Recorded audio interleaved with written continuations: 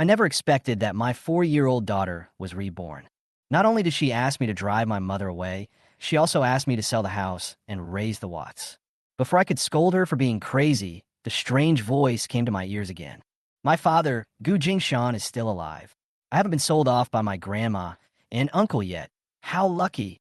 At that moment, my mind was buzzing and my whole body was covered with goosebumps. But when I looked at my daughter Lin Lin, her eyes were bright and she was sitting at a small table, drawing with her mouth motionless, just like an ordinary child. But I heard it clearly. It was not an auditory hallucination. She could predict the future. She was reborn. What's even more terrifying is that she remembers that I will die, that I was drained by my own mother, and that she was sold to an old bachelor who beat her. I looked at her petite body. My eyes got hot, my palms were sweaty, and I felt like I was going to explode. But she was still planning in her mind how to make me rich, reselling treasury bonds to make a comeback, and all kinds of operations. I used to think that I was her support, but now I know that she was trying to save me. Chapter 1. My daughter was reborn, and she's telling me not to trust my biological mother. My name is Gu Jingshan. In 1989, I was forced to retire from the army and return to Haishan City. My family was penniless, and I could hardly make ends meet. I prepared breakfast and walked back to the crib 10 minutes later and gently pinched my 4-year-old daughter, Lin Lin's nose. Suddenly, she opened her eyes and sat up, looking at me in surprise. Then she took a breath, and I heard a sound. I was reborn, back to when I was 4 years old. She suddenly jumped over and hugged my thighs, crying loudly and heart-wrenchingly. I was completely dumbfounded. She was still saying in her heart, I haven't been sold out by my grandma and uncle yet. I was completely shocked, as if I had been struck by lightning. My daughter was reborn? Can I still hear her inner voice? Am I dead? Was she sold by her family? My mind was in a mess, and I froze there. As I wiped her face, my heart was in turmoil. It wasn't a dream. She really went back to her childhood and could still remember things about the future. My nose felt sore. She silently looked at the perpetual calendar on the wall and said to herself, it was 1989. If I had come back earlier, I could have persuaded Dad not to change his career. My heart tightened when I heard that. She knew my discharge was a trap. At this moment, her mind changed. In my previous life, my father's retirement allowance was used by my grandmother to help my younger uncle get married. My monthly salary was taken away by the majority. My father worked hard all his life and developed a chronic illness. No one treated him, so he passed away. My head buzzed. She also said, when Dad dies, they will sell me to a domestic violence old bachelor for 50,000 yuan. This is my grandparents, my uncle. My knuckles turned white as I gripped the chopsticks. So, after my death, her life was ruined like this? I suppressed my anger, stared at her, and continued listening. She said, I want to grow up, make money, and protect my dad. She was still figuring out how to make money. Treasury bond trading was liberalized in 1988, and many people made their first fortune from it. Unfortunately, I was only 4 years old and didn't have the money to start business. Wait, the policy was liberalized in April 1988, and my dad's retirement allowance is still there. As I listened, I savored the word treasury bonds. She continued inwardly. If I don't do something, Grandma will come and ask for money, saying that my uncle wants to get married and buy color TV. Dad won't refuse, because by then the severance pay will be completely gone. I have to trick my dad into moving the money quickly, putting into action, and making money grow. She planned it all out, even thinking I'll be a landlady in the future, collecting rent with a box of keys. Just thinking about it makes me happy. I almost laughed out loud. This little guy is quite good at dreaming. But she was right. I couldn't give the money to my uncle, and I couldn't let my mother control my daughters and my destiny anymore. Just when I made up my mind, ding, ding, ding. What time is it? Why don't you get up? Are you fast asleep? There was a deafening roar of curses coming from outside. I immediately hugged my daughter to my arms. She was shaking all over like a chicken struck by lightning. The old witch is coming. At that moment, my heart ached like a knife. I made up my mind. I must have my own house. I must protect Lin Lin and never let anyone touch her again. I want to make money and keep my daughter away from those evil people forever. The old woman's scolding finally stopped. I locked the door, picked up Lin Lin, and my heartbeat slowly returned to normal. I opened my luggage and took out the iron box hidden at the bottom. Inside are the savings I've accumulated over the years and a few treasury bonds. 360 yuan. and I can get more than 100 yuan in interest in 3 years. I saved this money by hard work when I was in the army. I was sitting cross-legged when Lean Lean's eyes widened and her inner voice exploded in my head. There really are treasury bonds. Dad is so reliable. But she smiled and shouted, "It looks good. Sell it and buy a beautiful one." I suppressed my laughter and didn't say anything. I just agreed with her and said, "Let's go for a walk." Before going out, I stuffed all my money into the inside pocket of my shirt, telling myself not to leave it at home because it was no longer safe. As soon as I went out, my mother blocked the door with a fire poker, and her words became more and more unpleasant. "You came back and didn't look for a job. You're just wandering around with money-losing stuff every day. Aren't you ashamed?" When I heard the words, money-losing stuff, blood rushed to my head. She was still cursing. "More mouths to feed. You have to pay for food." I sneered. "Have you paid for the small river yet?" She said Xiaohe is not married yet and cannot be compared. I asked back. "Linlin is also a child. Why don't you say anything?" She cursed fiercely. "You used 2 of my eggs today, pay me." I suppressed my anger and retorted. "I bought 100 kilograms of rice and noodles, enough to last until the new year." Seeing she couldn't win the argument, she immediately changed her tactics. "Then take out your resettlement fee, find a wife for Xiaohe, and paint the East Room." East Room? The place where I lived before joining the army is now full of things like the river, and Lin Lin and I squeeze into the South Room. He robbed my house and asked me to pay for his renovations. This was the first time I confronted someone head-on at home. She tried to argue. "That's my house." I sneered. "You are right. He is my brother, not my son. I have to support my daughter, so I have no money. Xiaohe has no money to marry, so he has to remain single." She was furious and yelled, "You unfilial son. You only know how to protect that money-losing guy." He also called my daughter a motherless bastard and said she would rather die. I closed my eyes, hugged Lin Lin tightly, turned around, and walked away, hugging the wall. I don't want to listen to my mother scolding me anymore. It's just a waste of time staying at home. I have to hurry up and check out the business my daughter mentioned. I know that treasury bonds can be purchased at bank branches, and they are available in the county town. Yes, it's here. If you can subscribe, you can trade. But Lin Lin got anxious again the next second. "No, Dad can't just buy one place. He needs to discover the different prices at different places so he can understand how to make money." I was stunned. It turned out that what she meant was not saving interest, but engaging in speculation. This girl is even smarter than me. I adjusted my thinking and started taking her to visit each house. After running around the 4 business locations, my hands and legs were sore, but I was also excited. Finally, I went back to the first outlet and bought them all. I exchanged 2,400 yuan worth of treasury bonds in one go, 24 large denomination bills. I also heard Lean Lean's inner thoughts. "Great buy. I want the physical ticket." After collecting the tickets, we returned home sweating, only to find the house in a mess. Lean Lean's clothes were trampled into mud. My package was torn to pieces, and even the metal was gone. "Catch the thief," Lin Lin blurted out. But the next second, my mother said coldly, "What thief?" I took it from my own home. My head buzzed. She said we didn't split up, and everything in the South Room was hers. She even stepped on Lean Lean's little clothes and scolded her. I was about to argue when she reached out again. "Where's your demobilization fee? Hand it over." I said coldly, "No more. I used it all to buy noodles and rice." She cursed, "Fuck you." She forced me to pay the money, saying that I would bring back at least 2,000 yuan after I retired from the army. I sneered and pulled a treasury bond from my pocket. "Here you go. If you can't spend it now, you can redeem it in 3 years." Her expression changed instantly. "Are you stupid? Who wants tickets if you want money?" My heart sank. "Do you think I can be picky? This is what the government gives me." She roared, "I don't want treasury bonds. I want money." I looked at her face, and the last bit of filial piety in my heart was broken. "I sent you all my salary, 50 yuan a month, and only kept 20 for myself. If it weren't for the help from my comrades, Lin Lin and I wouldn't have made it back." She even said, "You are not my son. My sons don't talk back." I smiled wryly. This is my mother. I used to want to be a good son, to obey her and live a peaceful life. But Lean Lean's inner voice made me understand.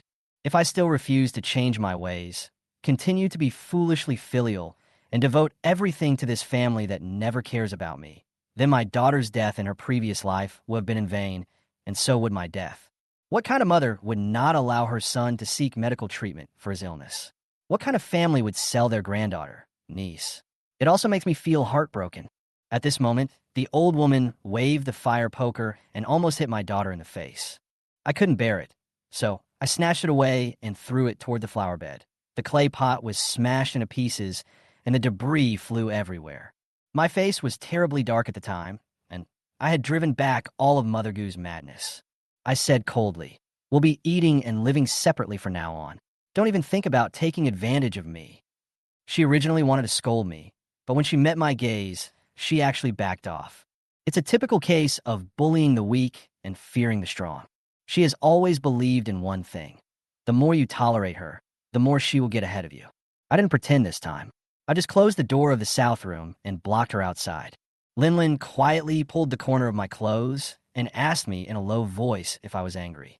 I raised my hand and touched her head, and suddenly my heart softened. Dad has changed. Is it because of me? I heard her inner voice, and my heart was blocked.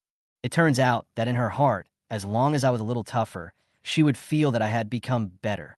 How cowardly was I in the past that I let her live like a rat at such a young age? I can't swallow this. She is my daughter. I will protect her forever. I asked Linlin to sit down and checked if she was scared. If the fire poker really fell down, it would be no joke. But she was worried about me. "Dad, is your hand okay?" I smiled and waved my hand. "It's just some cold dust. How can it hurt?" I deliberately tried to make her happy and went to the kitchen to cook. Since we have decided to break up, I will just take care of my own meals and my daughter's. I won't care if any one of those people at home starves to death. While I was cooking, I kept thinking about treasury bonds. I also heard Lean's inner thoughts. I hope Dad doesn't plan to fulfill his promise after 3 years. She was afraid that I was stupid and held on to the interest on the treasury bonds. Don't worry, I don't have that kind of patience. After running a few points this morning, I have already figured out the market situation. The purchase price of the Nanshan Road outlet is 96, and it can be sold at the Hepping Road Exchange for 99. Net profit of 3 yuan per coupon. The 24 tickets I have add up to 75 yuan.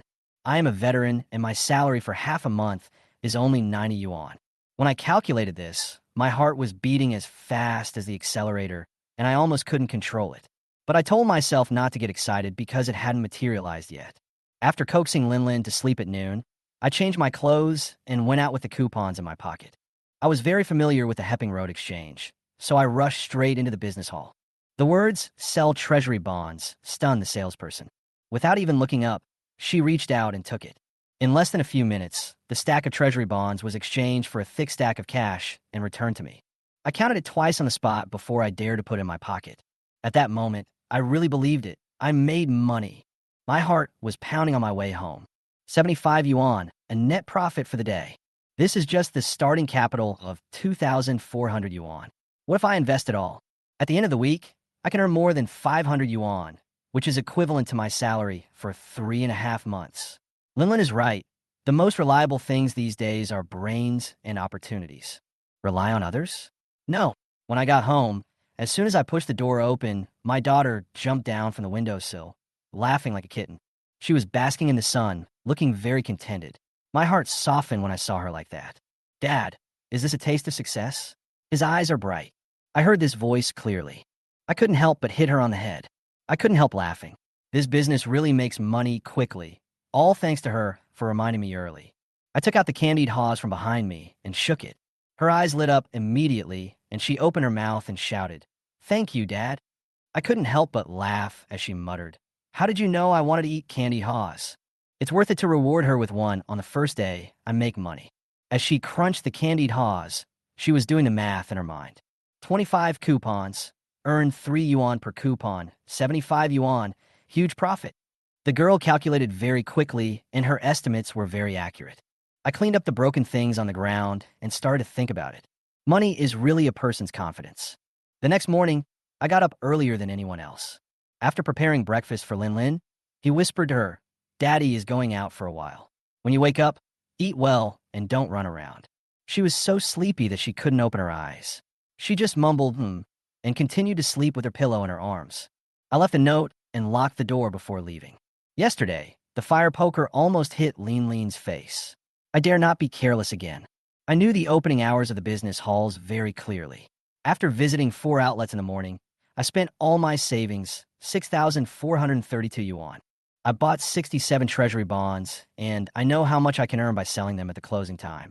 I'll leave after I buy it. I heard a few old guys chatting at the door, saying that the price might continue to rise before the afternoon closing. I pretended to smoke and start a conversation, and when I asked, I found out that the price had indeed increased by 1 yuan before closing yesterday. My heart sank. I sold it too early yesterday and lost 25 yuan. It hurt, but fortunately, now I know I won't make the same mistake again today. I wrote it down.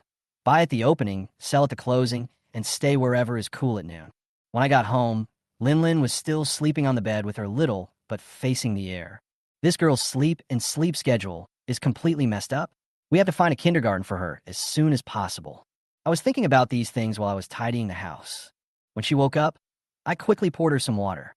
Lin, Dad will be buying and selling treasury bonds every day from now on. If you wake up and don't see me, don't be afraid. I will be back at noon. She understood, nodded in agreement, and her heart was beaming with joy. Dad finally got it, even got the timing right. Seeing her smile like that, I felt relieved. In the afternoon, I went out again and locked her in the house.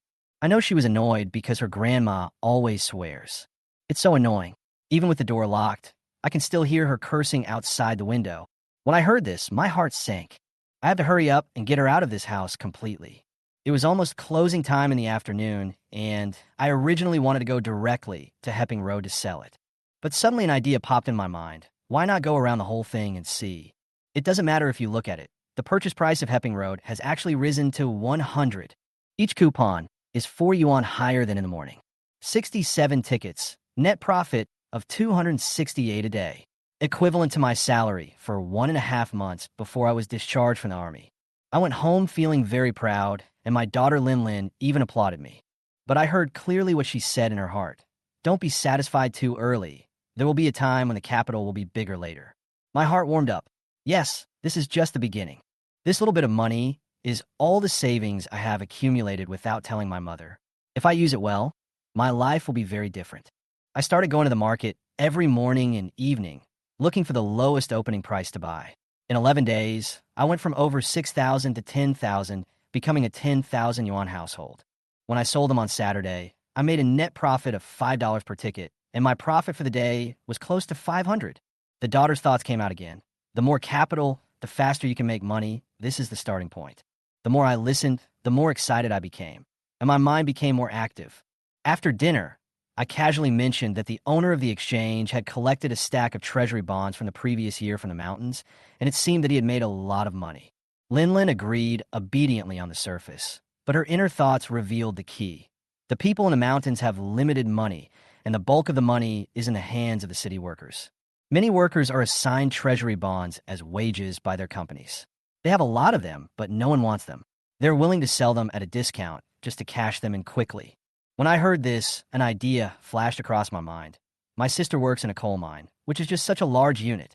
I immediately decided to go to her and ask if I could get her to help deal with some money. Lin's thoughts came again. Dad's thinking is so clear, it's not inferior to her brain after she was reborn. She also secretly analyzed that the channels in small places are very well hidden, and those who are in urgent need of money and buy at a 50% or 60% discount are my potential customers. The corners of my mouth twitched, and I almost laughed out loud. This girl is worthy of being my own daughter. Although she is a bit arrogant, she is really smart. The next day, I had just washed my face and was wondering whether I should go to the stock exchange to check the market conditions when my younger sister Gujia came to my house with her child in her arms. She brings her niece back to her parents' home for a meal every 2 weeks, and it's a coincidence that I happen to be free today. My younger sister is a typist in the coal mine office. She is on vacation on weekends and is relaxed but talkative. As soon as she opened her mouth, she began to mutter, "Brother, is there any news about Anji? Why haven't I seen Lin?" I smiled bitterly in my heart. How could I find a place so quickly? Lin was still sleeping in the room. She was tired after a night's sleep and had just fallen into a deep sleep. I called you over to wake her up, and I silently poured a glass of water for my little sister. Today is Sunday, and my mother hasn't come back yet. Usually, she only has half a day off during this time of day. Speaking of which, my mom and I had another fight last week. My little sister didn't know about it yet, and she looked like a peacemaker and wanted to say something. I sneered in my heart. If she really knew how our mother treated me over the years, she probably wouldn't be able to say anything good. Sure enough, my younger sister brought up the subject again. Mom is mad at you too. You didn't even tell our family about getting married and having a child, and you just brought the child back home. I didn't say anything, but my heart was in turmoil. Do you think I didn't say it because I didn't want to say it? My mother has always been partial to me since I was a child. She has never treated me as her son. Only my sister is her favorite. Later, I realized that she ignored me not because I was a boy, but because she didn't like me at all. I saw through it a long time ago. The way she looked at me was as if she was looking at a burden, as if she was looking at a stranger. Now I am still staying in this house. Just wanted to wait for my father, who is away on a trip, to come back and ask him a question in person. The child's mother has passed away. I don't want to talk about it anymore. I interrupted my younger sister calmly. She glanced at me as if she wanted to ask more, but she swallowed it and said, "You can find another one. My elder sister and I will help you." I wasn't interested in discussing this, so I waved my hand and said, "We'll talk about it later. I just want to make money now. Forget about feelings. I will get angry with anyone who stands in my way of making money." So I changed the subject. "Sister, is your mind still assigning treasury bonds to cover wages this year?" Her face pulled. Of course there's no apportionment. The monthly salary deductions are annoying as hell, and that thing takes 3 years to earn interest. It's like waste paper. After listening to her complaints, I actually understood what she was saying. "Can it be sold?" I asked tentatively, but I had already started to think about it in my mind. She rolled her eyes at me and said, "Who are you selling it to? Everyone has a lot of them. Besides, the buyer is so ruthless. It's only 30% off, which is not worth it at all." 30% off? My eyes lit up and I almost laughed out loud. This isn't just waste paper. It's a business opportunity. As long as I buy low and sell high, I'm guaranteed to make a profit. "Your brother-in-law wanted to sell a while ago, but I stopped him." The younger sister kept nagging. His children needed money urgently, and I refused to let him pay for it. I have already started calculating in my head. Buy at 30% off, sell at 80% or even original price, and make a guaranteed profit of 20% to 30%. Isn't this an arbitrage opportunity? "Sister, tell people I'm giving you a 20% discount, and if you buy in bulk, I can give you a 15% discount." The younger sister was stunned. "Brother, are you crazy? It's not worth it to keep that thing for 3 years before paying interest." I laughed inwardly. Others would collect interest after 3 years, but I would sell it next Monday. This thing can be sold at a difference in the exchange. As long as you are quick, you can make a net profit after a turnover. "You don't understand, but I'm useful anyway." I interrupted her. "If you want to sell it, I'll buy it." The younger sister hesitated for a few seconds and finally sighed. "Your brother-in-law and I have more than 300. Do you really want it?" "Yes, all of them."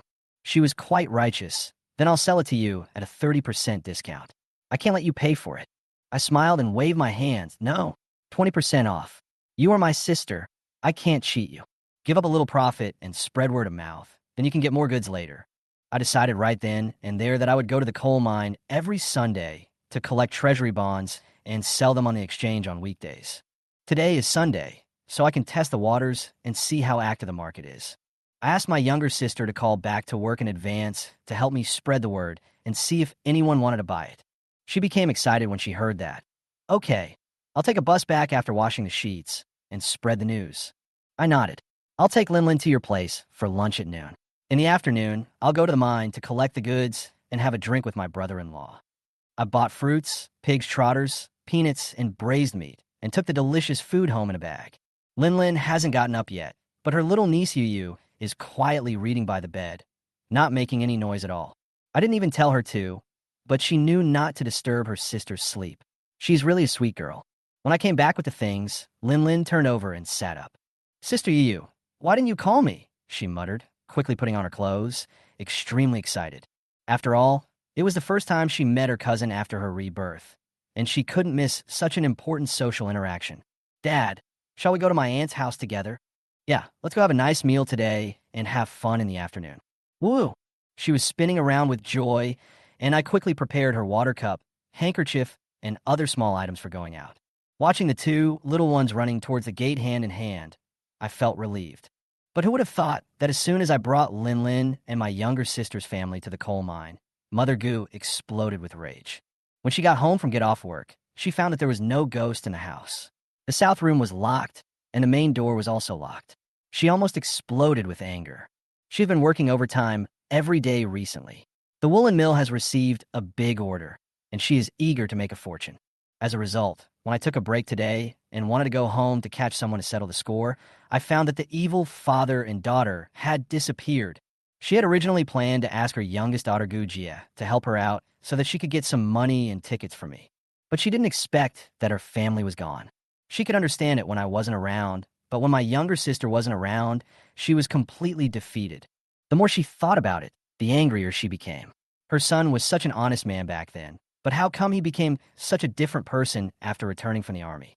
She recalled the day when I gave her a look that almost made her drop the fire stick, and she felt scared. She was actually afraid of me. I couldn't believe it myself. She wondered what I had been through during those years in the army, why I seemed like a different person. At this moment, I was sitting on the coal mine bus, taking my daughter and younger sister's family, heading straight to their mining area. Lin Lin and Yu Yu were chattering away, and the whole carriage was filled with their laughter. The driver couldn't help but laugh, as if he was healed. I looked at Lin Lin's innocent little face, and my eyes became sore. She hasn't been so happy since she was reborn. I asked her softly, "Do you like Sister Yu Yu?" She smiled like a flower. "I like it. Sister Yu Yu and my aunt like it too." But her inner voice almost made me lose my composure. In my previous life, they were the only ones who treated me well. My aunt once wanted to take me away, but it was my fault. These voices stabbed into my heart like knives. I suppressed my anger and almost exploded on the spot. But no, it's not the right time now. We're not at home, and we're doing serious work. As soon as we stepped into my younger sister's yard, we heard my brother-in-law Li Meng working hard on marketing on the phone. Isn't this my eldest brother-in-law's help? It's hard to sell this money, so my wife asked me to go and test the waters. I stood at the door and listened, and immediately knew what was going on. This guy is capable and knows how to deal with people. He can also use my name to find someone to partner with and share the profits. I have to say, it's quite interesting. When Li Meng saw me coming, he immediately smiled like a flower. "Brother, why didn't you tell me in advance? I would have picked you up." I handed over the vegetables and fruit, acting like an older brother. "The shuttle bus is convenient. No need to bother." He answered quickly and said with an apologetic smile, "It's not a bother. It's my duty." I could hear the tentativeness in his words, and I could also hear his attitude towards me. He was trying to get close to me. I took the opportunity to offer him an olive branch. "I didn't attend your wedding last time. You don't blame me, right?" He hastily expressed his loyalty. How could that be possible? National affairs are more important. This person speaks very accurately and has high emotional intelligence. He is a useful material. I simply told him my plan right then and there. This isn't a one-time deal. It's a long-term one. I was planning to make this trip every week, but now that you and my younger sister are at the mine, it's more appropriate to leave this to you too. Li Meng was so surprised that he almost cried for joy. I added fuel to the fire. I have connections up there and can buy back treasury bonds at a 15% discount. How you want to buy them and how much you can profit from the difference is all yours. When these words were spoken, his and his younger sister's eyes lit up. "Will it really make us a profit?" the younger sister asked worriedly. I made the decision. We are a family, and we all make money together. Your brother-in-law is my brother-in-law, and I can't let you lose money. When I said this, Li Meng was so excited that he almost jumped up. With Big Brother's words, "I'll do it. I'll definitely do it." I hammered him down. Although you can't do this business forever, if you do it well, buying a house in the county is not a dream. Li Meng exploded on the spot. If I hadn't pulled him back, he would have wanted to bang the gong and shout on the microphone right there. "Brother-in-law, I'll do it to the end for you. Just don't think I'm clumsy." I patted his shoulder and said, "If you weren't my brother-in-law, you wouldn't have gotten this great opportunity." He immediately responded, "I married a good wife and also got a noble brother." My little sister was so embarrassed that she kept pinching him. I made the decision. From today on, you'll be fully responsible for this matter. I won't show up. You'll come to my place every Sunday night and drink and pay the bill. All right, Big Brother, hold on tight. Li Meng's blood was boiling, and he was ready to charge as if he had been injected with chicken blood. When he saw that it was still early, he immediately set out to complete his first transaction. I didn't stop him and took out 2,000 yuan from my pocket. "This is the startup capital. You exchange the tickets according to the ratio we agreed on, and the rest is yours." He frantically calculated for a long time, but it was only after his little sister drew a number on paper that he understood. This guy is smart, but his brain is not quick enough. But this does not prevent him from being a good tool. Okay, I'll go right away. He said that and almost flew out. I sat on the chair, watching him busying around with a sneer on my face. Half an hour later, or less than half an hour later, Li Meng rushed back excitedly, holding a pile of treasury bonds and slamming them on the table, grinning foolishly. We quickly counted a total of 2,870. After counting, I realized there was an extra amount. I asked him what was going on. He scratched his head and said something that made me laugh and cry. He also invested his private money, 156 yuan, not even leaving any bottom line for myself. Little sister Gu Jia raised her eyebrows and raised her hands. Li Meng's calves trembled at her posture. I raised my hand to block it and said, I'll exchange whatever amount is within the limit. You're guaranteed to make a profit on this deal. I took out 2,000 yuan and asked him to exchange it for 2,350 yuan. I also exchanged the remaining 520 yuan treasury bonds for 15% off, leaving him 442 yuan in cash. He stared at the stack of money with his eyes wide open and his mouth open for a long time. I guess he never dreamed that he would make a net profit of 442 in half an hour. He pinched his thigh lightly, but felt uneasy, so he pinched it again. This time he didn't have to do it himself. Gu Jie came down directly and pinched him with her nails, making him scream in pain. Let me see if you're dreaming. Li Meng looked like he was begging for mercy. I watched him dodge left and right and couldn't help laughing. Finally, the 442 yuan fell into the hands of the younger sister, who happily put it away. Li Meng looked at the banknote, which was his own private money, with a bitter face, but he didn't even dare to fart. He tried to open his mouth, but was met with a look from Gu Jie and immediately admitted his mistake. You keep it. These are all for you, and you, Yuhua. I saw that the couple were singing the same tune, but they were both calculating in their hearts. The net profit from this order was 286 yuan.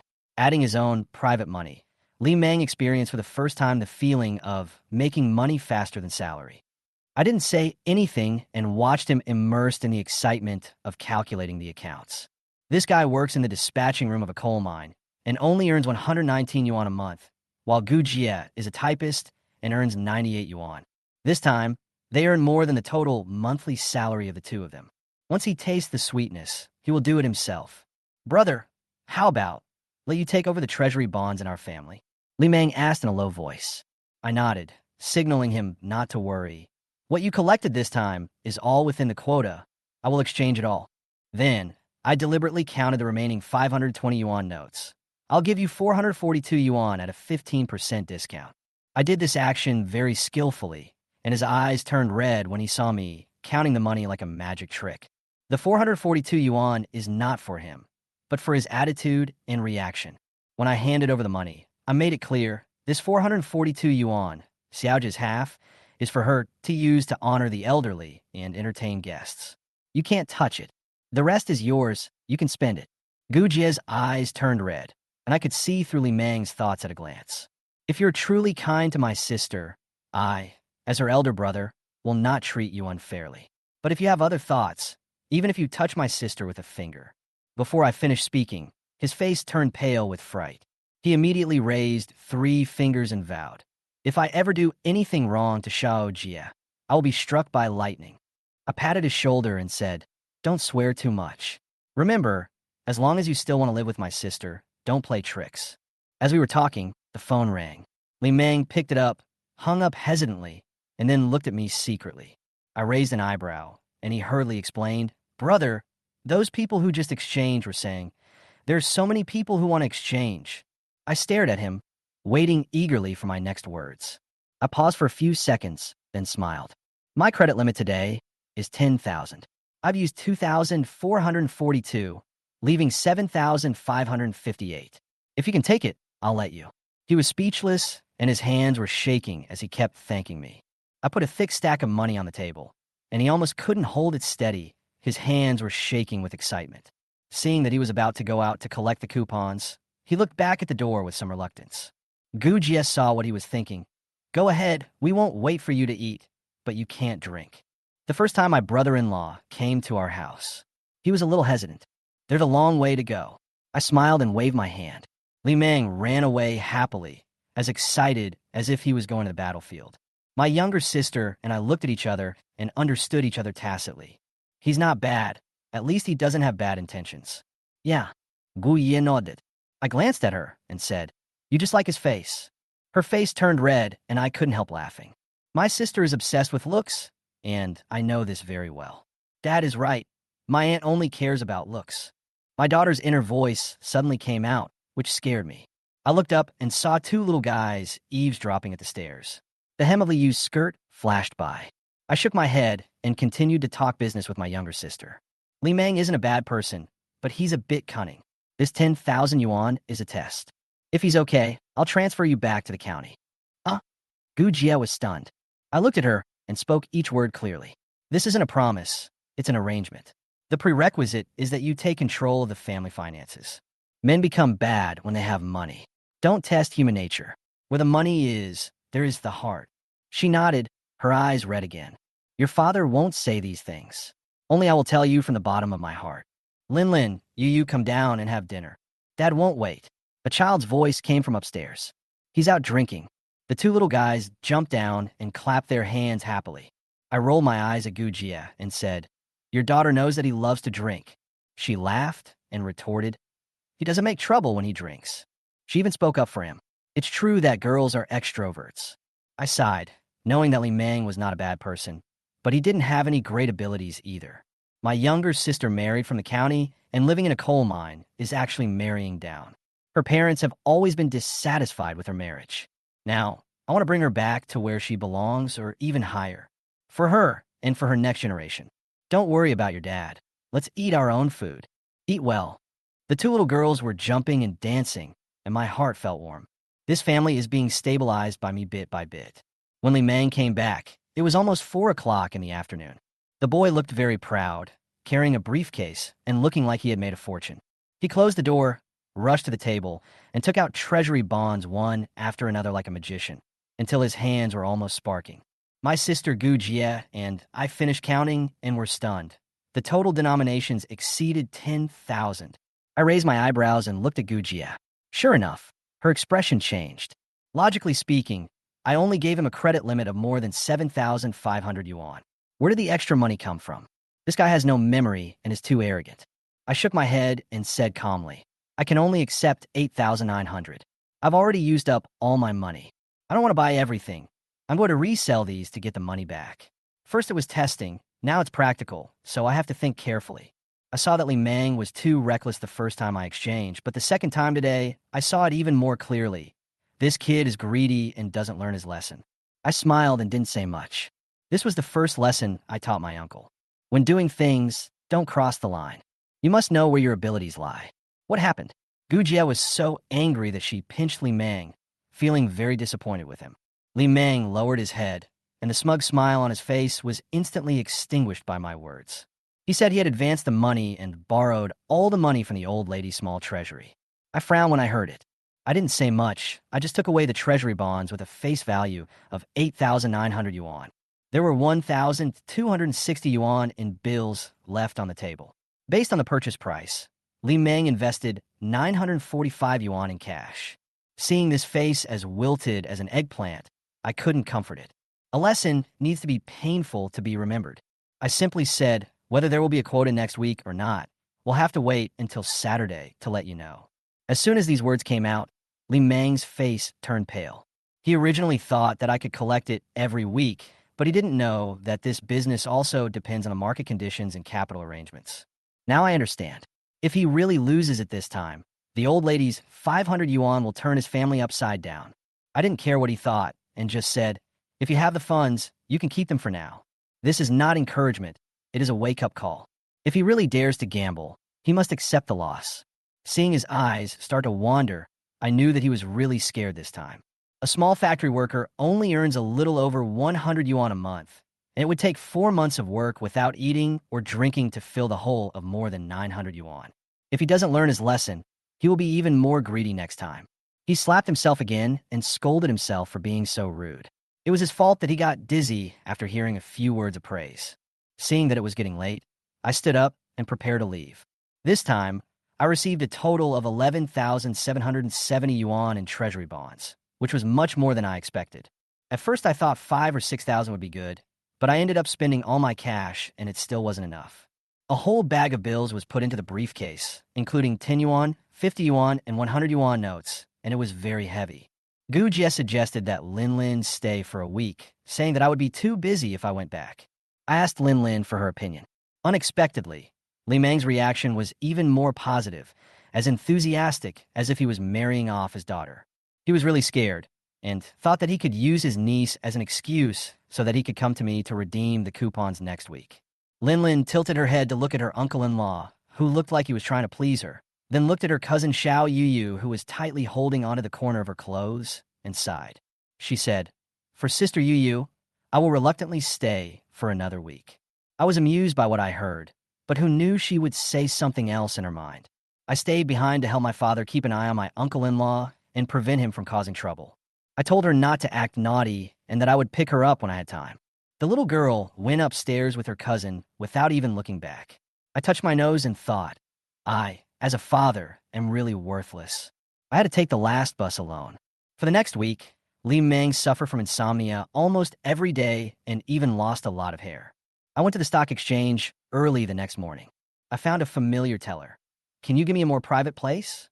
The teller was puzzled, so I opened my briefcase and showed it to him. At that moment, his eyes were wide open.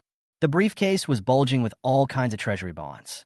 The teller immediately asked the manager and arranged for me to enter the VIP room. People at the exchange had already noticed me, the mysterious man. He comes to trade almost every day, the amounts are getting bigger and bigger, and he never drags his feet.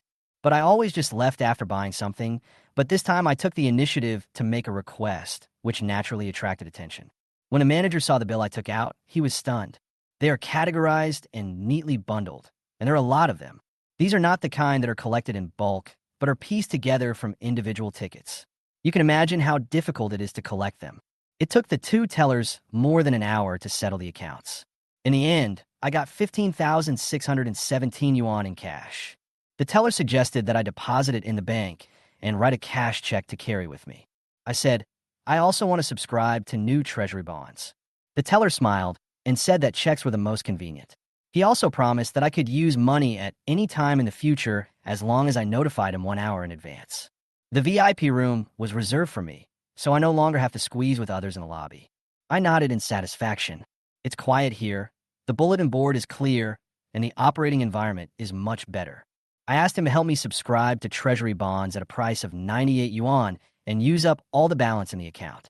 This time I made a net profit of more than 5,000 yuan, which I find outrageous. In the past, I could only earn 4 or 500 yuan a day after working hard, but today one transaction is equivalent to 3 years' salary for others. My sister and her husband invested 2,000 and earned 280, which is pretty good. I estimate I can get another 1,000 out of the remaining 7,500. This is only my first trip, and I've already tasted the sweetness of money acceleration. But I also understand that Li Meng must be punished, otherwise something bad will happen sooner or later. In the future, I plan to give him a weekly allowance of 10,000. The profit sharing is not much, but stability is the key. What's more, I am the ultimate beneficiary of the floating price difference. The exchange manager took a new look at me. In this small county, I'm probably the only one who can afford to spend tens of thousands of cash to speculate in treasury bonds. He was determined to protect me as his big client. If the manager hadn't reminded me, I would have almost forgotten that it was opening time. The profit from that trip to Tinshui coal mine was so huge that it almost caught up with my entire original capital. I stared at the market quotes on the projection screen and saw that the price was still 98. Without hesitation, I threw in all the cash checks I had just received. At this moment, I feel very happy. I discovered a little trick. Every time I make a lot of money, I just need to spend it all so that I won't get carried away. You won't lose money, but you can keep a calm mind. But it took too long to sell the tickets today, and when it was my turn to subscribe, the price had already increased by 2 yuan. This means that the profit on each treasury bond today will be cut in half. The afternoon closing confirmed my prediction, and I only made 374 yuan. It's not bad. I've received 2 months' salary. Although it is not as good as the one on Sunday, The gross profit of more than 300 yuan a day is still attractive to me. This little bit of money used to make me so excited I couldn't sleep, and it still does now, because I know that each of these investments is a step towards accumulating my capital. This is what is called snowballing. That Sunday profiteering was the exception, not the rule. Daily operations must be kept stable, otherwise something will go wrong. For the next 6 days, I followed the routine and resold the tickets every day. Even though the profit was only 3 or 4 yuan per share, I still earned more than 4,000 yuan in a week thanks to my advantage in capital. My daughter is right. As long as the capital is large enough, making money will be as natural as breathing. By the close of Saturday, my account number officially exceeded 20,000. For 1,006 days, this growth rate was completely unimaginable when I first entered the industry. The moment I left the VIP room, I began to wonder whether I should restore Li Meng's exchange quota. He'd suffered enough this week, and it was almost time for his lesson to end. I planned to make a phone call when I got home, but as soon as I walked into the alley, I found this guy and his 2 kids blocking my door. My daughter was the first one to run over and hug me tightly. "You little heartless boy, you only thought of me after you had enough fun." I picked her up, and she didn't lose weight at all, which showed that Gu Jie had taken good care of her this week. She giggled happily, and I asked her to take her little cousin to play in the yard. She was also assigned the task of keeping watch. The little girl was very excited and treated this as a spy game. She immediately pulled you out. As soon as they left, I saw Li Meng standing there like a frostbitten eggplant, and I knew he had something to say. When I went into the house to pour some water, he said there were 2 things. I raised my eyebrows. The first thing this guy asked for was a refund. He said they took too much and it was inappropriate, and hoped I would take it back. I asked him whose idea it was, and he said it was his. I thought about it for a whole week and was blinded by money, but now I'm sober. They also said that this profit was several times higher than their salary, and they felt uneasy. He put the treasury bonds and 440 yuan on the table and said that he would not take such a high share in the future and any amount would be fine. I listened and understood. This is the trap I set up. This week we'll see if he wakes up. The result was good, he passed. I took back the stack of treasury bonds, but left the 440 untouched. Then I ordered another 80 yuan and put it on the table. "You passed the test." I told him that from now on, he would be fully responsible for the exchange business of Tianshui coal mine. The boy was stunned at first, then he almost jumped up in surprise. He was indeed worried that the money would come too quickly and be too large, and that he might have fallen into a trap. I told him that if he didn't pass, the 10% would still belong to him and I would just replace him. Hearing this, he felt relieved and sweaty at the same time. I continued to say that I would give him an allowance of 10,000 yuan every week in the future. The purchase discount is still 15%. He and Gu Jie will take 40% of the profit, and the rest will be distributed to others. When he heard this, he nodded repeatedly and had no objection at all. I asked him, "Who will I get to if you don't ask me?" He said to trust me. I would speak out if it made sense. This guy's a little smart and doesn't say anything final. I suddenly asked, "Is your office director bald?" He was stunned and said yes. I asked him again if he was competing for the position of deputy mine manager, and he nodded in agreement. "Is there anyone named Jean in your office?" He thought for a moment and said, "Yes, the person sitting across from me is named Jean." Now I know what's going on, because I heard my daughter's voice. That bald director is a bad guy. In his previous life, he almost got my uncle into jail. There is also a person named Jean, who was a relative of a well-connected boss in the group. Later, he was transferred and realized what a pity it was. I decided to wait for an opportunity to take a closer look at this network of contacts. Li Meng then brought up the second thing, saying that the bald director wanted to come and talk to me about treasury bonds. I waved my hand to refuse and told him to wait until he had some real results. He hesitated for a moment, but before he could think about it, I pointed out to him, "Did your office director ask you to buy treasury bonds?" He was stunned and said he was here and asked me if I had seen him before. I asked him if he was bald and if he was vying for the position of deputy mine manager, and he nodded in agreement. I took the opportunity to ask if there was a colleague named Jean, and he said yes, and that he sat across from me. At this moment, I already had an idea in my mind. These people will be key nodes and may be connected to the big bosses at the top. And this information was told to me by my daughter. If the business hall manager hadn't reminded me, I would have forgotten that it was opening time. I took a look at the market data and without hesitation poured all my cash into treasury bonds at a price of 98 yuan. I made so much money so quickly after returning from this trip to the Tianshui coal mine that I felt so lighthearted. I know that if I get carried away, things will get bad. The best thing to do is spend all my money and calm myself down. It took me time to sort out those messy old tickets, and by the time I wanted to buy them, the price had already gone up by 2 yuan. Although I can't make the highest profit today, I can't go home empty-handed. When the closing price came out in the afternoon, it was exactly as I expected.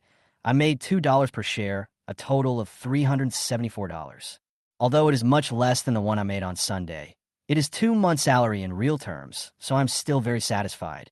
I told myself, even if I only make $3 or $5, I have to work every day. The kind of windfall you get on Sundays can't be used to make a living. For the next 6 days, I continued to buy and resell goods as usual.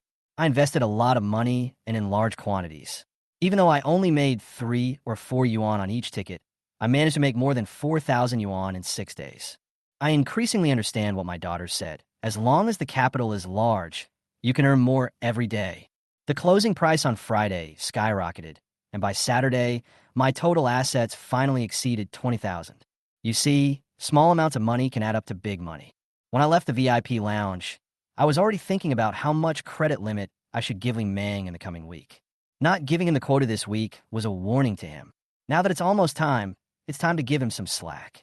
I thought of calling my sister first, and just as I walked into the alley, I saw Li Meng with the child at the door. Lin threw herself into my arms like a little bird, shouting that she missed me so much. I teased her on purpose, saying that she obviously didn't think much of me by not coming back early. The child giggled and gained weight. It was obvious that his sister took good care of him.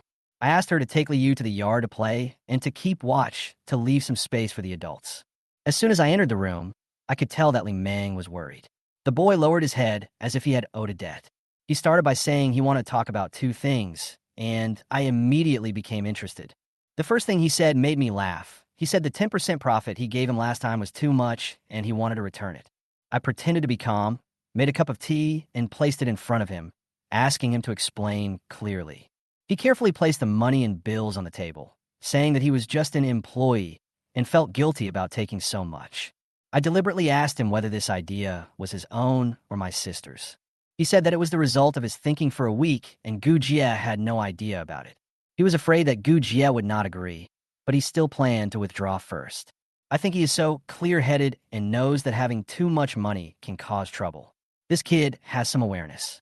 He also told a bunch of accounts that this time he exchanged 13,000 tickets, and 10 was 1,300, which was equivalent to his annual salary.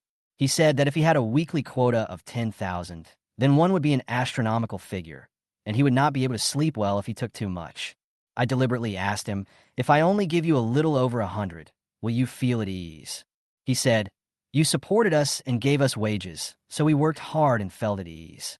I laughed and took the money back without touching the 440 yuan in cash. I ordered another 80 yuan and put it on the table, and said to him, you passed my test. He said, what? I told him that I officially accepted him as a partner, and that the treasury bond business of Tianshui coal mine would be handed over to him from today on. When the boy heard this, he almost cried with joy. He said his head was in a fuss, and he hadn't slept well this week because he was afraid that he had embezzled money that he shouldn't have taken. I asked him, what if you fail the test? I smiled and told him, you can keep the 10%, but I will find someone else to do the job. He was so scared that he kept wiping his sweat, but luckily he made the right bet. I told him that I would give him a credit limit of 10,000 yuan every week, and he should come to the county to collect the money on Saturday and hand in the coupons on Sunday. He refused the 10%, so he would take 4% from then on. It was still the same rule, and Gu Jie would take half. He said he had no objection and even thought I was only giving 1%. When he heard that there were still more than 500, his face almost broke into a smile. I changed the subject and reminded him that I would still charge him a 15% discount. As for how much he sells and how to set the price, he decides it himself, but from today on, he has to share the profits with others. He looked confused and said he had no objection and would listen to whatever I decided. I said, it's not me who divides it, it's him who decides the people and the proportion. He said he would give it to whoever I told him to, but I said no, he had to distribute it himself. I reminded him, have you and Gu Jie's superiors asked you to exchange treasury bonds? He was stunned, huh? I asked again, how much discount are you going to give them? Only then did he come to his senses. His eyes lit up, he nodded repeatedly, and was so moved that he almost cried. He said I was not his uncle, but his biological brother. I waved my hand, telling him to stop being so sentimental, and asked him about the second thing. The boy came to his senses and said that their office director heard that we could cash in treasury bonds and wanted to come and talk. I shook my head when I heard that. I told him not to rush to pass on the message, and to wait until the director really comes to exchange it and it is done, then we can talk about other things. I don't want to have too much involvement with the people in the coal mine. Li Meng is the card I put out, so he should deal with it. But this kid is still too young and can't learn Tai Chi yet. At this moment, I suddenly heard my daughter's voice. She's still outside the door. I immediately calmed down and continued listening. She thought to herself that the ball director was a favorite to compete for the position of deputy mine manager and had done a lot of bad things. She still remembered that this person was arrested in her previous life and almost took her uncle in as well. She also mentioned that there was another person named Jean in the office who was a relative of the big boss, but unfortunately she found out too late in her previous life. I trusted my daughter's intuition and immediately asked Li Meng, "Is your director bald?" He said yes and was very surprised and asked me if I had seen him. I nodded and continued to ask, "Are there any colleagues named Jean?" "Yes, my desk mate's last name is Jean." I immediately understood what was going on. The key person had appeared. I nodded, already having an idea in mind. The two people mentioned in my daughter's thoughts were the bald director and a guy named Jean. Both of them fit the description. That director is indeed problematic. Since there's a risk of going to jail, I must not let Li Meng have too much contact with him. Whether buying or selling treasury bonds, it must be cut cleanly. I told Li Meng not to get close to the director, not to get involved in any business with him, and not to have any financial dealings with him. He asked me why with a puzzled look on his face. I was too lazy to explain too much, so I just said, "If you believe me, do it. If you don't believe me, don't come to me if you get implicated." Sure enough, when he heard that the Tianshui coal mine line might be lost, he immediately patted his chest and said that he would trust me whatever I said. I added, "A friend of mine told me that the nephew of the mining group's boss works as a dispatcher at your mine. If that person is really a relative of the big boss, his surname must be Jean." At this time, the daughter's thoughts came out again, and she lamented that her father was well informed, saving her the trouble of passing on the message. I glanced at the door and saw the little girl sitting on the steps knocking stones, her eyes listening to the drama going on in the house. She could hear it clearly from the position at the door. I asked Li Meng, "How old is your colleague named Jean?" He said he was in his early 20s and had come to his house to eat braised noodles, so they had a very close relationship. I asked him to maintain this relationship well. If nothing unexpected happens, this guy will be useful in the future. I know Li Meng is a little slow, but he is obedient and has strong execution ability, so it doesn't matter if he is a little slow. I might as well make it clear. Tianshui Coal Mine is just one point in the entire group. Our circle is too small, and our resources are too limited. But his brother not only has a strong background, but may also be able to open up more resource chains. Before he could finish his words, his daughter's voice jumped out to add to the discussion, saying that if we could communicate with other coal mines to receive goods, we wouldn't have to worry about running out of stock. She is indeed my own daughter. Her thinking is as clear as mine. After listening to me, Li Meng suddenly realized what was going on, but then made another mistake. But Chuyue looks too honest. Does he look like someone with a backer? I am speechless. This guy is really stubborn. The background is not written on the long face. No matter what he does in the future, you have to get along well with him. He agreed readily. He suddenly asked me, "Brother, how long can this business last?" I told him to wait until all the treasury bonds in the hands of the miners were dealt with. After hearing this, his eyes actually turned red. I don't know what he was thinking about, and I don't want to bother with it. As they were chatting, he mentioned that Chuyue was also in the county today and said that they would take the bus back to the mine together later. I was just about to continue arranging his tasks for the week when I casually asked, "Did you receive the coupons from your brother?" He said a little embarrassedly that the money was not enough and confiscated it. I immediately decided, I'll take a 15% discount and I'll cover his share. Li Meng quickly waved his hands and said that he had originally planned to help with the exchange without making any money. I said, "Maintaining good relationships is the most important thing." Just as he finished speaking, a strange voice sounded at the door. "Xiaoyu, why are you here?" When Li Meng heard this, his face changed.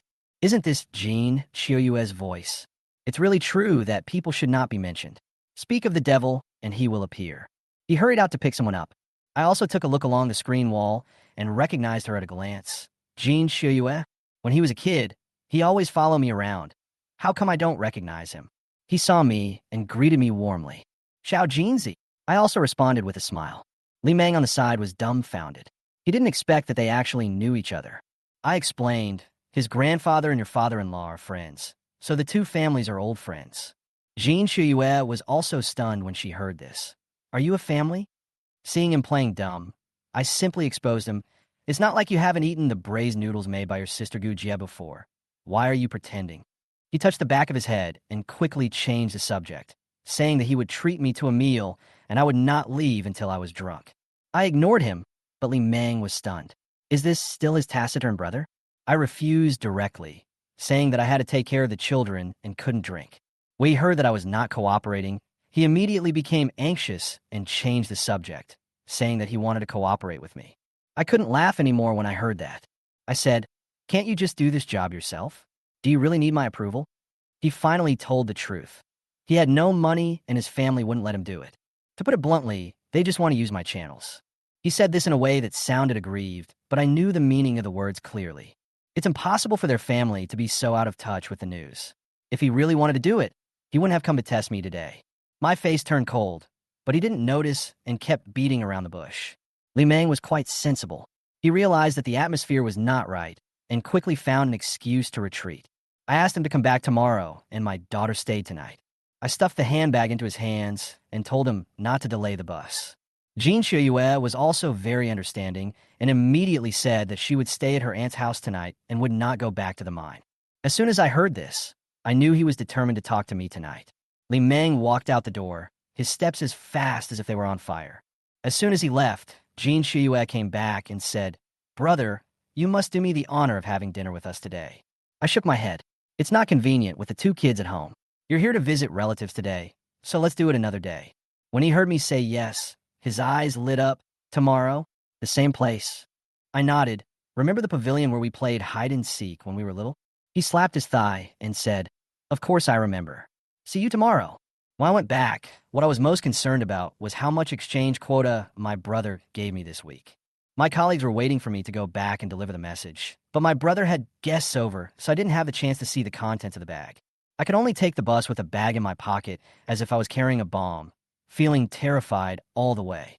The moment I got off the bus, I saw my wife waiting for me at the bus stop, and I finally breathed a sigh of relief. As soon as she saw me, she asked about my elder brother's situation.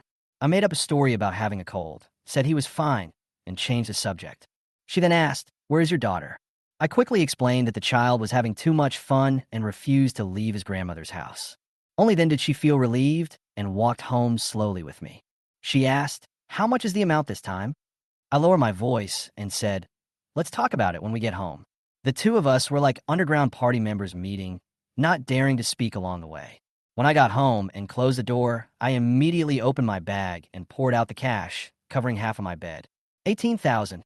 I almost fell to my knees. That's almost half as many as last week. That's 18 great Unity cards. I was so excited that my hand was shaking. My brother trusted me so much. He really treats me as his own family. I calculated that if I buy 18,000 yuan at a 25% discount, I can exchange it for coupons worth 24,000 yuan. If I pay it back at a 15% discount, it will only be more than 21,000 yuan, and the difference is my profit. The denomination is about 2,800 yuan, and I can get 40% of it, which is more than 900 yuan. Oh my God, I only got 1,300 last week, and this week I got over 900. It's a good thing I resisted the temptation last week and didn't take that 10%. I now find that I can earn more by not being greedy. This is such a great thing. I wanted to drink some water to calm down, but the cup was already empty and all the water had been shaken out. Gu Jie's face was also full of excitement, and her little fists were pounding on me, making loud noises. We looked at each other without saying a word, but we both understood in our hearts. We must stick to this business. In the evening, several colleagues from the mine heard that I was back and immediately came to my house to redeem the coupons. What I'm afraid of is that the situation of running out of money will happen again. Before Sunday afternoon, I had already cashed out the 18,000 yuan I had. Gu Jie and I quickly took the bus back to Gu's house to report. Gu Jingshan was a little surprised to see us coming so quickly. He asked the two girls to play outside the door and not to leave the yard. He didn't want Gu's mother to know that the family had such a large sum of money. I know that the old lady's eyes turn red when she hears the word money. If she knew that she had tens of thousands of cash in her hand, she would not be able to sleep. Mother Gu was resting at home, and as soon as we entered the south room, she started to feel itchy. Quietly go behind the window and eavesdrop. Unfortunately, she forgot that her granddaughter was reborn. Grandma, what are you doing at the window? Eating bugs, the daughter said nonsense seriously. Grandma is sucking flies from the window. Vomit. The old lady really vomited. In the south room, my wife and I sorted the coupons in stacks. After checking it, the eldest brother looked satisfied. He said, "You will get more and more funds, and it is time to consider moving to the county." When I heard that, my head buzzed. No, weren't you here to hand in the voucher today? Why did you suddenly say you were moving? Gu Jie explained casually. I mentioned it last time, but there's no rush now. Let's talk about it before Yu goes to elementary school. I finally realized that my elder brother had already arranged this matter. There's still 2 years left. Work hard. Okay, big brother. I nodded repeatedly. I tentatively said, Brother, the mining group asked me to go to the mining bureau. I don't know what it is. The eldest brother nodded and said, Just go and do the business. Don't panic. I smiled bitterly. If our office director heard this, he would be furious. Just as he said this, a scream suddenly came from outside the window. Gu's mother rushed out and started yelling. Why did you come back in the afternoon? Why did you sneak into your brother's room after you came back? Gu Jie hurried out to explain, saying that she came back to ask her brother for advice. The old lady didn't care about all this and started cursing, every word hitting the nail on the head. I was afraid I would miss the bus, so I quickly interrupted her. Mom, we have to go first, otherwise we will have to pay for the bus ourselves. Without waiting for her to continue talking, I grabbed my bag, took my wife and child, and ran out of the yard like a gust of wind. Behind me, I only heard Lin shouting, Uncle-in-law runs so fast. I'm really afraid that Mother Gu will go crazy again. As soon as I left the yard, my wife started nagging in my ear. Why are you so rude? I haven't finished talking to my mother yet. I quickly explained. Didn't you see our brother's face? His face went black after your mom scolded him just now. She eavesdropped. Didn't you notice she was leaning against the window? Ah, can we catch the bus if we leave now? If you walk faster, you can still catch up. My wife slapped me and muttered. Am I considered an outsider? Now that you're married into my family. Of course you're a member of the Leaf family. All right. At this moment, the old lady stood there, shaking with anger, and didn't even dare to knock on the door for fear of being scolded by her eldest brother. Finally, he hit something in the air with anger, muttering to himself that he would deal with us when Xiao came back. Inside the room, the eldest brother put all the coupons into his bag. Lin suddenly said, Dad, when can we have our own yard? I was shocked when I heard her words. I know she hates Grandma and doesn't want to live in this house. She didn't have a stress reaction the previous few times and could even joke around with Gu's mother, but the uneasiness still remained. I saw the old lady's gloomy face and unwilling figure from the window and sighed softly. Wait a little longer. When your grandfather comes back from his business trip, we'll move out completely. Lin's eyes lit up. You want to move out too? Of course, I've wanted to move for a long time. But Grandpa's not around anymore. And if we move now, people will criticize us. Let's wait for the right time. Well, okay. She lowered her head in disappointment and pouted. But I could hear her inner voice. It's only been half a year since I came back. Do I really have to wait that long? This is so annoying. Half a year? I had an idea and decided to prepare in advance. In the evening, I arrived at the old place early. A tin kettle and 3 enamel teacups were already placed on the stone table. The pavilion is surrounded by water on 3 sides. It was where Jin Xiuyue and I played four-corner games and hide-and-seek when we were little. Lin was playing grass fighting outside the pavilion, and the position I chose was just right for me to see her. Jin Xiuyue came, and when she saw me drinking tea, her eyes were stunned. He thought I was making an excuse, but he didn't expect that I was really waiting here for him. I smiled and greeted him, then poured him some tea. It's my own tea. Don't be disgusted. He gave me a thumbs up and praised me for my elegance, but I knew in my heart that I was not an elegant person at all. In order to grab this place, I played 7 rounds of chess with others before I won. My arms are still sore. This place used to belong to us kids, but now we have to fight with others to get it. I said with a wry smile, and he sighed. It's been almost 20 years. We were all silent for a while, and the past flashed before our eyes. I suddenly realized that I needed a place that was completely my own. It's not okay at home. People will stare at you when you go back. The main hall is not usable, and the south room is too shabby. Bringing people home to entertain them all the time will only give people something to talk about. Linlin is right. We should have our own house, even if it is just a temporary one. I just fell in a deep thought when Jean Shiyue went straight to the point and pulled me back from my thoughts. He said that there were too few people at Tianshue coal mine, and he wanted to do treasury bond business at other coal mines. I nodded in response, saying that this is indeed a good business, and as long as you want to do it, I will definitely support it. He hesitated for a moment before saying that he wanted to cooperate with me. I was stunned at the time. With his family background, there was no need for him to share the profits with me. Besides, now that the policy has been relaxed, anyone can trade, and he can definitely grow independently. Jean Shua looked into the distance, her eyes heavy. Brother, you know the situation in my family. There's so many people and eyes.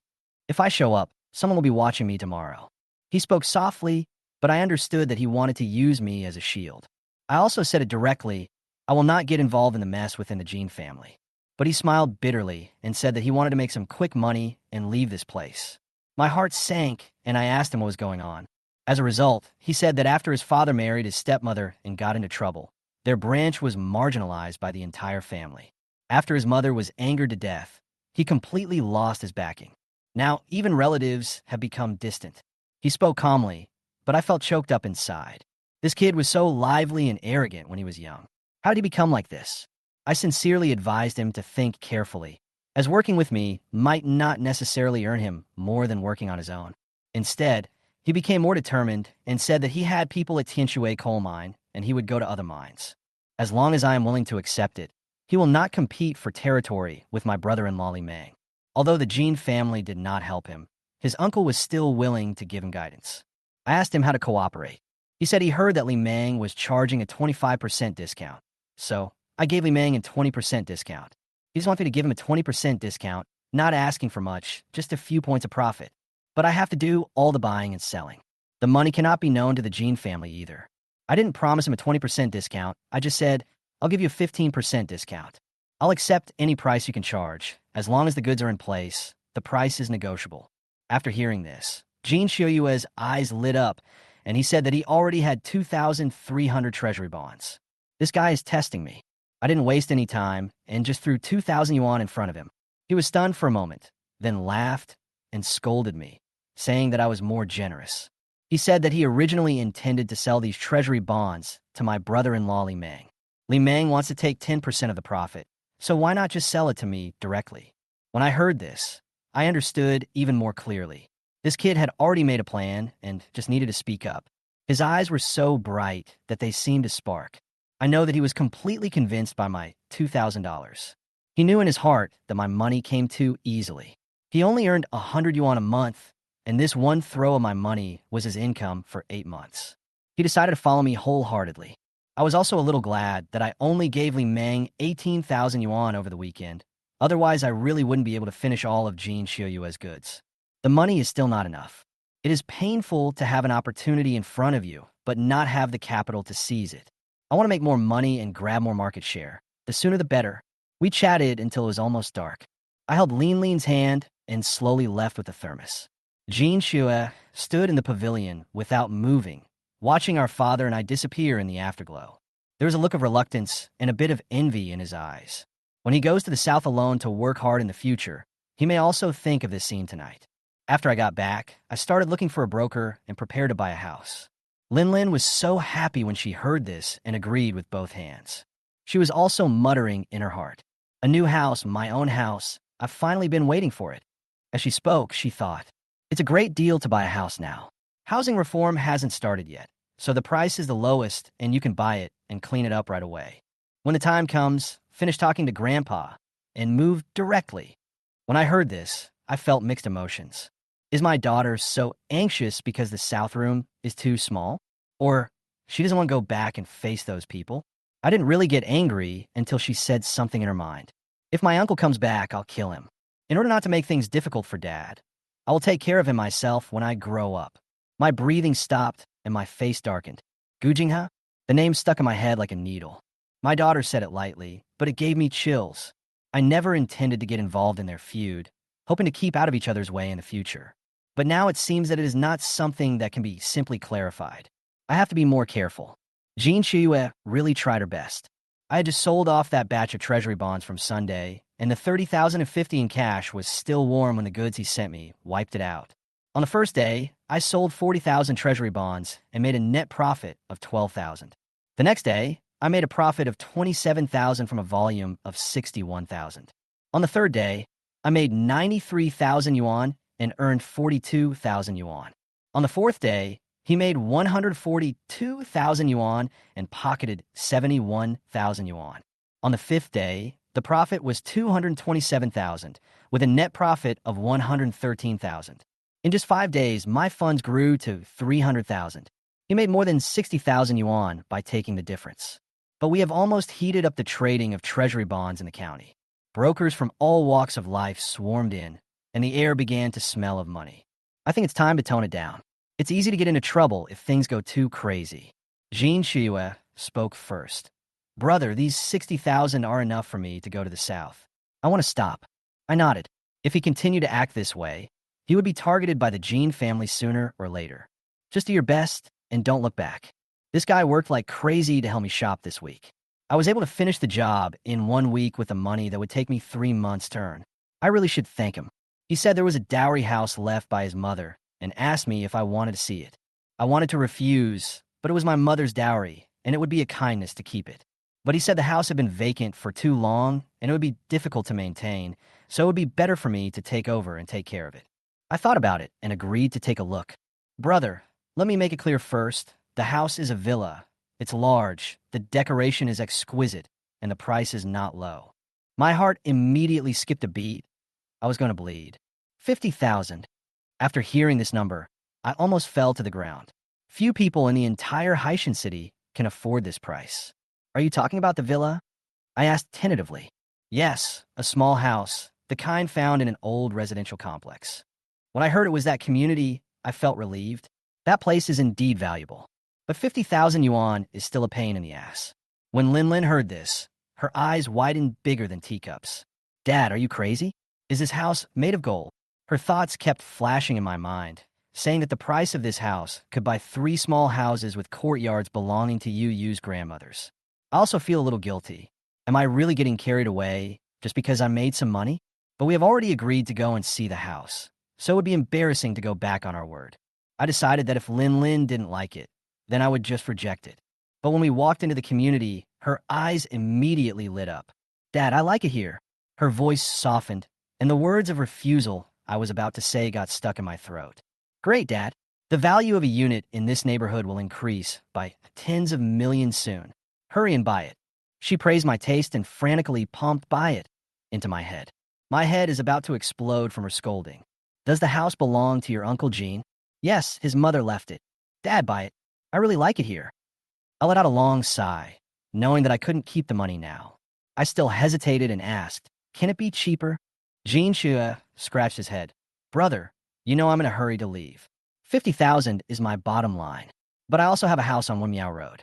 We could buy both of them together for 50,000. Do you want it? Buy. Lin pulled me up and jumped up. My heart was pounding. Wenmiao Road. Dad, you're so lucky. That's going to be the city center. When I heard her say that and looked at the community environment, my heart was moved. Okay, I'll go over there and take a look. If there's no problem, I'll buy both sets. As soon as I said this, Jean Shiyue's eyes lit up. But I could see that he was anxious to sell the house because he was short of funds. How much do you need? If not, I can lend you some. He made a great contribution to making money this time, and I'm willing to give him a hand. Jean Shiyue was stunned, as if she didn't expect me to speak. Brother, I want to raise 200,000 yuan, but I'm still 40,000 short. I immediately wrote him 2 checks, one for $50,000 to buy the house and one for $40,000 to lend him.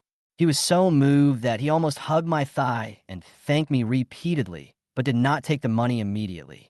Come on, brother, let's go look at houses on Wenmiao Road first. If you find one, I'll transfer the ownership to you right away. Jean Shiyue took Lin and me to Wenmiao Road. The road was full of fireworks, with people coming and going, as lively as a market. I looked around, my mind full of questions. Didn't he say he would take us to see the house? Why did we enter the park? Before he could figure it out, Linlin in his arms suddenly let out an ah and looked up in a daze as if possessed. I quickly picked her up, afraid that she would miss a step and fall flat on her face. Jean Shua looked nervous, probably because she misunderstood that Linlin didn't like this place, and her expression suddenly became depressed. Judging from his expression, he was obviously afraid that I would dislike this house. After all, the house he mentioned was indeed a bit difficult to sell. My heart tightened. Could this kid be trying to force that crappy place on me? Sure enough, when we walked to the center of the park, he pointed at the small red-roofed building, and I was stunned. You mean, this is your house? He nodded awkwardly, looking so innocent. I couldn't help but confirm again. Are you sure this haunted house is the small house you mentioned? Jean Shuyue scratched her head. Just think of it as a bonus. It's okay if you don't want it. I just want to show you. I really admire him. We had been to this house at least 10 times when we were exploring as kids. That year, there was a fire that almost killed people. It was here. No wonder no one was held accountable after the fire. It turns out the root of the problem lies here. The house has a strange style, a red spire, and looks like a church, so no one dares to live in it. Now, this thing is given to me as a gift. I smiled bitterly and shook my head. The villa was indeed worth 50,000 yuan, so I might as well consider this one a free find. Just as I was thinking about it, Linlin in my arms suddenly exploded. Her inner voice screamed in my mind like a groundhog. Uncle Jean is such a spendthrift. This is a former residence house in the heart of the park. I remember in my previous life, this place was demolished, and the compensation was 22 shops and 1 million in cash. I quickly cleaned my ears, but unfortunately the sounds went directly into my brain and could not be blocked at all. Red Spire. That's it. This is not a haunted house. It's a golden house. A house of fortune. The small Western-style house is maintaining its value, but this red house is skyrocketing in value. Dad, you're so lucky. I forced myself to remain calm. This house is in the middle of a park. The location is indeed a bit difficult to live in. Linlin nodded vigorously. But the park is beautiful. We can come here often in the future. I almost laughed out loud. Her eyes were filled with golden images of RMB. Jean Xiuyue's eyes lit up at Linlin's praise, and she quickly agreed. Linlin, do you like it? Then I'll give it to you. Linlin looked at Jean Xiuyue as if he was the god of wealth who dropped gold bars. This is too outrageous. When in our previous life did we encounter something like this? My dad has been unlucky all his life. As I listened to my daughter becoming more and more excited, I felt happy too. Since I could hear her inner voice, good luck has indeed come one after another. Many of her complaints and predictions have become the key basis for my decision-making. She's my biggest trump card. Dad, Linlin called me softly, looked at me eagerly, and didn't say another word. But I already knew it in my heart. You like it? You really want it? Like. Okay then, Linlin, if you want it, just take it. Jean Shue breathed a sigh of relief after hearing this. Brother, have you decided to take it? I nodded. If this house is really as Linlin said, and can be demolished into more than 20 shops and worth millions in the future, then it would be like picking up gold. Then let's go and complete the formalities. I handed him the check for 50,000 and prepared to transfer it directly. Jean Xiuyue's eyes lit up, and she took us to the park management office to make a phone call. I even forgot that today was Sunday. But he made one call after another, and he really got someone to open the door and took care of the housing management office. Linlin was singing a little tune in my mind excitedly, and my emotions were about to explode through the ceiling. The house transfer was completed quickly, and the villa was under Linlin's name. I only kept this so-called haunted house for myself. Only after signing did I realize that the Jean family's power was not for nothing. Finally, Jean Shuyue handed me the equity participation contract, which was the proof that I lent him 40,000 yuan. I accepted it casually. He felt relieved when the account was made clear and there was no hurt feelings. This guy is now extremely angry. He got a difference of 60,000 yuan. The house was sold for 50,000 yuan, and I lent him another 40,000 yuan. All in all, he had enough funds to start his game directly in the south. He thought I would let him trade stocks, but I sent him to grill skewers instead.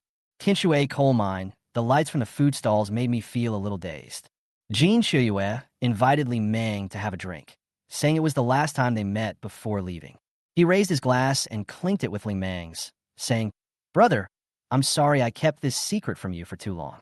Li Meng didn't say anything, but lowered his head, his face flushed red. He had a premonition in his heart. Ever since Chiuyue and I went on a crazy spree of treasury bonds that week, he sensed something was wrong. Are you leaving? Li Meng spoke and hit the nail on the head. Jean Chiuyue smiled and said that he was worthy of being his brother, as he saw through it at a glance. Li Meng's my bita Li. He should have realized that Chiuyue had a plan long ago, but he didn't understand it until now. I wanted to leave a long time ago, but I had no money. It was not until your brother-in-law came back that I saw a way out. Jean, Chiuyue sighed. I heard clearly that this guy finally turned over by relying on my boat. Do you really consider me a friend? Li Meng held it in for a long time before finally asking what was really in his mind. Yes, of course. I don't believe it. Jean Chiuyue stared at him without dodging or evading his gaze. The reason I first approached you was because your wife is Sister Gu Jie, and I had to keep an eye on you for Brother Jingshan. But later on, you were really nice to me. The little things that happened in my family were too messy to explain. I could only pretend for a long time until it became a habit. After he finished speaking, he raised his glass and took a sip. It was Brother Jingshan who saved us from the fire that year. At that time, we were hiding in an abandoned warehouse. When the fire started, he carried us out one by one. He was young, but incredibly strong. When he was carrying me on his back, his body was on fire. I still have the burn scars. So we recognize him and trust him. If he says you are reliable, I will believe you. I didn't interrupt and just listened to the two men talking. Jean Chiuyue clinked her glass with Li Meng's, making a crisp sound. You are the one chosen by my brother-in-law. Don't betray his trust. Li Meng puffed out his chest and said, He is my brother-in-law. How can I embarrass him? The two brothers drank until their faces were red, and they said, Good brothers, our feelings are all in the wine. After seeing Chiuyue off, I had some free time, so I transferred 50,000 yuan from my account to Li Meng. There is no limit on the amount of goods you receive, just do it. The market is extremely hot right now, and profits are getting thinner and thinner. However, Jean Chiuyue had already arranged some connections for me before she left, and my connections are still there, so my blood supply will not be cut off. As long as you're not greedy, you can slowly earn back the money you spent on buying the house. I no longer hang out at Gu's house during the day. I only go back to sleep at night. Mother Gu tried to stop me several times, but every time she did so, she failed. As for Lin Lin, she didn't want to go to kindergarten at all. I don't want to hang out with little brats. Her nagging gave me a headache, so in the end, I just let her go. Anyway, I have nothing to do and the house needs to be cleaned, so I take her back and forth every day. The small Western-style building is easy to live in. Just clean it up and you can live there. The headache is the red-roofed haunted house on One Miao Road. It hurts to leave the house empty, but when I really move in, I feel a little uncomfortable. The Jean family has plenty of assets, so this kind of deserted house doesn't matter to them. I'm different. If it's empty, I'll lose money. Dad has been here before. Linlin looked up and asked. I've been here before. When I was a kid, this place was a haunted house, and we loved coming here to explore. I stared at the roof and muttered to myself, what should I do with this place? Why renovate? It will be demolished in a few years. I spent money on repairs before demolition. What a huge loss. Lin Lin's words hit the nail on the head and made me start to hesitate. While he was thinking about it, Li Meng came to his door. Brother, I want to take a leave of absence. I was stunned and asked him if Xiaojin knew about it. He scratched his head and said he didn't know. The coal mine is too boring and I don't get paid. I really don't want to waste time like this. I nodded without saying anything. The coal mining industry is not in its golden decade now, but is facing its most difficult decade. Lin Lin was also analyzing the situation silently in her mind. Dad, Uncle's barbecue is delicious. Li Meng and I were both stunned. Why did she suddenly say that? You can barbecue in a haunted house. I nearly fell off my chair. Barbecue? That place?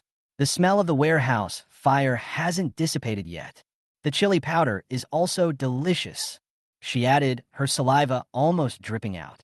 Hot pot in winter, barbecue in summer, chili powder can be sold as well. The space is large, so there is no need to waste money and you can earn money for renovation. What she said really touched my heart. The money from investing comes quickly, but I always feel empty inside. Catering is different. It can be implemented and has an anchor. You really want to take a leave of absence.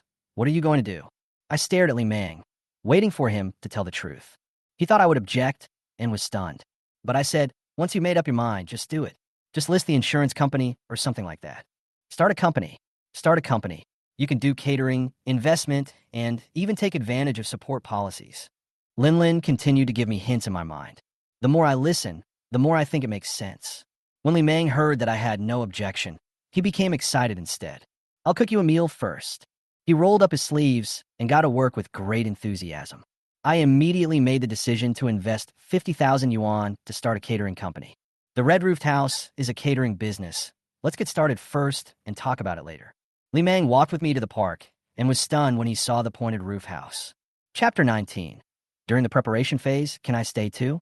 The center of the park. I thought that starting a new business would have to start with finding a place, but I didn't expect to skip the most expensive step and put an entire house in front of my brother-in-law. He was stunned and thought I was crazy for using such a nice place to set up a food stall. He said it was a waste of talent, and I asked him if it was too small. As a result, his face immediately flushed, and he said that this place was so big that it was beyond his imagination. I could see that he was really excited. This place fulfilled his dream of many years. Back then, his cooking skills were forced to develop. If he didn't learn to cook, he would have to eat the dark dishes made by his family. As he ate them, he fell in love with them. From complaining that he can't cook, he has become the home chef. Unfortunately, he has never had the capital to start a catering business. This time, with my support, his eyes lit up. I reminded him that he could tinker with the warehouse and the bungalow, but leave the main red house alone as it had too much symbolic significance. Anyway, there are rumors that this place is going to be demolished, so, as not to waste it, I let him go ahead and do it. When the warehouse door opened, my daughter was amazed. We had only taken a quick look at the main house before and had never been into the warehouse. It was surprisingly so big. I listened to Lin talking to herself. She said our warehouse is more than enough for barbecue and hot pot. She also suggested that they could try barbecue and hot pot by themselves, which requires less skills and brings more rewards, and the chili powder sauce made by her brother-in-law could also be promoted. I nodded. This girl has clear ideas. She even thought of recruiting other snack stalls to supplement the cuisine, attract people, and recoup the investment, just like a catering planner. I didn't completely accept her idea. I wanted to control the property in my own hands, as subletting would lead to disputes. But her ideas really inspired me. I suggested barbecue in the summer and hot pot in the winter, but my brother-in-law hesitated, fearing that no one would come. I said the simpler we make it, the better, and the more complicated it is, the harder it will be. He nodded repeatedly. He did think about cooking, but this place couldn't be run like a restaurant. I analyzed it clearly with him and found that since the customer base is different, barbecue hot pot is the right answer. I said that if we want to attract business from neighbors and tourists, taste is the key to attracting them. My brother-in-law also accepted it and said that unless he could find a good chef, cooking would be a waste of energy. I nodded and said, okay. Then you do it first, and I will find a suitable chef. I tried to bring up Lin's idea and asked him in a different way whether he wanted to recruit other stall owners. My brother-in-law has the same idea as me. There are only so many customers, and if you divide too much of them, you will suffer losses. So we agreed to run the business ourselves first and then consider opening a snack stand later. I looked at the height and area of the warehouse, and putting a few tables there would be as small as an ant. But this place cannot be sublet. Let's get it built first. I said to level the ground first, build a small hut to store the ingredients and equipment, and then start the shop directly. Electricity, water, sewage, tables, and chairs are all ready, and I went to the supply and marketing cooperative to buy secondhand tableware. My brother-in-law will be in charge of the grilling and cashiering first, and we will recruit people for cutting and serving later. In the early stage, he was the only one doing the cutting and preparing. If there were more people around, he would definitely not be able to handle it. I also arranged accommodation and cleaned up the bungalow to use as a dormitory. My brother-in-law agreed readily. I touched my daughter's head and said her name. Lin blurted out, Haunted House Hot Pot in Barbecue City, and Li Meng said Red House. I laughed and said to use them all and hang them on different doors, and the license would be called Red House Hot Pot in Barbecue City. I was going to post a job notice, arrange for water, electricity, and kitchen utensils, while my brother-in-law continued to work. I also have connections with regard to certificates and licenses. A while ago, I went around distributing coupons with Jean Xiuyue, and we became familiar to each other. It won't take long to get individual licenses, health permits, and sewage discharge permits. I bring Lin here to meet with my brother-in-law every day. When we have bought almost everything, he decides to stay here and not leave to avoid going back and forth. That day, as we had just entered the park after breakfast, I saw two people smoking next to the toilet from a distance. It looked familiar. I walked closer and took a look. Mutu Tsishin. I recognized them immediately. As soon as they saw me, they immediately put out their cigarettes and stood straight. Platoon leader. I looked them up and down and asked them why they were here. They looked tired and said that Mutu's house had been robbed, and they had to come out to take refuge. I was still hungry, and I could hear my stomach growling loudly. I tapped their foreheads and told them to eat first and talk later. The red-roofed house can accommodate me, so I might as well take it over there. Mutu said there was no placement, and he had to wait for several years. Delu said that being a primary school security guard only paid 60 yuan, and he didn't want to do it anymore. I tried to ask them if they would like to help with the work. Mutu agreed immediately, and Delu also said he wanted to stay. I said then everyone should stay, as long as they are willing to work, and let my brother-in-law negotiate the salary. They were overjoyed when they heard that food and accommodation would be provided. I was also happy. Now we have enough manpower and can prepare faster. We walked to the warehouse door, laughing and talking all the way. As soon as the two of them entered the door, they started shouting, "You call this a small business? This place is bigger than our playground." I shrugged and said I was just doing some casual work and hadn't opened the business yet. They were even more shocked and asked who your brother-in-law was and how he could be so powerful. As soon as I heard the sound at the warehouse door, I knew that Li Meng had discovered me. He dropped his tools and ran over, his eyes lighting up like light bulbs. I introduced Mutu and Delu to him. He shook hands politely and said welcome with a smile. I didn't explain why my comrades called a boss, but asked him directly how the recruitment was going. He shook his head and said that the cleaners were too old and not nimble enough, so he didn't keep them. I told him that these two comrades were reliable. One had worked in the kitchen and the other was nimble and skillful, so I asked him to make some arrangements. He said this was a great relationship, as all the applicants he had interviewed recently were weird and it was driving him crazy. I handed the store over to him, and he won't interfere too much. If you need it, keep it. If you don't need it, don't force it. As soon as he heard that I was willing to give in, he immediately set the conditions. A 1-month probation period, 100 yuan for food and accommodation, 120 yuan for regularization, and a raise if the performance is good. Mutu and Alu's eyes lit up after hearing this. They had run around everywhere, but had never encountered anyone offering such conditions. They immediately nodded and said, "Let's do it." Li Meng took out the key and led the two of them to the dormitory to settle down. The white walls and marble floors are clean and tidy, and there are beds and cabinets. The two were moved as soon as they entered the door. This treatment was beyond their expectations.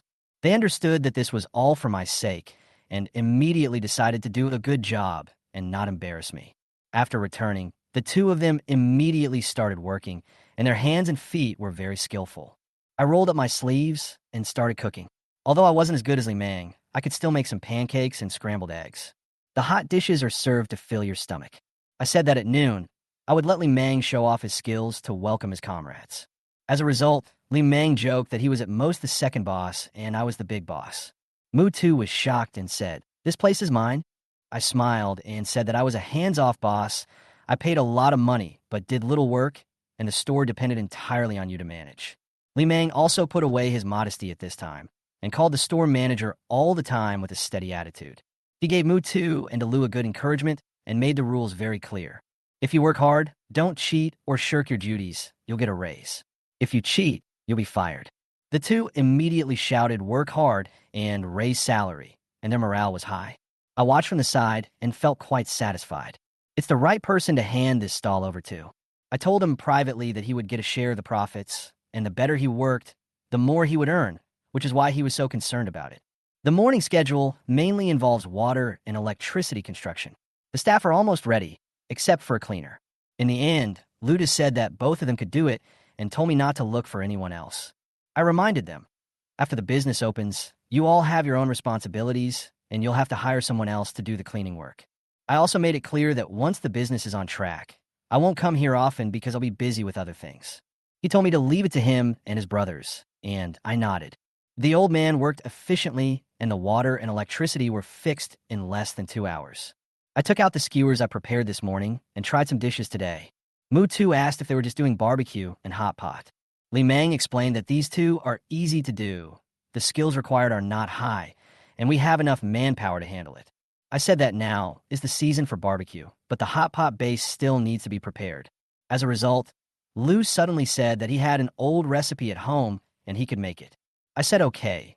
As long as it tastes good, he can invest in the technology or sell it to me. I will never treat him unfairly. Big Lou was so happy that he almost jumped up.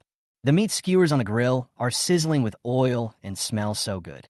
The mutton is marinated in advance. The spices are fried and ground and sprinkled with cumin and chili, which makes it fragrant. The daughter was eating the skewers and shaking her head, which made everyone laugh. I also reminded Li Meng to keep some drinks and popsicles in the freezer, as food ingredients should be used up every day and not to stockpile. Lin Lin praised me in her heart for my good hunger marketing skills, and I couldn't help but smile and touch her head. Everyone was eating when someone outside the park came over, smelling the delicious food. Some were greedy, some were hesitant, and when they saw the signs of Red House and Haunted House, they all came in. Some people say the names sound scary, while others say that's why they want to try it. Finally, they found us and could see from the aroma that we were enjoying our meal. They sat down without saying a word. Table after table of people stared at us, their mouths watering. Li Meng and I looked at each other. There are guests already? So what are you waiting for? Get started. I asked Mutu to get a pen and paper to register and told him that today was a trial opening and there was a 20% discount on all items. There's only lamb and pork belly, and the vegetables are potatoes, eggplant, and leeks. You can order whatever you want. As soon as the customers heard it, they started placing orders. The pot was cooking nonstop, and the skewers were flipping quickly. I reminded them to separate the tables and serve the dishes according to the orders, so as not to neglect any table. Customers praised the taste of the food and asked when the restaurant would officially open. We said we would be operating on a trial basis for a week with a 20% discount every day. Some people say that one trick can make you eat all the food in the world. Some say the chili can be spicier, and some say it is just right. From noon to afternoon, the oven never stopped and the ingredients were sold out. There wasn't even a slice of steamed bread left, and Li Meng was so tired that he couldn't even lift his arms. Although we were tired, our hearts were warm. Chapter 21, I just had a soft opening, and the thugs came to mess things up. He was stunned. I sat behind the stall and watched Li Meng calculate the cost stroke by stroke in the account book. His lips trembled as he recited, 10 kilograms of mutton, 10 kilograms of pork, net profit of 120. That's $3,600 a month. The boy finally breathed a sigh of relief, and his eyes changed from panic to burning. For him, the profit of that day was equivalent to his working in the coal mine for a month. Even after paying the wages of 5 workers, there was still some money left over. It was worth it. He gritted his teeth and said he would go back to the mine to cancel his leave and apply for unpaid leave. I didn't say anything and took Lin Lin home first, leaving the 3 of them to clean up the stall. It was completely dark, and I had just entered the house when the phone rang. Brother, there are a few thugs in the store looking for trouble. My eyebrows jumped, and I immediately picked up my daughter and turned around to go out again. When I arrived, the stall was in a mess, the iron stove was tilted, and the tables and chairs were broken all over the floor. There were still a few thugs on the ground groaning. Obviously, they had just been beaten up. Mutu and Alu stood there with gloomy expressions. Li Meng, however, looked helpless. They are looking for trouble and asking for protection money, and they also want to eat and free meals. I nodded. I had expected this. In the catering industry, there is no industry that is not involved in this. Before we could catch our breath, the gang came back with even more people the next day. Who am I, brother? Come out. The yellow-haired man stood at the door and shouted loudly. Li Meng wanted to calm things down and handed over 2 packs of cigarettes. Brother, have a cigarette. The other party took the cigarette and pushed him. You're giving cigarettes to a beggar? I walked out slowly from the back door, still holding Lin Lin in my arms. You're acting wildly in my shop. Shouldn't you ask who owns this land? A young man in a suit with a middle-parted hair stood out among them, with a look of disdain on his face. Who are you? This house belongs to our Jean family. Who allowed you to open it? I looked at his face, and my eyelids twitched. Jean Wanchun. Jean Shuyue's illegitimate brother, born into a gangster family, looks like a decent person, but what he does is disgusting. If you say it's yours, then it's yours. I smiled, took out my cell phone, and made a call. The Jean family is causing trouble for me now, saying that the house still belongs to them. What does that mean? Okay, I'll wait for you. After hanging up the phone, I stood there and watched them jump around. Jean Wang-chun on the opposite side also took out his mobile phone and made a call. I watched him go from being arrogant to looking livid. Chapter 22. My barbecue is just getting popular, and the Jean family is here to challenge me? Sorry, even if your last name is Jean, you have to bow your head. After Jean Wang-chun received the call, his face looked as ugly as if he had eaten a fly. The roar from the other end of the phone almost distorted his face. He was so scolded that he didn't dare to say a word back. He just stood there with his head down in a daze. After hesitating for a long time, he finally squeezed out a sentence through gritted teeth. Brother Gu, I was wrong. I drank horse urine and lied. Please don't bother with me. Seeing him so cowardly, I sneered.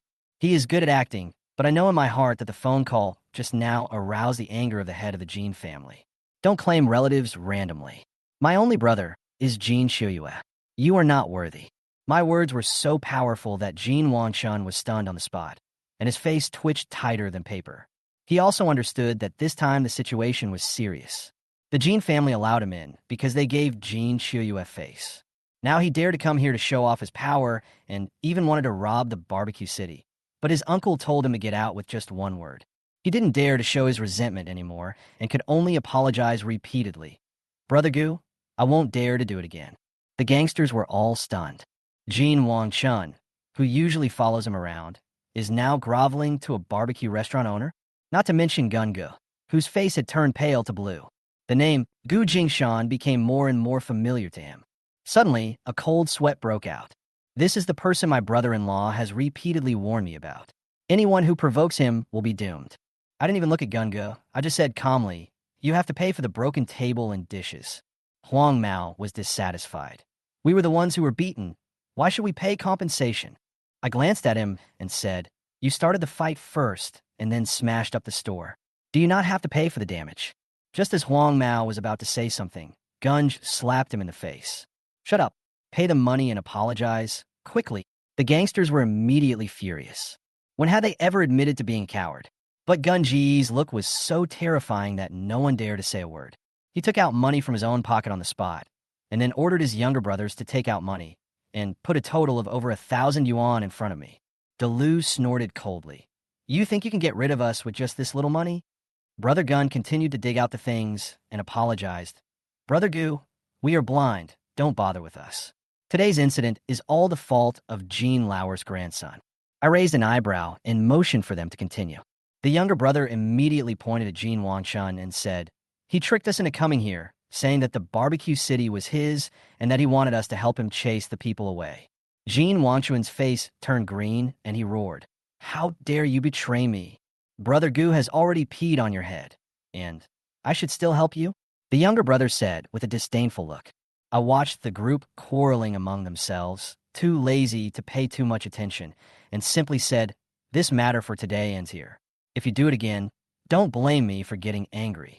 Brother Gun nodded repeatedly, rubbing his hands and promising, from now on, if anyone dares to touch the hot pot city in this area, we brothers will clean it up for you. I nodded as a gesture of respect and decided to quit while I was ahead. Seeing that I didn't pursue the matter, Jean Wang-chun left with his men in a dejected manner. As soon as the gangsters left, I comforted my brothers and left with Lin-Lin. I just returned to the Gu family compound and thought I could have some peace and quiet. As soon as we entered the door, the whole alley was in an uproar. The crowd was talking at once. Gu Jinghe was back. He didn't come back by walking, he was carried back. He's my biological brother, yet he dares to covet my daughter? I can't stand it. When Gu Jinghe came back from training in the province, he was sent home half-crippled. I was not at home during the day, and when I came back, my mother had already started crying to everyone she met. Did you come back on this day in your previous life? Or at this critical moment? The coldness in Lin-Lin's voice was like a knife stabbing my heart. I should have gone to see Gu Jinghe, but as soon as I reached the door, my mother stopped me. She got angry at me and said that I was nowhere to be seen during the day and why I was pretending to be a good person now. I'm too lazy to argue with her. She's like a cat with its tail stepped on. You can't talk to her or touch her. You don't let me see it? Then I'll turn around and leave. She yelled in the street, saying that I didn't even care about my brother and was a heartless person. I turned around and said, You asked me to look, but you wouldn't let me. And when I left, you made a scene. What on earth do you want to do? When I said this, everyone in the street heard it.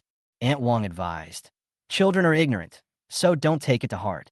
But my mother then added insult to injury, saying that my wife had run away and that my daughter was still running around like a street urchin. I clenched my fists so tightly that I almost turned around and started arguing with her. Aunt Lee patted my shoulder and told me to put the child to sleep first. I said nothing and suppressed my anger.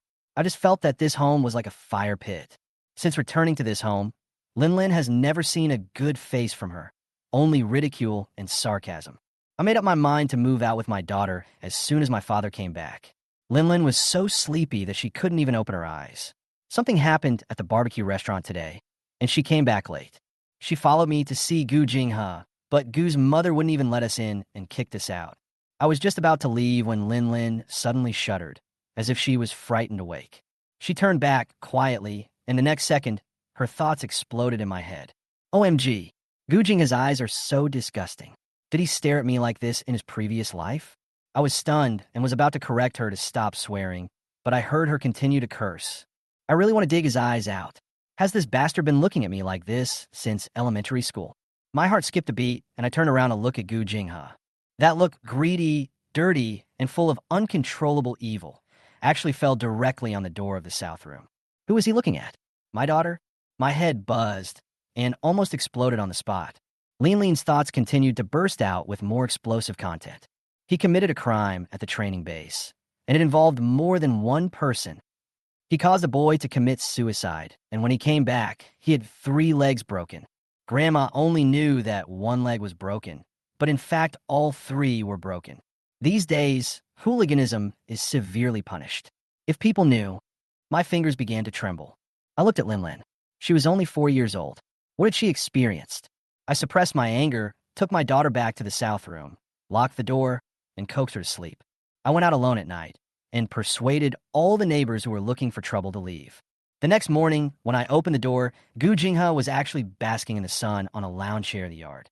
He said he was in a lot of pain last night, and his tone was like, "Brother, you understand what's going on."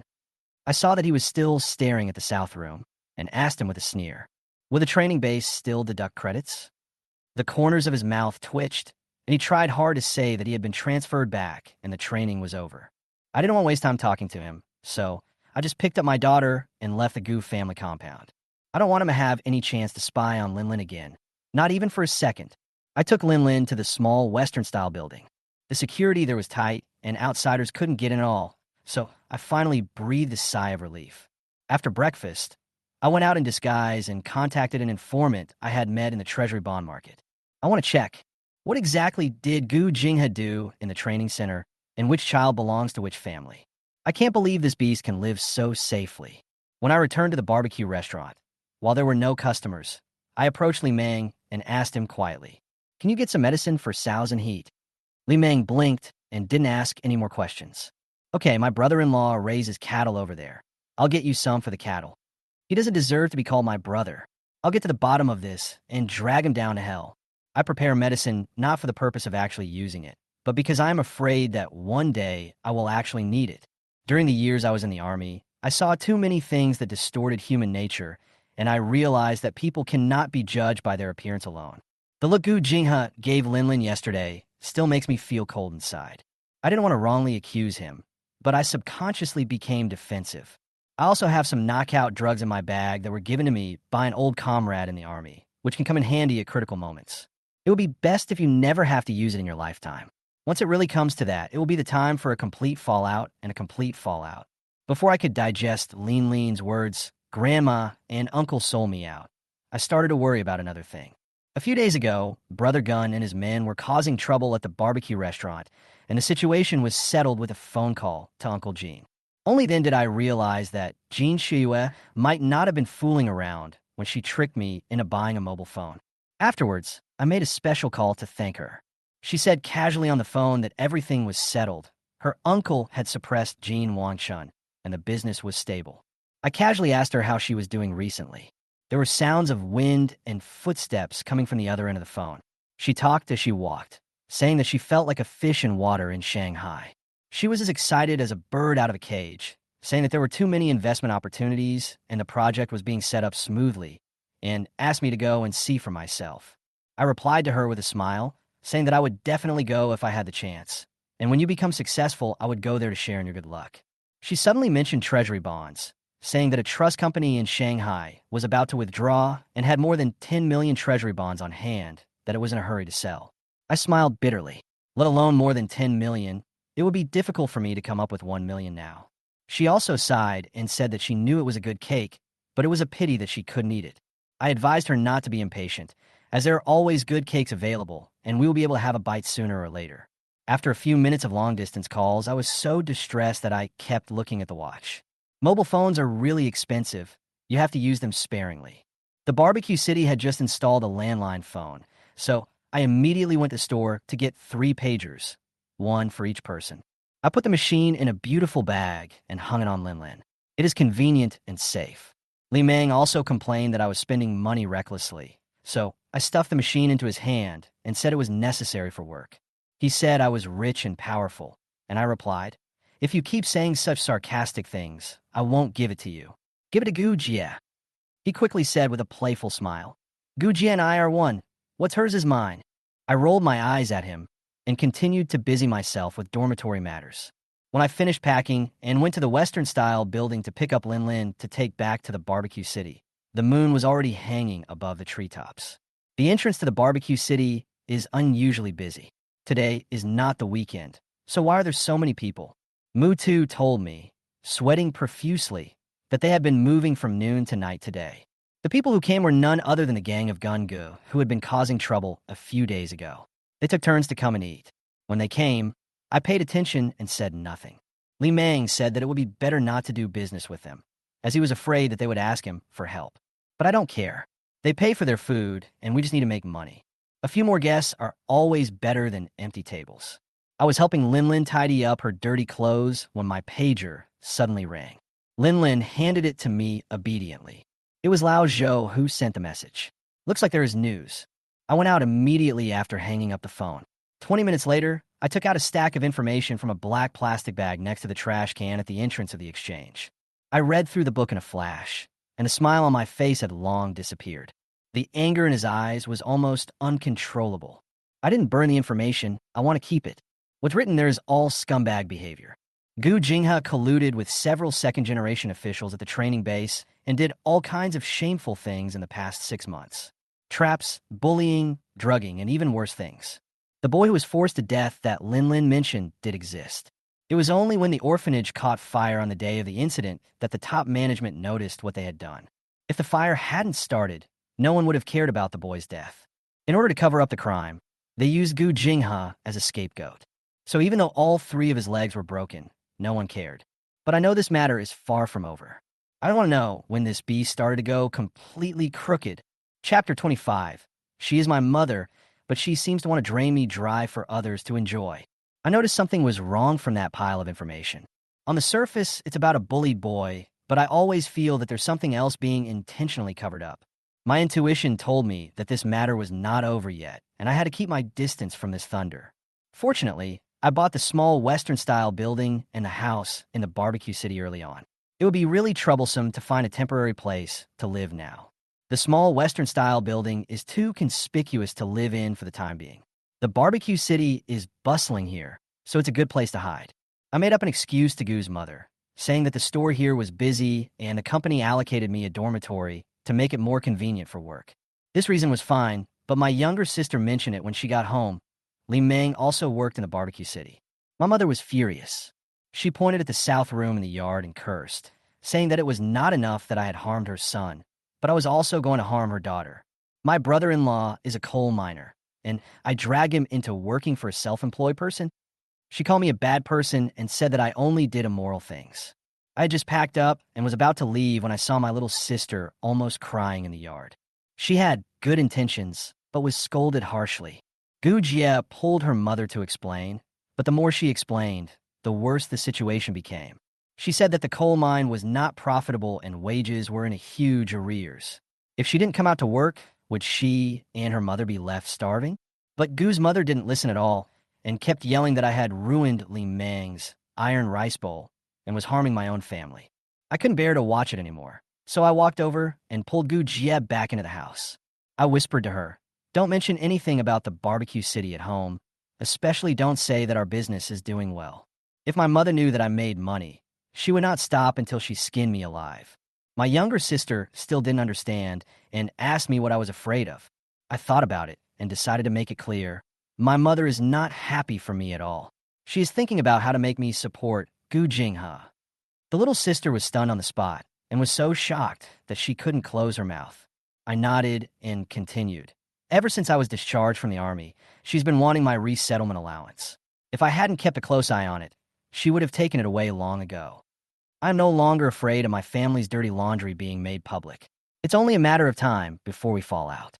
There must be bigger bombs on Gu Jinghe's side that have not exploded yet. I have to draw a clear line in advance. Even if we are brothers, we have to separate and divide the business. After listening to this, Gu Jie remained silent for a long time, her expression indescribably shocked. She murmured, "I don't understand what Mom is thinking." I didn't expect her to understand. In this family, I am like an ATM born to provide blood for others. The younger sister sighed, asked no more questions, and turned the topic back to Li Meng. She asked what happened to the 3,000 yuan, fearing that Li Meng had pocketed it without my knowledge. I explained that it was the recent profit and asked her to help keep it. Li Meng turustet her. She then breathed a sigh of relief and said she was frightened. It was the end of the month, and after closing the store in the evening, Li Meng took me to the back of the store to count the accounts. "Brother, we've been officially open for a month. Let me give you an account. We had a 3-day trial run with a 20% discount, and we made 580 yuan.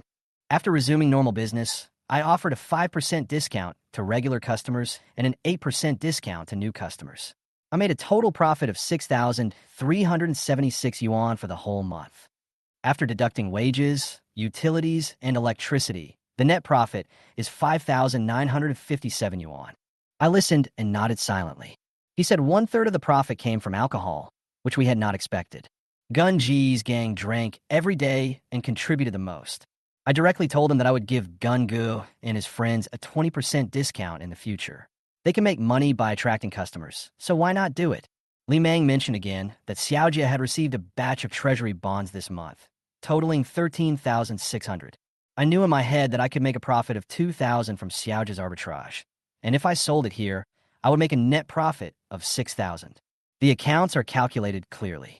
Although this business is not as fast as selling treasury bonds, it is stable and long-lasting. The change to the red-roofed house was really a good choice for me. I finally have a legal and stable source of income and don't have to be sneaky anymore. There's no need to worry about the policy changing one day and being held accountable later. This step, I took the right one. Chapter 26, Didn't Dad Let Her Go to Kindergarten? After careful calculation, Gu Jingshan had about 400,000 yuan in his hands. During the time when he and Jin Shuyue were frantically reselling treasury bonds, the funds he accumulated reached 300,000.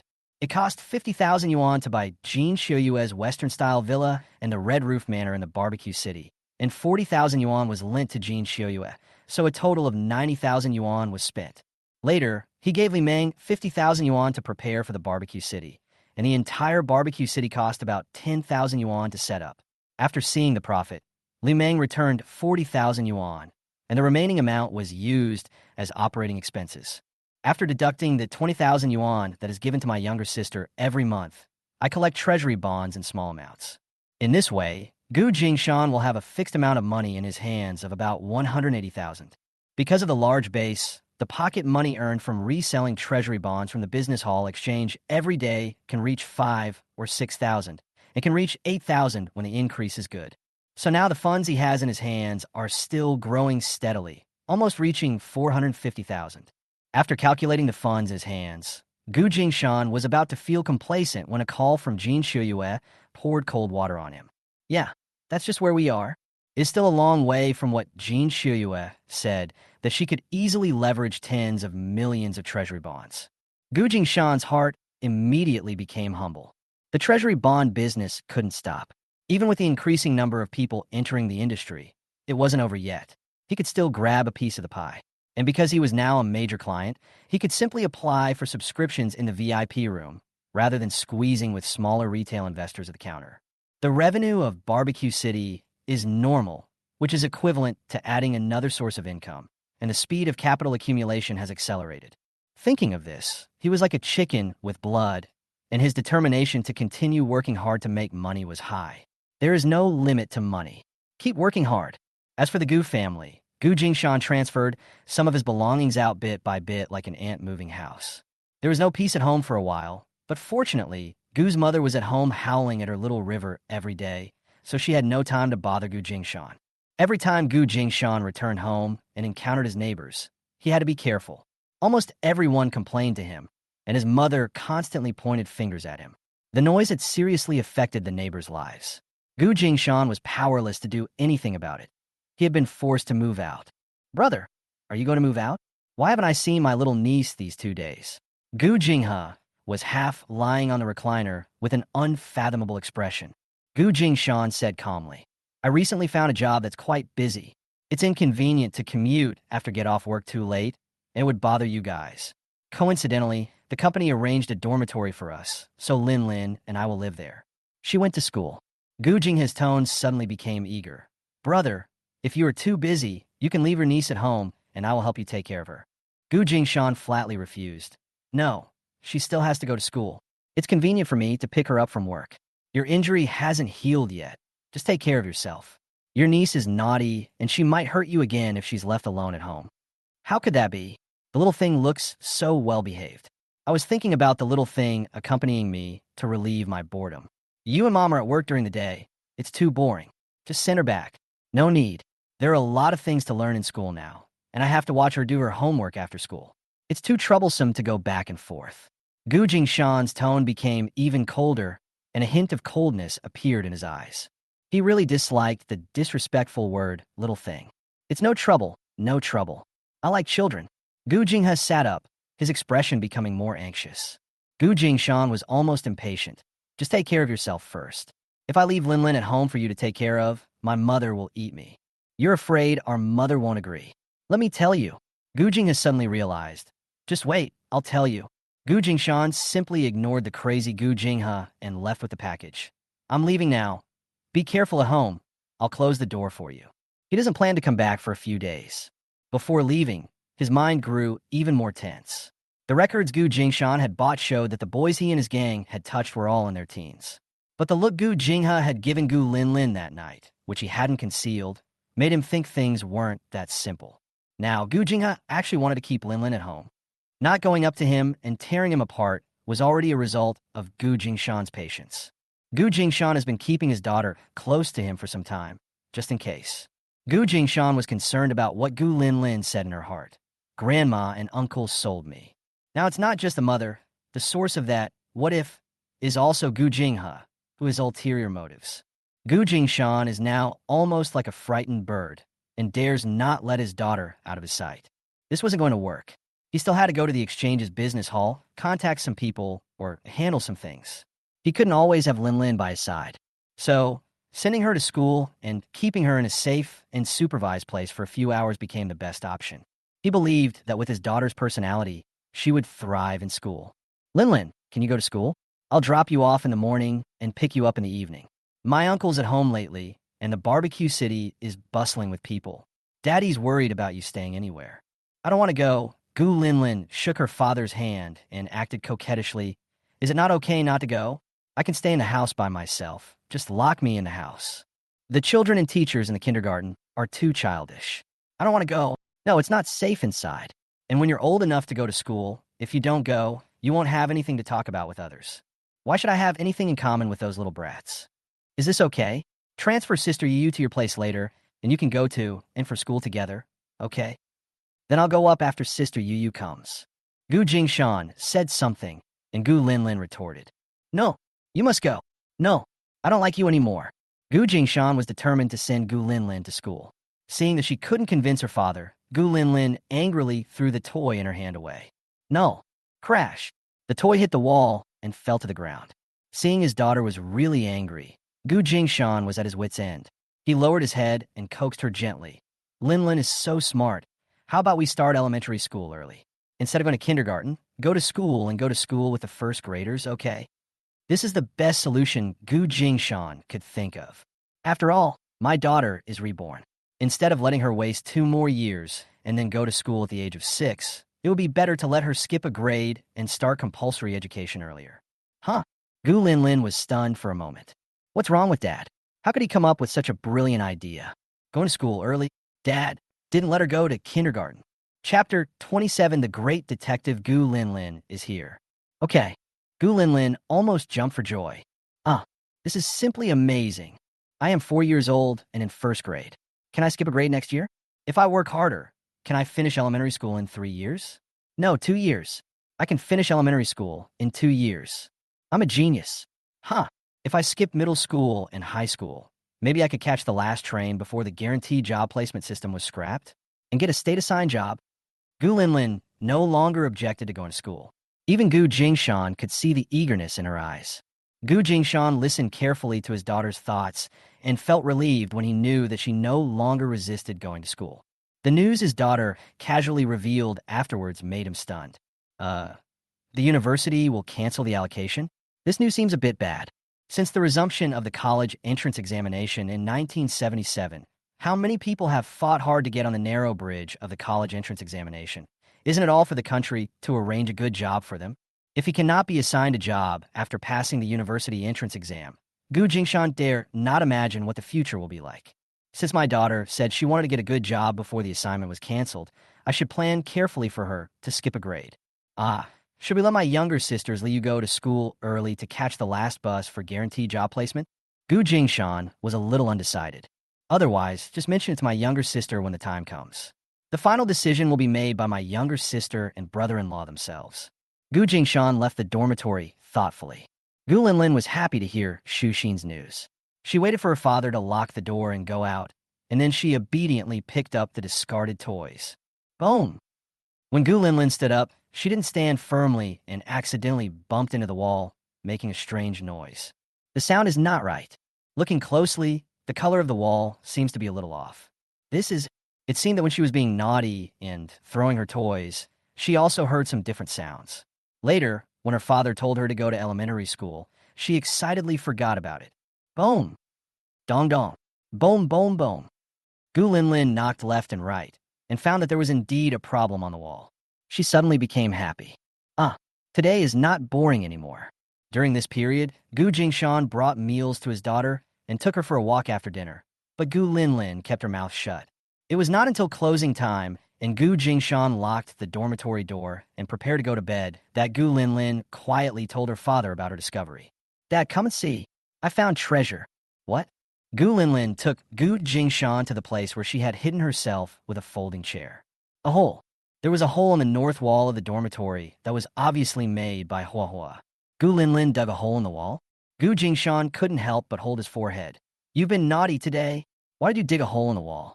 Where can I get some putty tomorrow? Are there any materials left over from my last renovation? Gu Jingshan thought absent-mindedly. There's a treasure inside. Gu Linlin blinked her big watery eyes, stared at her father intently, and emphasized it again. Gu Jingshan bent down and looked inside, and saw an oil paper bag in the cave. Speechless. It took me a long time to remove the cardboard from the wall today. If there really is something inside, Dad can't accuse me of destroying the wall.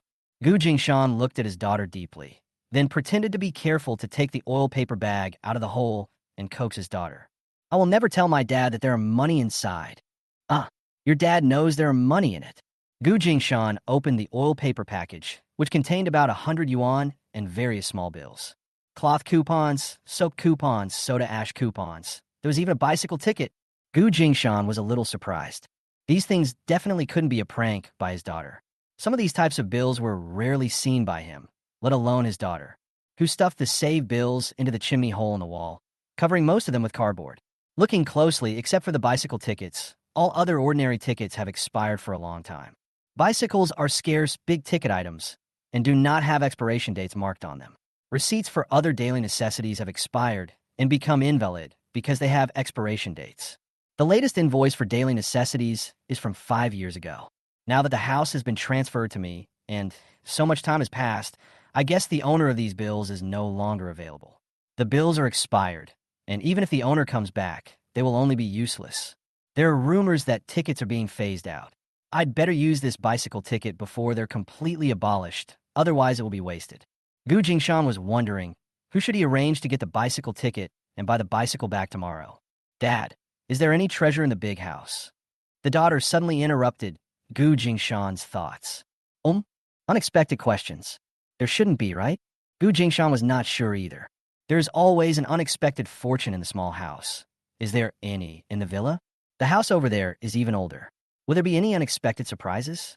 Do you want to go back to the small villa and see if there's any legendary secret room or treasure? The father and daughter looked at each other. Gu Jingshan patted his daughters butt and said, "Go to sleep quickly. When you wake up, we'll go treasure hunting tomorrow." Woo! Gu Linlin happily somersaulted into bed. "I'll fall asleep right away." The next morning, the father and daughter returned to the villa in high spirits. Of course, you have to search carefully for your own house. Gu Linlin put a pair of small glasses on her nose in a serious manner. "Detective Gu Linlin is here. All the treasures are mine." "Can you see in a house with sunglasses on? Can you find a treasure with sunglasses on?" Gu Jingshan couldn't help laughing and almost burst his stomach because of his daughter's laughter. "Be serious. We are looking for treasure," the little man said in a frivolous tone. Okay, Detective Gu Linlin will go find the treasure." Gu Linlin frowned and waved her hand. "Don't interfere with Detective Gu Linlin. Let's act separately." "Okay, let's listen to Detective Gu Linlin." Gu Jingshan smiled and walked into different rooms with his daughter. "There's none on the first floor. Second floor, no. On the third floor, there's no. There shouldn't be any secret rooms anymore." Gu Linlin was a little discouraged. Gu Jingshan didn't have too many thoughts. He was mainly there to accompany his daughter. His daughter was very excited to play the treasure hunt game. And as a parent, of course, he had to happily play games with his daughter. This house has been in Jin Shiyue's hands for so many years. If there was a treasure, Jin Shiyue would have found it long ago. Gu Jingshan didn't do what he wanted at all. Dad, what's wrong? This basement feels a bit strange." Lin found the treasure. "It's not comfortable here. Why is it not working?" Gu Jingshan didn't quite understand what his daughter meant. Was she feeling unwell? He reached out and straightened his daughter's clothes. Either this place is uncomfortable or the house is uncomfortable. It seems too depressing, and the house looks a bit untidy. Gu Jingshan felt it carefully and found that the feeling at the entrance of the basement and when they walked in was somewhat inconsistent and not smooth. After going back and forth a few times, it seemed that something was really wrong. Gu Jingshan thought about it, then ran out again, went upstairs, and even ran to the second and third floors in one breath. Finally, walked slowly back to the basement. Compared to the layout upstairs, the downstairs is unreasonably cramped. Is it a secret room? A secret room? Chapter 28 Treasure. Well, not really. Is there really a treasure? Gu Jingshan was a little surprised. He was originally trying to coax his daughter into having fun, but only now did he truly realize that something was wrong. I ran excitedly to the tool room, found a tape measure, and measured the basement wall meter by meter. 5 meters 7, 8 meters 9. One wall was indeed missing more than 3 meters. The northeast corner of the room was missing half the size of the room. In fact, if you don't look closely, you will never notice it. Judging from the area of the house outside, people who are not sensitive to size will not notice it and will just think it is a problem with the house design. If their daughter hadn't want to play a game of treasure hunting with him, the two of them would never have come here to explore bit by bit. They searched the entire room, but couldn't find the entrance to the suspected secret room. Ding! Thump thump. Gu Jingshan knocked along the wall inch by inch, listening to the echo. Gu Linlin followed suit, clenching her chubby little fists and knocking on the wall. Dong dong. When I knocked on the corner, the sound was suddenly different. Gu Jingshan smiled happily, and Gu Linlin almost jumped up. Dad, it's different here. Yes. Found it. The wall is tightly fitted with no obvious flaws. The sounds of the surrounding walls are almost all the same, with only this one place having a slight difference in sound. Is there a switch on the wall? Gu Linlin's little hands touched back and forth in the different places where the sounds came from. In fact, Gu Jingshan still doubted the existence of the secret room. After all, this was Jin Shiyue's mother's dowry. Couldn't they know about it? Given his relationship with Shiyue, if there really was a secret room underground, he should have reminded himself, right? Gu Jingshan ignored the possibility that Jin Qiuyue might not know the location of the secret room. Since Qiuyue didn't say anything, it would be even more difficult for Gu Jingshan to ask Jin Qiuyue. He couldn't just ask, "I suspect there is a secret room in the house you sold me, blah blah." Isn't that stupid? There's no switch, right? Maybe the sound is different because of the building materials. Gu Jingshan comforted his daughter, fearing that she would have too high expectations and would not be able to accept it when they were dashed. The girl touched the wall inch by inch. She didn't want to listen to her father's cold words. "Strange. Why isn't it here?" she said as she turned and ran upstairs. "Where's Lin Lin going?" Gu Lin Lin answered confidently. "See if there is any mechanism upstairs." Gu Jingshan held his forehead and called her directly. "The mechanism can't be that far away from the basement. How big is this house? How could such a small house have such a huge mechanism that requires going upstairs to open? Mechanisms that extend too far require more architectural requirements. The brick walls here don't look like they have any mechanisms inside. It can only be the nearest. There's not a single functioning mechanism." Gu Lin Lin pouted, looking a little discouraged. "It's clearly shown on TV, where walls, lamps, and other objects can all serve as switches." Gu Jingshan originally didn't want to take Lin Lin's thoughts seriously. Suddenly, a picture flashed through his mind. When they just walked towards the basement, one of the lights at the bottom of the corridor was a little different. His daughter's idea inspired his thinking. Buttons and handles, most of the mechanisms are opened in these two ways. The lamp holder seems to be able to serve as a hub as well. He was a little confused at the time. All the other lights were in pairs, so why was there only one different one on the wall? Now that I think about it, there might be something fishy going on. Gu Jingshan quickly turned around and went out, grabbed the inconspicuous lamp in the corridor, and tried to twist it. Card. The light was turned slightly. Wait for Gu Jingshan to turn the light to 90 degrees. Snap! Gu Lin Lin shouted in surprise. "Dad, the secret room is out." There was a crack on the wall. Gu Jingshan returned to the basement, took out a flashlight, and shone it inside. The aisle was very small, and it had been who knows how long since there had been no ventilation inside, so Gu Jingshan was not in a hurry to go in. By the way, he taught Gu Lin Lin, "It's been a while since the air blew through a space like this. It's best not to go in right away. Let's wait a little longer." Good. Just when Gu Lin Lin's patience was about to run out, Gu Jingshan stepped in with a flashlight. I almost fell down when I took the first step. It turned out to be stairs. It's a staircase. Be careful where you step. Gu Jingshan held his daughter's hand and walked down carefully. After walking up about a dozen steps, the place seemed to become more empty. The scattered light from the flashlight was swallowed up by the darkness, leaving only a long lamp column. Looked around. The light shone on what seemed to be a light cord on the nearby wall. Gu Jingshan followed the cord and saw the light bulb on the ceiling, so he tentatively pulled the cord. Snap! The sound of the light box. A series of light bulbs came on. The whole room has an unobstructed view. As long as there are electric lights and light bulbs here, they cannot be too old and must have been used normally. An empty space with some circular marks on the ground and a broom and garbage shovel at the door.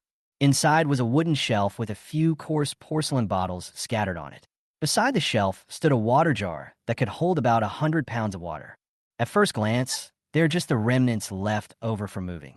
My fingers rubbed against the wood, and a thick layer of dust covered them. No one has come in for a long time. It doesn't feel stuffy in here, and there seem to be ventilation holes for normal circulation. This cool feeling is familiar. This may have been a wine cellar before. Gu Jingshan pondered. The more he looked at the circular marks on the ground, the more they looked like they were left by wine barrels. Gu Lin Lin hung her head in frustration and complained unhappily. "It's just a wine cellar, and the switch is so hidden. What a waste of emotion. Let's go. There's nothing down there.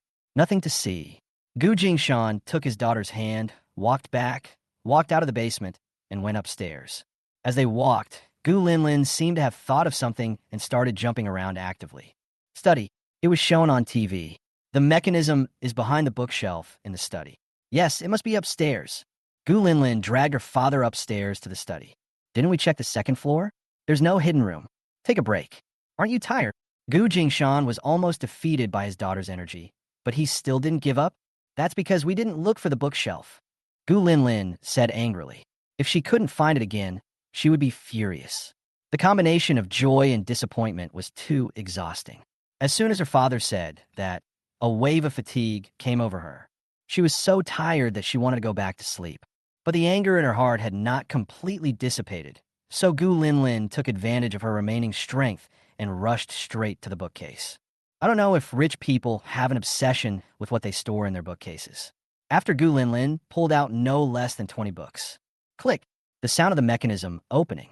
Gu Jingshan was impressed by his daughter's initiative. She could even find such a trap. He stepped forward to protect his daughter and then took a step back, and the bookshelves slowly retreated to both sides. Chapter 29, The Boy Who Brings Wealth, is here. Huh? A tone of great disappointment. What a waste of feelings. Who put the bedroom inside the study? And used such a hidden switch? Gu Jingshan almost laughed out loud at his daughter's complaints. An unremarkable rest room appeared inside the bookcase. There was only a black wooden bed and black cabinets of various sizes against the wall. There were no glittering golden treasures, nor were there wooden boxes piled high, as imagined. Gu Linlin was about to collapse. Her desire to find treasure was now completely gone. So tired. Snap. She just laid down on the bed and didn't want to get up. It's dirty, don't lie down. It's been a long time since we changed here. Get up. Gu Jingshan reached out and pulled his daughter up. Seeing her daughter's face full of despair, she quickly spoke to comfort her. This is a treasure. If it weren't for us, Linlin, I wouldn't have known there was a bedroom here. Look, we have an extra room to use. We've made a profit. Okay. Gu Linlin sat up reluctantly. What her father said made sense. It's just a little hard to accept that my treasure hunt would end like this. Gu Jingshan coaxed his daughter and turned his attention to this room. The furniture styles of the entire villa are very coordinated, warm, and comfortable. But the style in this room is completely different from that outside. Gu Jingshan paced to the wall. The furniture in this room was a square rectangular cabinet with no patterns. The front was embedded with brass cabinet noses. When opened, 2 adults could fit inside. Generally, this kind of thing is used by wealthy families to store dowries and is also part of the dowry. On the largest cabinet were several worn-out black wooden boxes of varying sizes, exactly the same style as the cabinet, stacked layer upon layer. Gu Jingshan reached out and opened the small wooden cabinet on top. Empty. Gu Linlin hurried over to see what was happening, and a sigh of disappointment came from her mouth. Gu Jingshan didn't feel too disappointed. He had been mentally prepared and opened each box to take a look. He opened the 3rd box and found it was also empty. Just as he was about to close it, a flash of light hit him. He paused. There were shiny things in every corner of the half-sized wooden box, shining brightly under the light. Gu Jingshan quickly reached in to take it. The outermost ones were a bit tight, and it took some effort to snap them out one by one. It turned out that there was a hole there, and a few tiny stones had leaked in. It must have been left out by the previous owner. When Gu Linlin saw the red crystals in her father's hand, she couldn't help but exclaim, "Ah, what's wrong?" Gu Linlin bit her fingernails to resist the almost uncontrollable excitement. Her inner voice kept drilling into Gu Jingshan's mind. On my past life, I remember a rumor about a villa that changed hands. The previous owner left behind a few rubies, and the new owner made a fortune. Could it be that Uncle Gene sold this house? Gu Jingshan nodded secretly in his heart. I heard that there was a 32-carat star ruby among them, which stole the show and auction in Hong Kong that year with its sparkling starlight and beautiful purple color. Gu Jingshan fumbled with the red gem in his hand. How heavy is 32 carats? He couldn't figure out. The largest one, when held in the light, is actually visible as a star. Gu Jingshan also became excited. If this is the ruby, then all the money he spent on buying the villa will be returned. The gem is beautiful, Gu Linlin said cautiously. Give one to Linlin if it looks good, and give the others to Linlin as her dowry. Oh, that's not what I meant. Gu Jingshan put the smallest one into Gu Linlin's hands and let her play with it. Gu Linlin held it tightly. Gu Jingshan smiled knowingly at his daughter's cute appearance. My daughter had started a treasure hunt, and now that we'd found something, we had to double it up. Girls can't resist shiny things like that. Gu Linlin pinched the shiny stone between her 2 little fingers, closed one eye, and looked around through the stone with the other eye. When she looked at the big black box, she suddenly stopped. No, I remember that rumor also mentioning the discovery of a set of large wooden chests made of millennial-old golden nama wood. Those 7 chests were eventually donated to the museum and became the treasure of Haishan City. Millennium-old, gloomy golden nama? 7? Gu Jingshan shone a flashlight on the wooden box. He didn't recognize the material of the wood and couldn't tell the difference between it and ordinary wood. He could only see that it was pitch black with beautiful faint patterns on it. If it is a treasure of the museum's treasure level, then you'll make a lot of money. Gu Jingshan counted and found that there were only 4 boxes at the scene, which should not be the legendary 1,000-year-old gloomy wooden box. What a pity. Linlin, do you like shiny stones? Like. Then let's keep it a secret and don't let anyone know, okay?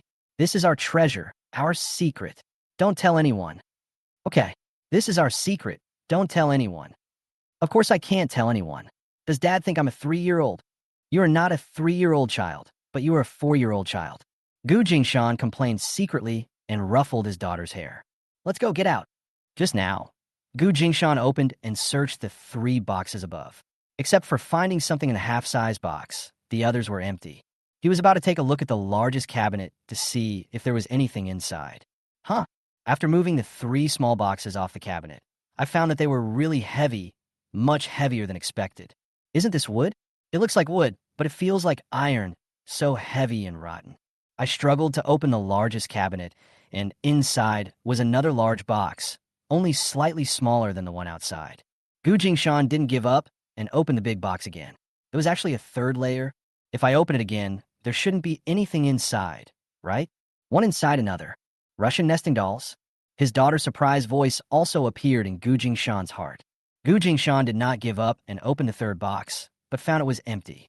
Well, it was all for nothing. No, if you add them up, that's 6 boxes. If this is the legendary, gloomy, golden Nama box, there is still one thing missing. Dad, I want a small box to hold my treasure, okay? Gu Linlin's voice rang in his ears. Gu Jingshan turned around and found that his daughter was holding a small box the size of a palm in her hand. The design was exactly the same as the other 6 cabinets, except for the size. A sense of fate suddenly arose in his heart. The 1,000-year-old, gloomy golden Nanma cabinet is still his. Of course, Gu Jingshan replied casually. He tried to stuff the other 3 boxes back into the big box in order. One fits inside the other, fitting perfectly. The smallest one fits perfectly inside. Gu Jingshan took the palm-sized wooden box in his hand and prepared to take it out. No matter how valuable the treasure is, as long as my daughter wants it, I can give it to her. Before Gu Jingshan figures out how to use them, let's store the others here temporarily. After all, no one has found it before, which means that this storage location is safe. After closing the bookcase outside, Gu Jingshan called Jin Xiuyue, ready to ask Xiuyue about the details of the gloomy wooden box. I found a set of black wooden boxes in the study. Do you want them? Brother, you're my real brother. Are you kidding me? I'm giving you all the furniture in the whole house. Of course, the things in the study belong to you too. They're all yours. If you don't like the black color of the furniture, just get rid of them. I want to take them back after the house is sold. Don't worry. I'm hanging up. I'll call you back later. Please say hello to Linlin for me. I'm very busy right now. Let's not talk for now. Come visit me when you come here to travel. Bye. Jin Xiuyue finished talking like a machine gun and hung up immediately. Gu Linlin and her father looked at each other. Gu Linlin nodded and said solemnly, Uncle Jin is a good man. She couldn't even tell how many times Uncle Jin had given them the baby. The boy who brings wealth is really gone. Chapter 30 blood suddenly rushed to the forehead. Life goes on as usual. Gu Jingshan's tension eased considerably. With all that treasure as a foundation, he felt even more confident. While he couldn't cash it in easily, having something in his family was a source of confidence. Occasionally, he would think of the 10 million treasury bonds mentioned by Jin Xiuyue and feel sorry from the bottom of his heart. It's been so long, I guess it sold out. Even if he sold the gems, it was too late. Gu Jingshan arranged for Li Meng to clear out an extra dormitory, and every weekend when Xiaomei was off duty, she would bring the children to reunite with Li Meng. Weekends were a relief for Gu Jingshan, as Gu Linlin would play with Li Yu during the day, and Xiaomei could take good care of them both. Seeing that familiar figure and the little sister together, appearing in the barbecue city, Gu Jingshan's scalp tingled. Mom, why are you here? Gu Jie forced a smile and said, My mother insisted that I bring her here. She said she wanted to see where you work. You can only find a job under this kind of self-employed person. You're lucky to have found this kind of job. You're relying on your sister and brother-in-law for help. Mother Gu rolled her eyes at Gu Jingshan and curled her lips in a sarcastic tone. She just wanted to go and say hello to her son-in-law, but he was so busy that she was dragged to the dormitory by her daughter. The paint here was okay. She couldn't find anything to complain about. Have you finished reading it? If you have nothing else, just leave. We're too busy right now and don't have time to chat with you. Gu Jingshan sighed and closed the document in his hand. He had a very calm attitude towards his mother, without any expectations or emotions, and even Mother Gu's derogatory words no longer affected him. Mother Gu now turned her attention to Gu Jia. What are you doing here while they're working? Go back and take care of Xiaohe during the holidays. You're just sitting here doing nothing anyway. Gu Jia looked embarrassed. Mom, I still have to clean up for Li Meng, do the laundry, and tidy up the house. I really don't have time to take care of Xiaohe. He's your brother. If you don't take care of him, who will? If not, let the two little girls go back and serve tea and water to the elders. When you were your age, you could cook. These little girls nowadays are lazier than each other. Gu Jingshan refused. They both have to go to cram school and have no time. Gu Jie and Li Meng only see each other for a day and a half a week. Do you want to make life difficult for the couple? Mother Gu became even more arrogant and domineering. Bullshit. Why is your little girl going to cram school? What a waste of money. When you get your salary, why don't you buy your brother some spare ribs to replenish his body? If you dare to spend your money on a little girl, I will teach you a lesson. She knew that Gu Jingshan could make money and wanted to bring up the old matter, but she was not so arrogant because she was in an outside world. The impatience in Gu Jingshan's eyes gradually deepened. My daughter, I love her. If you love your little son, just buy it for him yourself. Gu Jinghe doesn't call me dad. I have no obligation to support him. When Mother Gu heard this, she wanted to jump up again. Xiaohe is injured. You don't even want to take care of him. How can you be a brother like you? Your father is not at home. The eldest brother is like a father. If you don't take care of him, who will? If you don't want to take care of him, bring the money back. Oh, no one has been taking care of him lately, but he's still alive and well. I took a day off at noon to come back and cook for him. You two are ungrateful. Seeing that the mother and son were about to start arguing again, Gu Jie hurriedly chased her mother away. Mom, please leave quickly. If you stay here for too long, the boss will deduct your salary if he sees you. If you stay here any longer, Li Meng and my brother will be deducted from your wages. Li Meng is already tired. Don't cause him any trouble. When Mrs. Gu heard that her son-in-law would be implicated, she felt embarrassed to go down. Jir, come with me to collect cloth this afternoon. I need to make a new quilt for Xiaohe. She paused and threatened. If you don't go, I'll come find you. Go, go, go. I'll go in the afternoon, okay? Gu Jie pulled her mother out of the dormitory and left the barbecue city. Gone. Li Meng stretched his neck after the old lady left. He was still in awe of her fighting ability. No one wanted to fight their mother-in-law. Gu Jingshan said indifferently. Jir coaxed her away. That's good.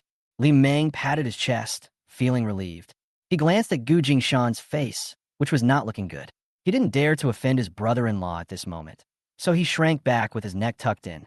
After dinner in the afternoon, Gu Jie held the two girls' hands, one in each hand, and said, I'm going to take Lin Lin and Yu out for a walk. You don't have to worry about them. Okay, there are a lot of people in the park right now, so please be careful. 2 hours later, the business at the barbecue city came to an end. Gu Jingshan returned to the dormitory to rest. When he passed by Gu Jie's room, he found that Gu Jie and her mother were there, but there was no sound of the two chattering girls. I asked casually, where are Lin Lin and Yu? He thought the two children didn't know where to play. Our mom asked me to go out with her to grab some daily necessities. I asked Lin Lin and Yu to stay at home. Gu Jingshan was stunned, and a bad feeling arose in his heart. Oh, yes, we grabbed a lot of cheap goods that didn't require tickets.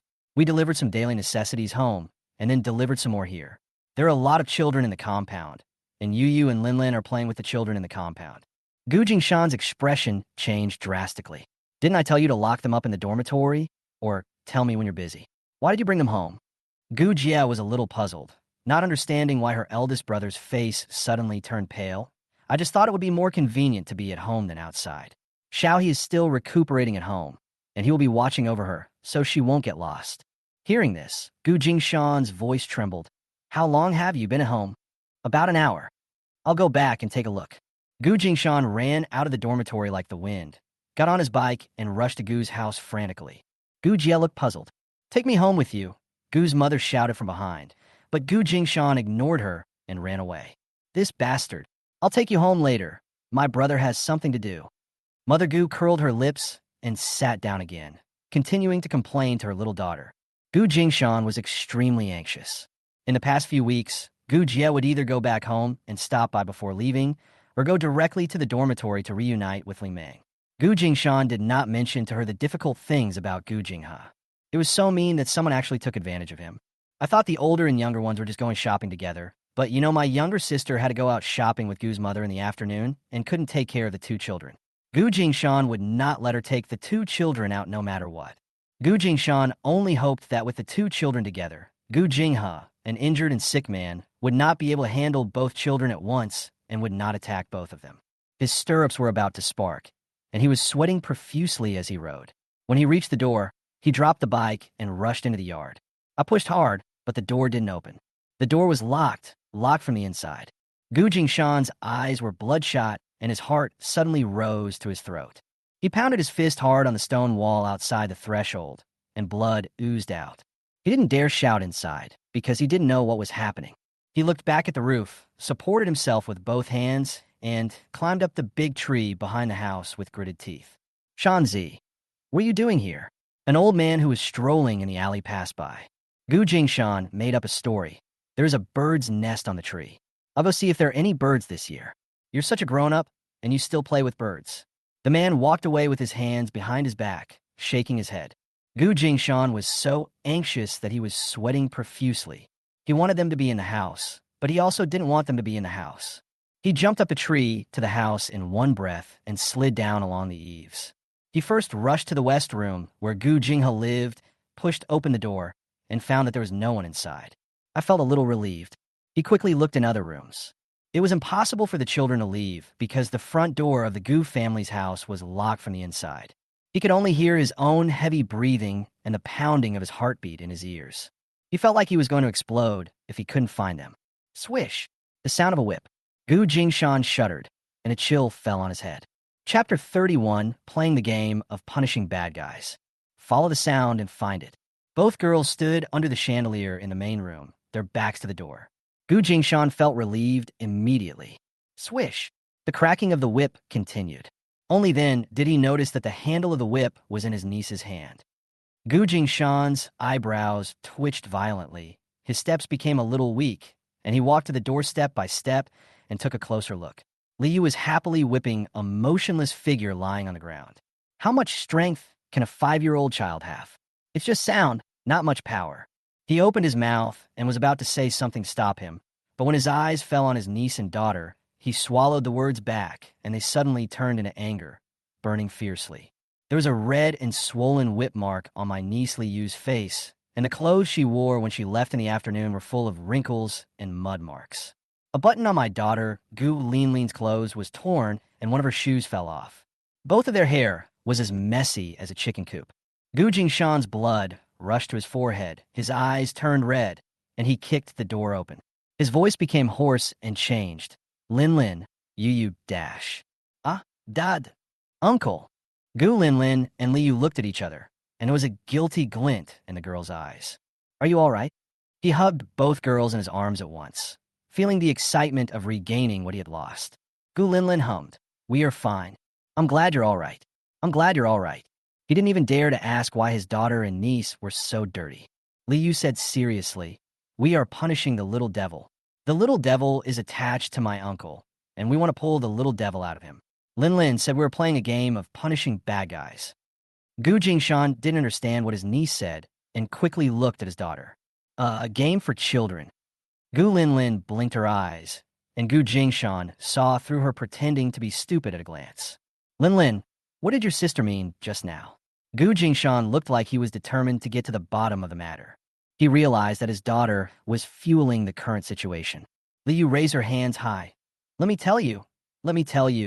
Uncle, my grandmother said that there's a kind of bad person who must have the devil whipped out of him. Even if he is almost there, he must be whipped with 9981 times. 20 more whips will be enough. Just wait until I finish whipping him. Liu spoke seriously and whipped Gu Jinghe again. Gu Jinghe, who was lying on the ground unconscious, trembled slightly. Oh, Gu Jingshan was even more confused. Gu Lin explained in a low voice, Cousin Yu believes that people who do bad things are possessed by ghosts. Only by beating the ghost to death can the bad people change their ways. That should be pretty close. Gu Jingshan's breathing became unstable, and he turned to Liu. Who told you that?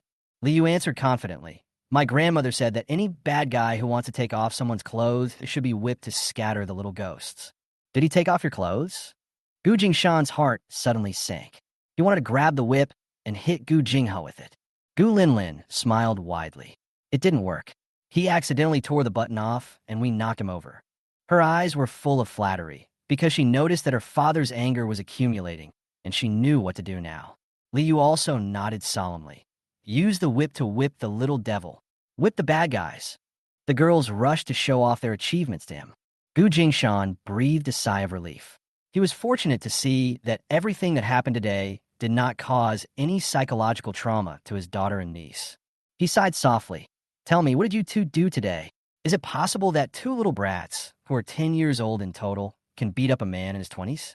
The two of them chatted back and forth and quickly recounted all their experiences that afternoon. Gu Jie took the two of them to meet up with Gu's mother to go shopping. When they saw daily necessities on sale on the way, the two of them rushed to buy them. It was not enough to go to the Gu family's house in one trip, so Gu Jie thought of buying some more to put in Li Meng's dormitory, so she went again. But because it would be troublesome to bring the two girls along, Gu's mother decided to let them play in the alley. Gu Linlin originally wanted to tell her aunt to send them back to the barbecue city. She knew Gu Jingshan's worries. After seeing that his uncle had difficulty walking, he suddenly changed his mind. Ever since her father found out some news that she didn't know, she has been trying to prevent her uncle from contacting her. She wanted to take revenge on her uncle, and now was the best opportunity. So she obediently stayed at Gu's house with her cousin, waiting for her aunt to come back and pick them up. Later, the uncle asked them to lock the door, which was exactly what Gu Linlin wanted. During this period, my uncle has been taking Chinese medicine to treat his leg injury. While helping her uncle warm up the medicine, Gu Linlin mixed the nutritional supplements she had prepared into the medicine and let her uncle drink it himself. Later, the uncle's eyes became more and more disgusting, and he wanted to touch them both. Gu Linlin was pulling her cousin around in circles in the main hall, while mocking her uncle for being a cripple. The uncle was furious, because his legs were not flexible enough, and he couldn't catch them. He just whipped them. That's how the whip marks on the Yu's face, the ground, and the furniture came from. The matter was over only when my uncle could no longer withstand the effects of the medicine and fainted. The whip was taken out by the uncle himself. Gu Linlin's eyes turned, and she indirectly brought up the topic of whipping the little devils that her cousin's grandmother mentioned. The two of them began to happily draw the ghosts. Unfortunately, they're all four-headed now and don't have much strength. Even if they take turns beating, they can't leave many scars on my uncle. Gu Linlin was still thinking about whether to avoid her cousin's knife to her uncle when her father suddenly appeared out of nowhere. She had wasted such a good opportunity. Gu Jingshan was almost laughing because of his daughter's anger. It's rare to have the opportunity to deal with my uncle alone. Luckily, my aunt let us stay and play. Otherwise, with my dad's personality, he would never let me come back. Gu Jingshan almost laughed out of anger when he heard his daughter's thoughts. Knowing that you were not allowed to come back, you deliberately instigated your aunt to keep you? It feels so good to give my uncle a beating like this. Wait, I'll give you two a good beating when I get back, and see if you're happy. They don't consider the worried adults at all. If Gu Jinghe were to do something cruel to them, neither of them would be able to escape. The boat capsized in the ditch this time, not only because Xiao had a broken leg, but also because he looked down on the two children and Linlin's deliberate actions were unintentional.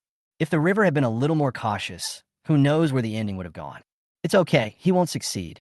I put sleeping pills in the Chinese medicine he was drinking and tricked him into drinking it. Gu Linlin's fingers were picking at her.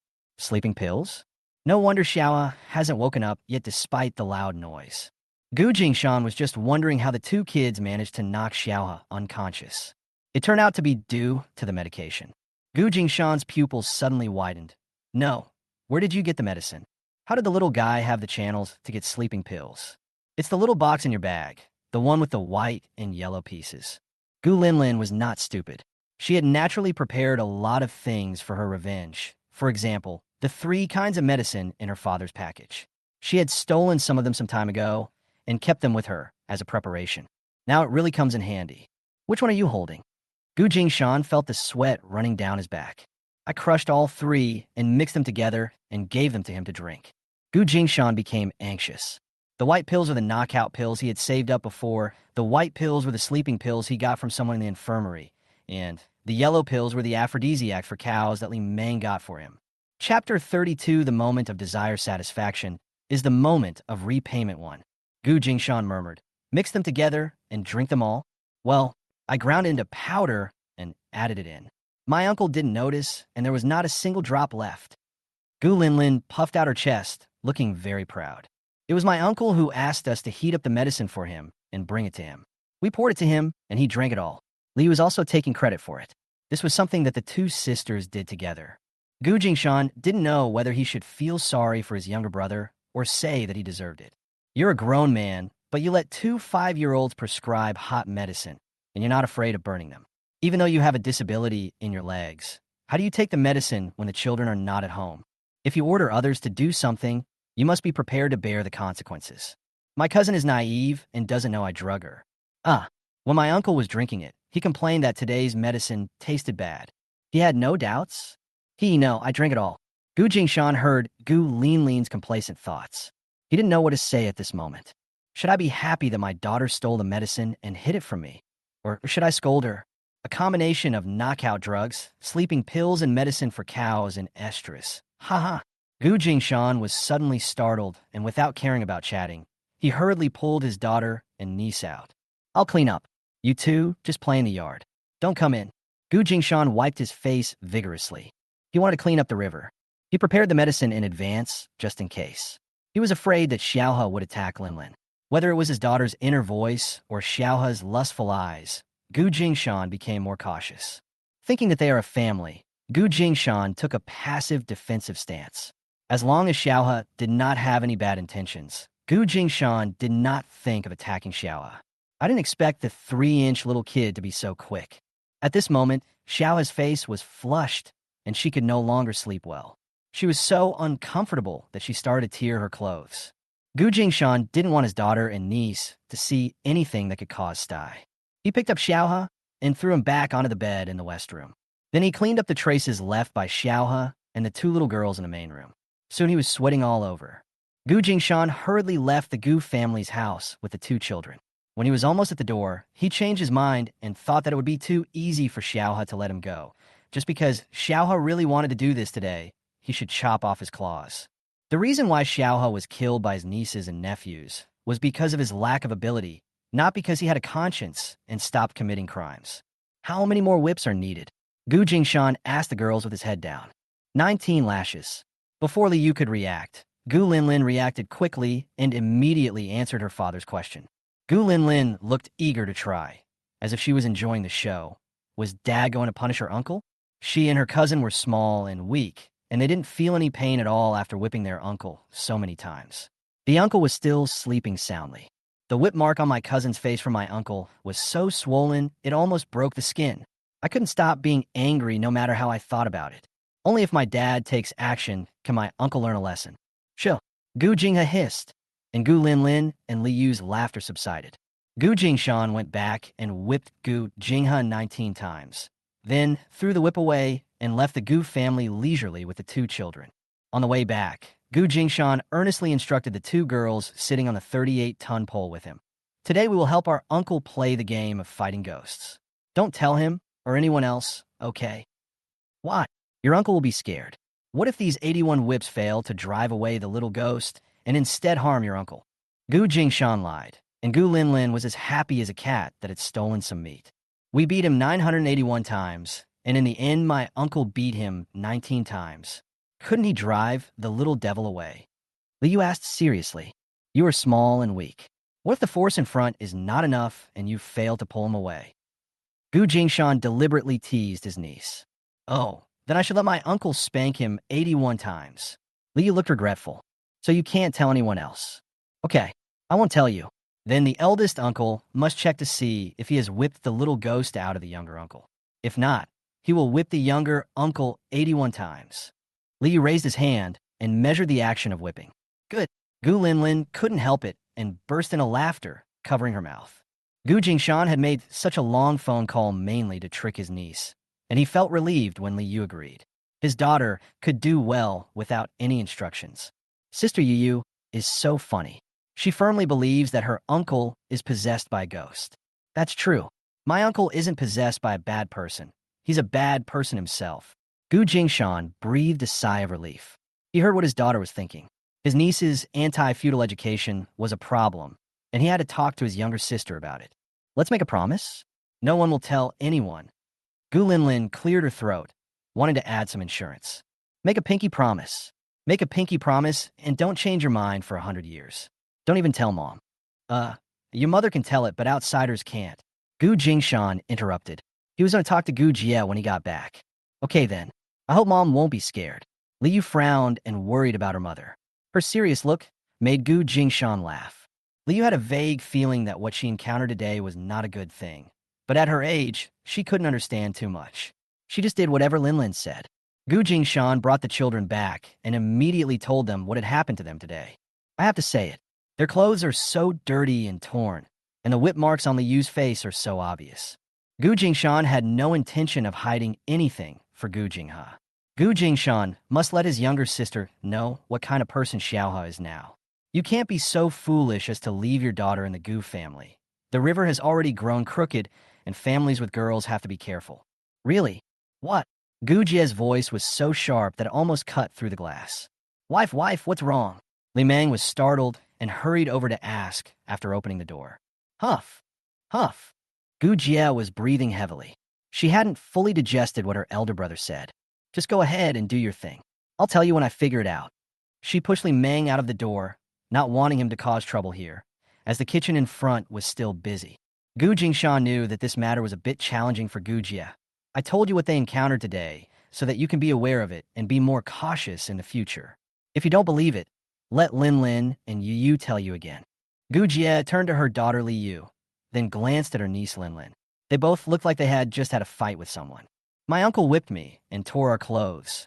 As Li Yu spoke, he unconsciously touched his face, which still felt stinging. Gu Jingshan suddenly held her hand to prevent her from touching him. The wound on her face had just been treated with medicine, and she couldn't move. When Gu Jie was halfway through listening, her face suddenly changed, and she turned around and wanted to run out. Gu Jingshan dodged and blocked her way. Where are you going? Gu Jie roared. I'm going to tear him apart. How could he? That's his own nephew. Gu Jingshan held his little sister's shoulders and said, Take a deep breath. Take a deep breath. Be good. We can't let the child be criticized. At least we can't openly use this as an excuse to argue with him. But, Gu Jie was about to cry. It's all her fault. If she hadn't left the children behind, they wouldn't have been frightened. Fortunately, my brother returned in time. If something else happened, she would be dead. A sinister look flashed across Gu Jingshan's eyes. Don't worry, he will be punished. Question mark. Gu Jie raised her head upon hearing this and looked at her elder brother with tears in her eyes. Chapter 33, The Moment of Desire Satisfaction, is the moment of repayment too. Ever since he learned about what happened to the training center, Gu Jingshan contacted the second generation of them under the name of Gu Jinghe and invited them to gather in Yunhai County. Because of the previous incident, he had been under house arrest for a long time and was only recently released. The second generation who were invited were bored and decided to come to Yunhai County to visit the man who had taken the blame for them and to threaten Gu Jinghe to stop talking nonsense. When I arrived at the county town, I didn't find anyone. No one had ever dared to stand them up, so the brothers were furious and decided to go straight to the Gu family's door. There is no coincidence in the world. They chose the same day. Gu Jingshan had just left the Gu family with his daughter and niece when they arrived. The door was ajar, but intermittent groaning sounds could be heard from it. They were all seasoned flower lovers, and they knew what the noise was about. They thought Gu Jinghe was a pervert and had stood them up for this. A few people looked at each other and pushed open the door. They thought they could see an erotic scene and get some evidence. I didn't expect to see such an erotic person. The person who used to bully others with them is now drugged and twisting in bed in a unique way. Gu Jinghe is handsome. His clothes are half exposed, and there are whip marks on his body. You can tell at a glance that he has had a lot of fun. These few people were originally not averse to all kinds of food. After the incident, they had been cultivating their minds and bodies for such a long time. When they saw the erotic scene in front of them, they couldn't help but be tempted and couldn't control themselves. Gu Jingshan had just driven his daughter and niece back to the barbecue restaurant when his mother said goodbye to her daughter and walked home. They did not meet head-on. When Mother Gu returned to the compound, she didn't go home directly. Instead, she chatted with the neighbors, boasting about her successful shopping spree and listening to everyone's compliments. She didn't walk home until the stars came out. Who are you? Why are you in my house? You are being hooligans. Mother Goo's terrified scream broke the tranquility of the sky. Catch the gangster? Where? Who shouted? Catch the gangster. Goo family.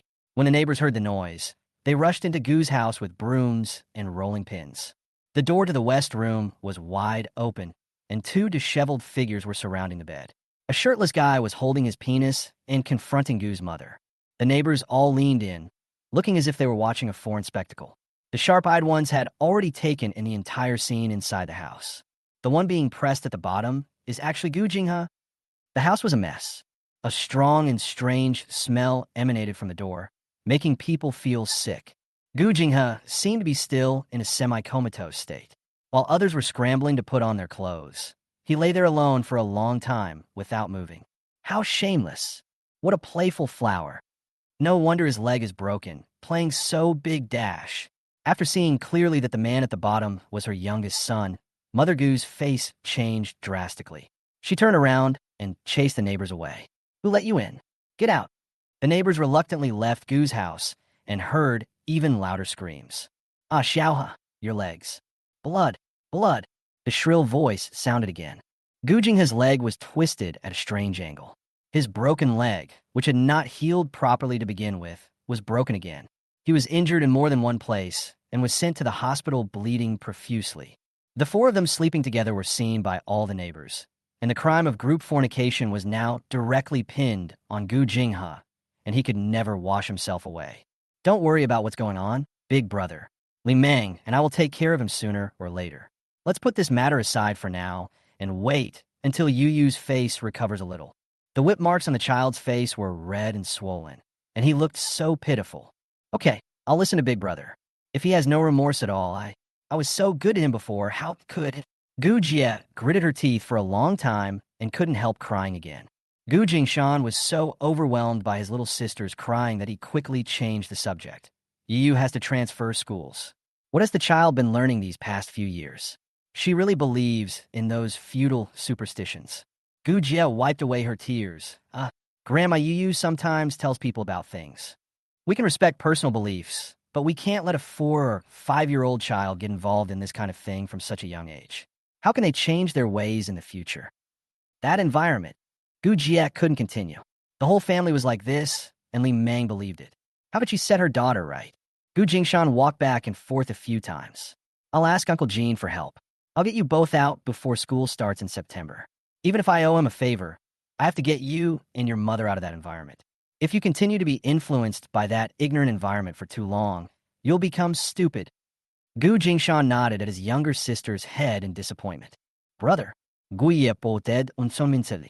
Okay, Li Meng has already left the coal mine. Why are you still staying at the Tianshui coal mine? We only get together once a week. It's not good for a couple to be separated for too long. Brother, thank you. My parents have always wanted me to go back to the county. It's my fault. Gu Jie felt a little sad.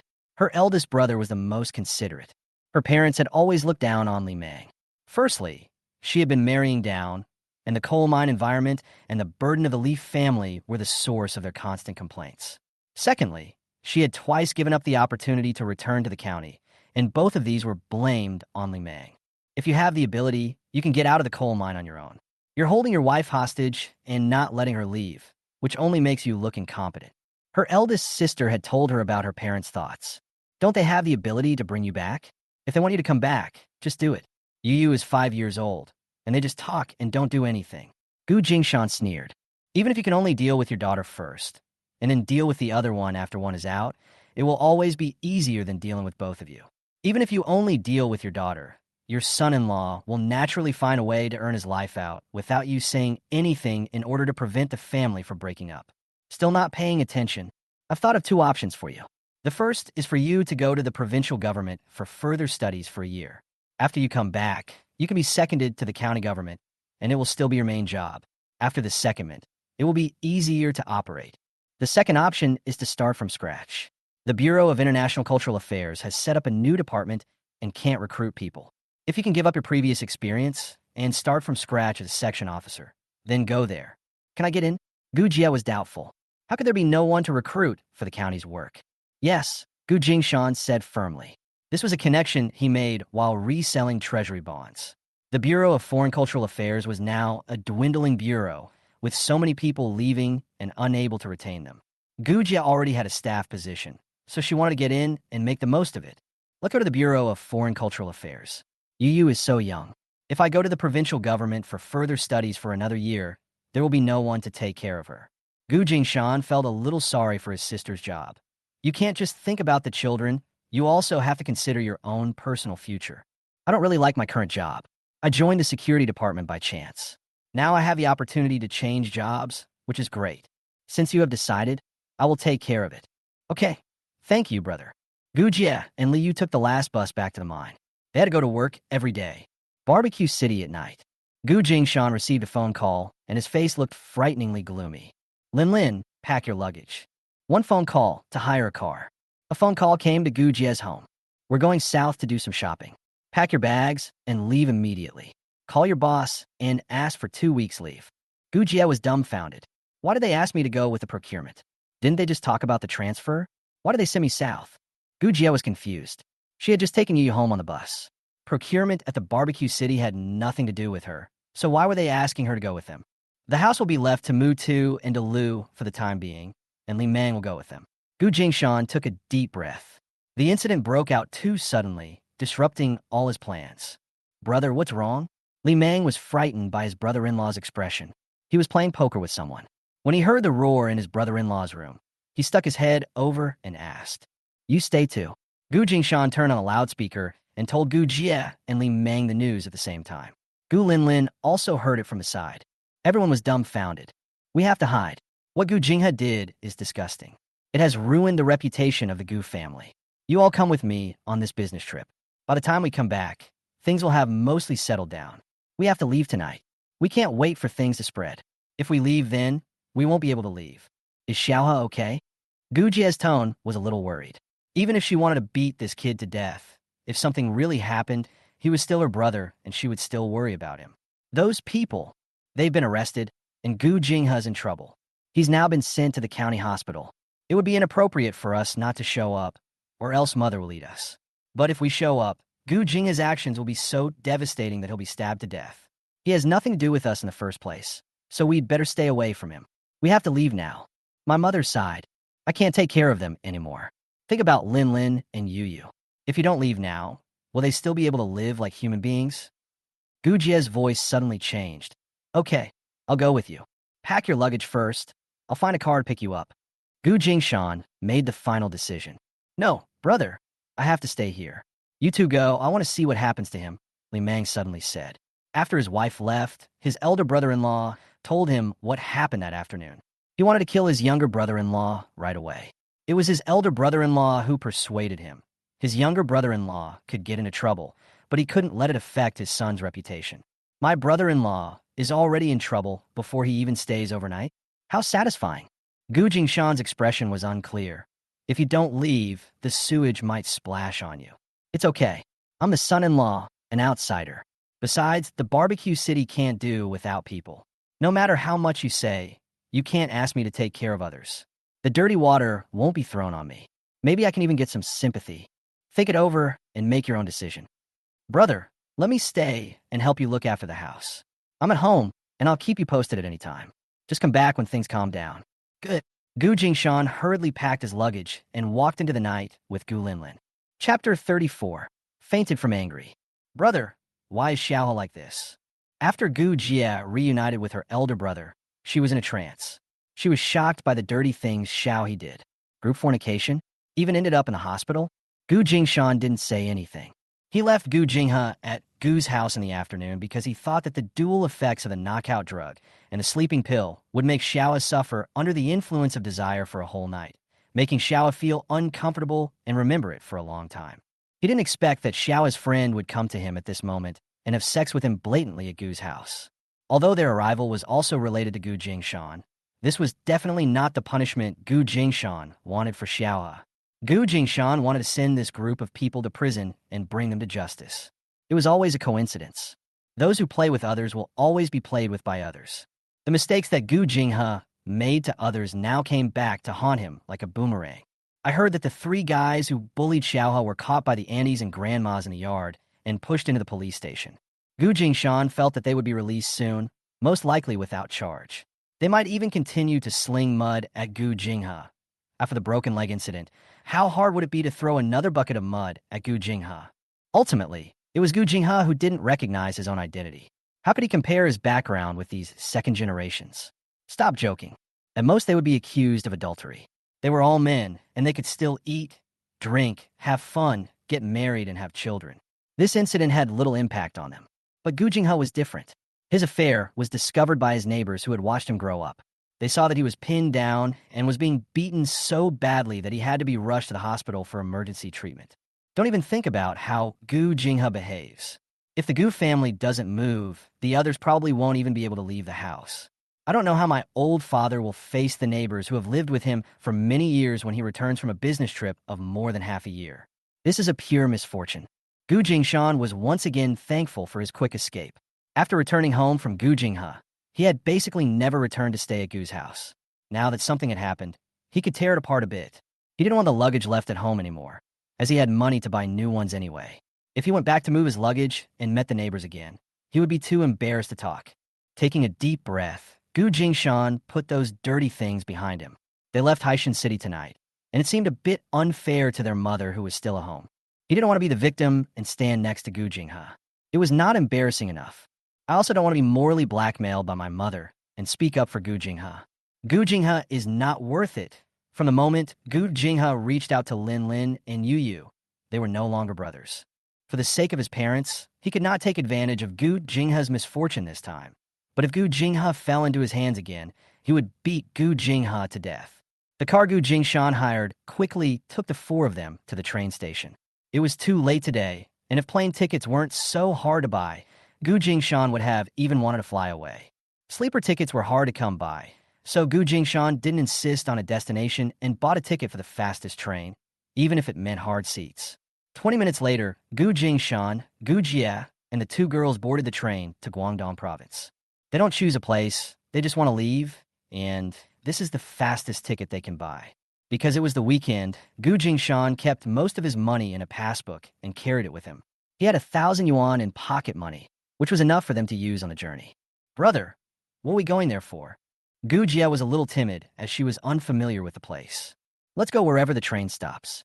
Stay far away, so as not to get splashed with dirt. In fact, Gu Jingshan didn't have any goals. He just took things one step at a time. He originally wanted to visit Jin Xiaoyue, but he couldn't buy a ticket to visit him, so he had to give up.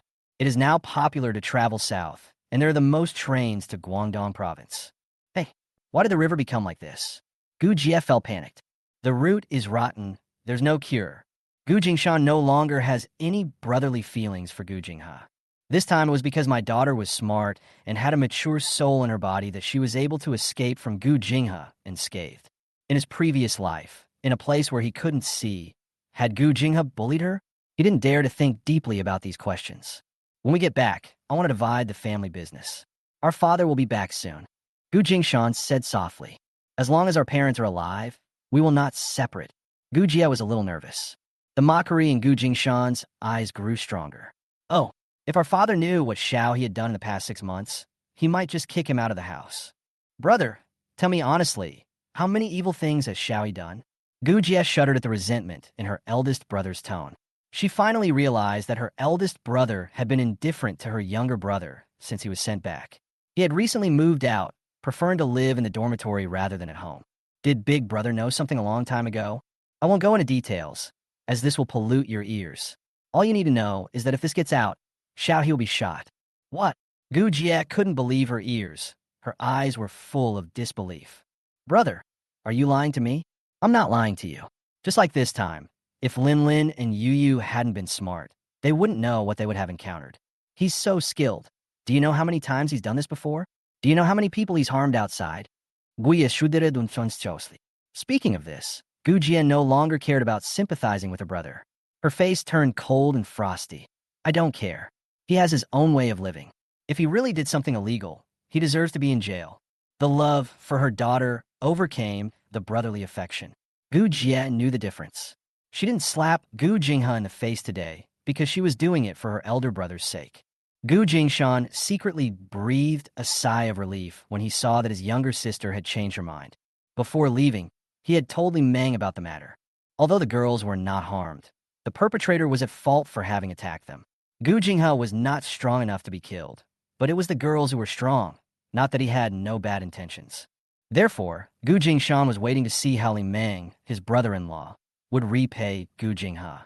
Moreover, Gu Jingshan also told Li Meng very clearly that he should let Li Meng vent his anger first, and he would take ruthless action to deal with Gu Jinghe after he returned home. By the time Mother Gu regained consciousness, she couldn't find anyone. Her eldest daughter was with the army, and her second daughter was away on further studies, so they couldn't be called back for a while. Her youngest daughter, Gu Jie, was at the mine, but she couldn't get through to her family, so Mother Gu had no choice but to call the barbecue restaurant. The first time, it was Luda who answered the call. "Hey, Annie, I'm so tired. I just fell asleep. I got up at 3 in the morning and have been busy until now. I have to go to bed quickly. In another 3 hours, it will be time to get up and work again." "What's wrong? What's the matter?" Since her son-in-law's colleague had said so much, Mother Gu didn't want to force him to wake up. "Nothing. I just want to know where Li Meng's wife is." "No. Sister Gu Jie went back in the afternoon. She said she was exhausted today. She probably slept with the child." Mother Gu had no other choice but to speak in a harsh tone. "What about Gu Jingshan? Wake him up." Dalu glanced at Mu Tu, who was standing next to him, and said in a slightly cold tone, "Ah, you mean Brother Jingshan? He's on a business trip with his boss today. His boss called him urgently, so he took the night train. He must have left Haishan City by now, right? You should have a pager with him. Why don't you leave a message for Brother Jingshan? You didn't accompany the boss on business trips earlier, and you didn't accompany the boss on business trips later. We need people here, but we can't find him. He's such a short-lived ghost." Mother Gu cursed and hung up the phone without waiting for Dalu to say anything. Dalu and Mu Tu looked at each other again, shook their heads subconsciously, and both felt extremely disgusted with the double-standard behavior of the platoon leader's mother. Gu's mother actually treats her daughter better than her son. Not only does she exploit her eldest son to death, she also scolds him whenever she disagrees with him. They were all taken care of by the platoon leader, and it was really annoying that the old lady cursed the platoon leader in front of them. Hey, it's better not to have a mother like this. The next day at work, Gu's mother called again. Li Meng had to pick up the phone. "Ah, mother, I fell asleep last night. Gu Jie went on a business trip with eldest brother, and our boss's wife wanted to take people out to show off. The others are not very capable, but our Jie is very stylish. Gu Jie has returned to the mine, and our boss specially sent a car to pick her up. Well, the two children were also brought along, saying that they wanted to go out together to see the world." Li Meng made up nonsense and boasted proudly for a long time. Yes, it will probably take at least 10 days or half a month. Is there something wrong, Mom? Why did you call twice in a row?" He made a subtle move on his mother-in-law. "Oh, I'm glad you're okay. If you need anything, call me. I'll be at the stove right away. I don't know what time it will be when I get busy. Come on." Gu's mother on the other end of the phone opened her mouth, too embarrassed to say a word. What happened to Xiaohe was a scandal. How could she possibly tell it to her son-in-law and pollute his ears? And it was a son-in-law she had always despised, and now she was even more ashamed to let him know. But if she can't find Gu Jie, who can she ask to help her take care of Xiaohe? If you have time, ask Xiao Jie if she can come back earlier. There's something going on at home, and we need her to come back and take care of things. Li Meng's tone was very exaggerated. "Ah, we can't make the decision on this. The boss has to give the order. Jie is able to go out at public expense because of Big Brother's influence. Big Brother has to listen to the boss. That exhibition is very important. I probably won't be able to get back for a while. Mu Tu, Brother Mang, help. Dalu, Brother Mang, hurry up. I'm too busy." Li Meng glanced at his brother with a smile and agreed casually. "Okay, I'll be right there." Mother Gu heard someone talking on the phone. Her son-in-law's colleague came over and called him several times, calling her son-in-law back to the workbench one after another. She sighed heavily. "All right then, I'll hang up first. Go ahead and get busy." Mother Gu thought about it again and again, and before hanging up the phone, she whispered to her son-in-law, "Xiaohe had some problems and is in the hospital." Li Meng's voice was exaggerated. "Ah, Mom, why didn't you tell me earlier where Xiaohe is in the hospital? I will go to visit him after work." His attitude was positive and enthusiastic. Mother Gu pondered for a while, and finally gave the hospital room number to her son-in-law. After hanging up the phone, Li Meng breathed a sigh of relief and felt fortunate for his brother-in-law's foresight. Recalling his brother-in-law's disgusting face, Li Meng's face darkened. Dare to touch his daughter. It's just a hospital stay. That's nothing to worry about. Better days are still to come. Tonight's punishment will start with visiting Gu Jinghe after work. For those working in the catering industry, the working hours are never fixed.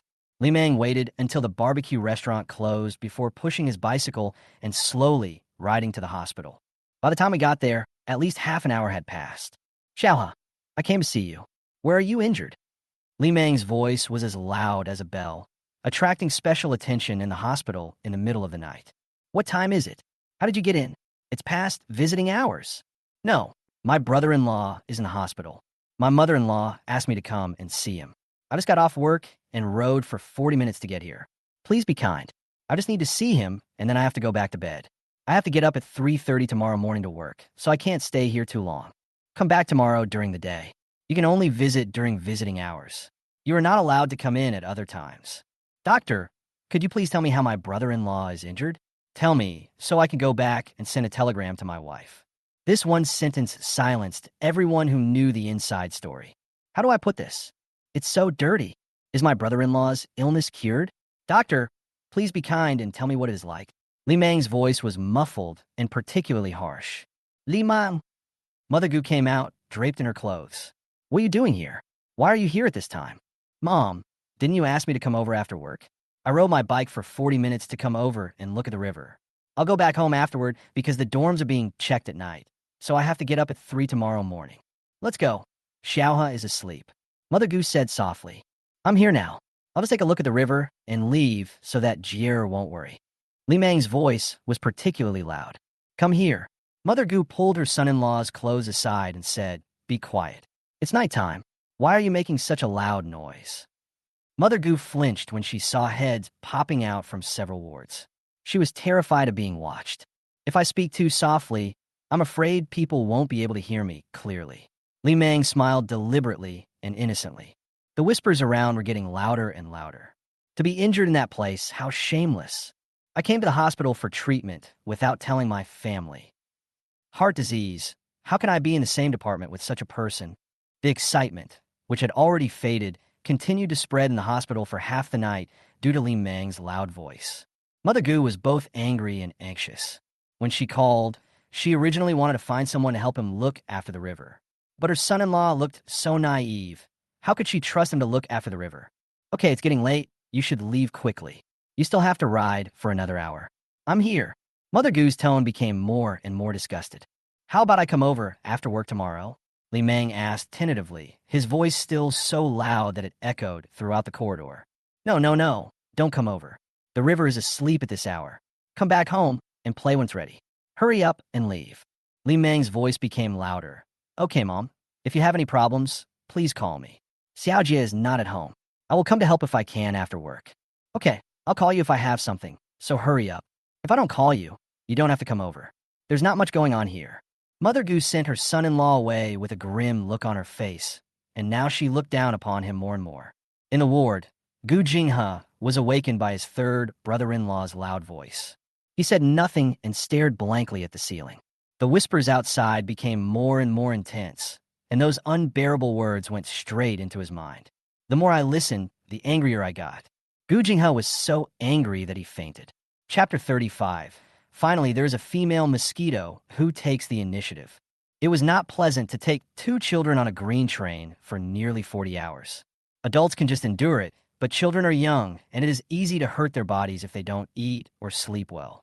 Gu Jingshan used 2 boxes of Honkashin cigarettes with filter tips and, through the train attendant connections, bought a sleeper berth. The 4 of them finally felt a little more comfortable in the second half of the journey. It was early summer in Haishan City, and they had left overnight, both wearing long trousers and thin jackets. The brother and sister had underestimated Guangzhou's weather, and in their haste, they hadn't brought any summer clothes. When getting off the train, Gu Jingshan was so hot that he took off his coat and only wore a tight t-shirt. His abdominal muscles and chest muscles were faintly visible under the black clothes, and his good figure was clearly visible. The girls' clothes didn't fit so well, so they had to get off the train and find somewhere to buy some. In Guangdong province, There are many varieties of summer clothes, and roadside clothing stores are everywhere, which immediately attracted the attention of Gu Jia and the girls. Mom, this looks great. The ones here look good too. It will definitely look good on my aunt. Gu Jia exclaimed. There's so many kinds of clothes here. They are so beautiful. She excitedly took her daughter and niece into the clothing store and was almost dazzled by the choices inside. Gu Jingshan stopped outside the door, and while waiting for the ladies to try on clothes, he started talking to the owner of the fruit stall next to him. The boss gave a thumbs up and boasted, Our clothes are the best in the country. Gu Jingshan's eyes flashed a little. Yes, I heard that this place is prosperous, so I came to see if there is any good business. Wholesale business is booming. People are coming from all over the world to buy goods. If you want to wholesale clothes, go to Shay or Zhongshan 8th Road. The stores nearby sell to individual customers. If you buy from here, you will lose a lot. The old man glanced at the mother and her two daughters in the clothing store. They were so happy trying on clothes. Gu Jingshan glanced lovingly at the two children and one adult in the store. It's your first time here, so let them buy whatever they want. We really don't understand the ins and outs of wholesale goods. So could you please explain it to me, brother? He took out a box of Hongdashan cigarettes, tore open the package, knocked on it twice, and gave two to the old man. It's a rare item. It comes with a filter. The fruit shop owner sniffed the cigarettes carefully, but couldn't bear to smoke them, so he stuffed both cigarettes behind his ears. Gu Jingshan gave the other party a chance again, and the old man then took another one, put it in his mouth, lit it, and took a deep breath. The Lianshuan Road Market and the Sheikh Clothing Wholesale Market mainly sell mid to low-end women's clothing. For children's clothing, go to the Nantian Children's Clothing Trade City on Zhongshan 8th Road in Liwan District. With a few Hongdashan cigarettes with filters as a base, the fruit stall owner's face was warm and his words became casual. If you want to do business in small hardware, electronic watches, etc., go to Industrial Street in Uesho District. Gu Jingshan listened carefully, nodded humbly, and almost wrote down what the old man said. Seeing the other party's good attitude, the old man became even more excited. Since this is your first time here, you may not be able to find a right place. There are secondary wholesale markets everywhere, and they all wholesale from these three places and sell at a higher price. Don't be fooled. It's only because I see that you, a young man, look kind that I tell you. If you trust me, go to these three places, and I guarantee you could buy the cheapest and most affordable goods. The old man waved his hand with a sense of commanding power. Okay, thanks so much, brother. I was asked to find it myself. I really got screwed. Gu Jingshan thanked the old man repeatedly and coaxed him into submission. While the mother and her two daughters were happily trying on clothes in the clothing store, he asked the old man a lot of questions. After Gu Jia left the clothing store with the two little ones, they were on their way to find a hotel. Gu Jingshan whispered to his daughter, Do the clothes here look good? Nice. How about I start a clothing business? The clothes here are so beautiful, and we don't sell them over there yet. If we bring these beautiful and fashionable styles home, I think we can definitely make money. Okay. Gu Linlin once again played the role of a qualified supporting actor. The two most profitable industries in the 1980s were clothing and food and beverage. My dad has a keen eye. Our barbecue restaurant is already on track, and on his first day of a long trip, he set his sights on the clothing industry. Dad is awesome. Gu Linlin looked at Gu Jingshan with admiration. When she went out after buying clothes, she heard her father chatting with the owner of the fruit stall. These ordinary customers in the market were the most well-informed.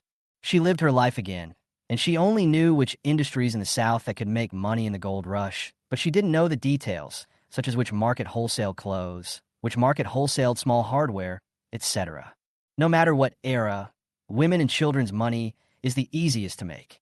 Dad even knows where the wholesale market is while he's out smoking with someone. He's truly my dad. Gu Jingshan was very pleased with his daughter's compliment, and a hint of pride appeared in his eyes. He decided to import some goods to test the waters. Before they even left the train station, they saw waves of small vendors carrying goods coming and going. Leaving aside Haishan City, there weren't many vendors bringing goods into Yanhai County, and that could be seen from everyone's clothes. Gu Jia went almost crazy at the sight of those gorgeous clothes, and believed that this market had great potential. So he really thought about doing clothing business. Even if he only sold it within the scope of these coal mines, he could make a profit. Many thoughts raced through his mind in a short period of time. Regardless of whether it was inappropriate to do so on the street, he started to inquire about his daughter's thoughts. Honestly, He felt this industry would be doing well in the coming years. The inland areas were at different levels of development than the coastal areas. The inland areas were relatively isolated and less fashionable. If he could bring fashionable clothes from here to the inland areas, he'd probably have no problem making some money in the first few sales. If you don't want to stretch your business too far and just want to make money, you can become a large wholesaler. Make every sale count and don't hold back on money or goods. Gu Jia, who was listening to the father and daughter chatting animatedly, almost rolled her eyes. Brother, what does Linlin know? You just chatted with the fruit shop owner outside, and you're interested in the clothing business? Ever since her elder brother left for the army, Gu Jia has never spent so much time with him again. For the first time, she discovered that her calm elder brother actually had this unknown side. He did whatever he wanted. He even asked the three-headed little lowly such business questions seriously, expecting Linlin to give him advice. Gu Jia's expression was hard to describe, and her niece's answer was also very convincing, which made Gu Jia laugh and cry. She had never known that her eldest brother and his daughter got along like this. What kind of habits did they develop? Children should be innocent and lively. Is it appropriate to tell children about these things that adults care about? I have to find a wife for my eldest brother when I get home. It's too late to talk about these messy ideas with my daughter every day. It would be better to find a wife to focus on her life, take good care of Linlin, and live a good life. Linlin is so supportive. She can communicate with me no matter what I say. Gu Jingshan raised his eyebrows, deliberately praised his daughter, glanced at his younger sister, and made Gu Linlin very happy. Is that what you call communication? That's called flattery. Gu Jia continued to complain. Everything you say is right and good. Dad, Linlin is right. The father and daughter looked at each other and replied in unison, with perfect tacit understanding. You don't understand. Gu Jia rolled her eyes. Okay, I don't understand, but you do. I don't care about your conversation with your father and daughter. Do whatever you want. It's okay, Mom. I understand you. Liu hugged her mother's arms sweetly and smiled innocently. Gu Jia's heart was suddenly soothed. Our Yu is so considerate. When leaving the clothing store, Gu Jia took the two girls with her, and Gu Jingshan carried all the bags of gift clothes. The muscles on Gu Jingshan's shoulders were strong. The lines were tight and smooth, and he looked relaxed and at ease. As he turned a corner, a graceful woman in fashionable clothes came from behind and took Gu Jingshan's arm. Please, do me a favor. Gu Jingshan was extremely alert and dodged when the woman got close to him, and the woman missed him. Sorry, it's not convenient. Gu Jingshan didn't even ask what specific help he needed. He just refused and ran away from the woman. I'll give you $1,000. No, 2,000. I really can't. 5,000. The woman stamped her feet and shouted coquettishly. 5,000 yuan is enough for an ordinary worker to earn for 3.5 years. Okay. Gu Jia was surprised and agreed immediately.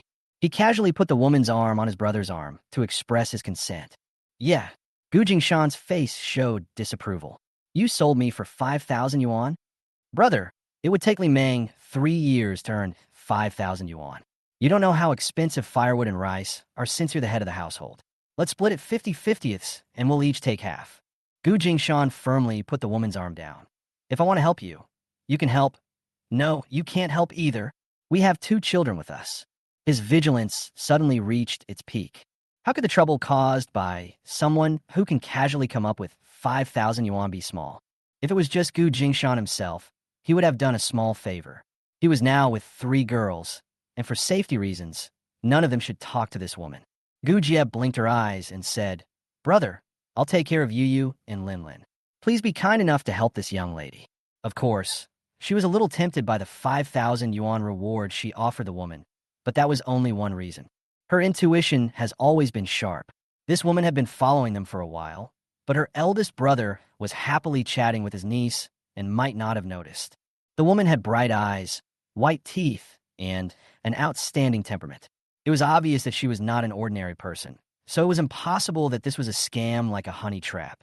He said he needed help, but he didn't look panicked, and his emotions were very stable, which showed that the trouble was not serious. Gu Jia believes in her elder brother's ability and believes that no trouble can trap him.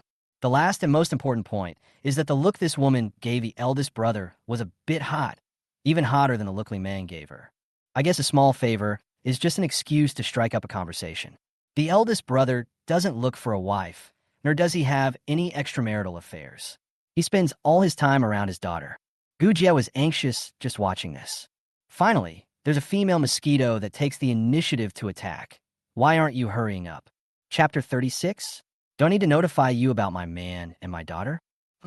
This woman, she looks so familiar. Where have I seen her before?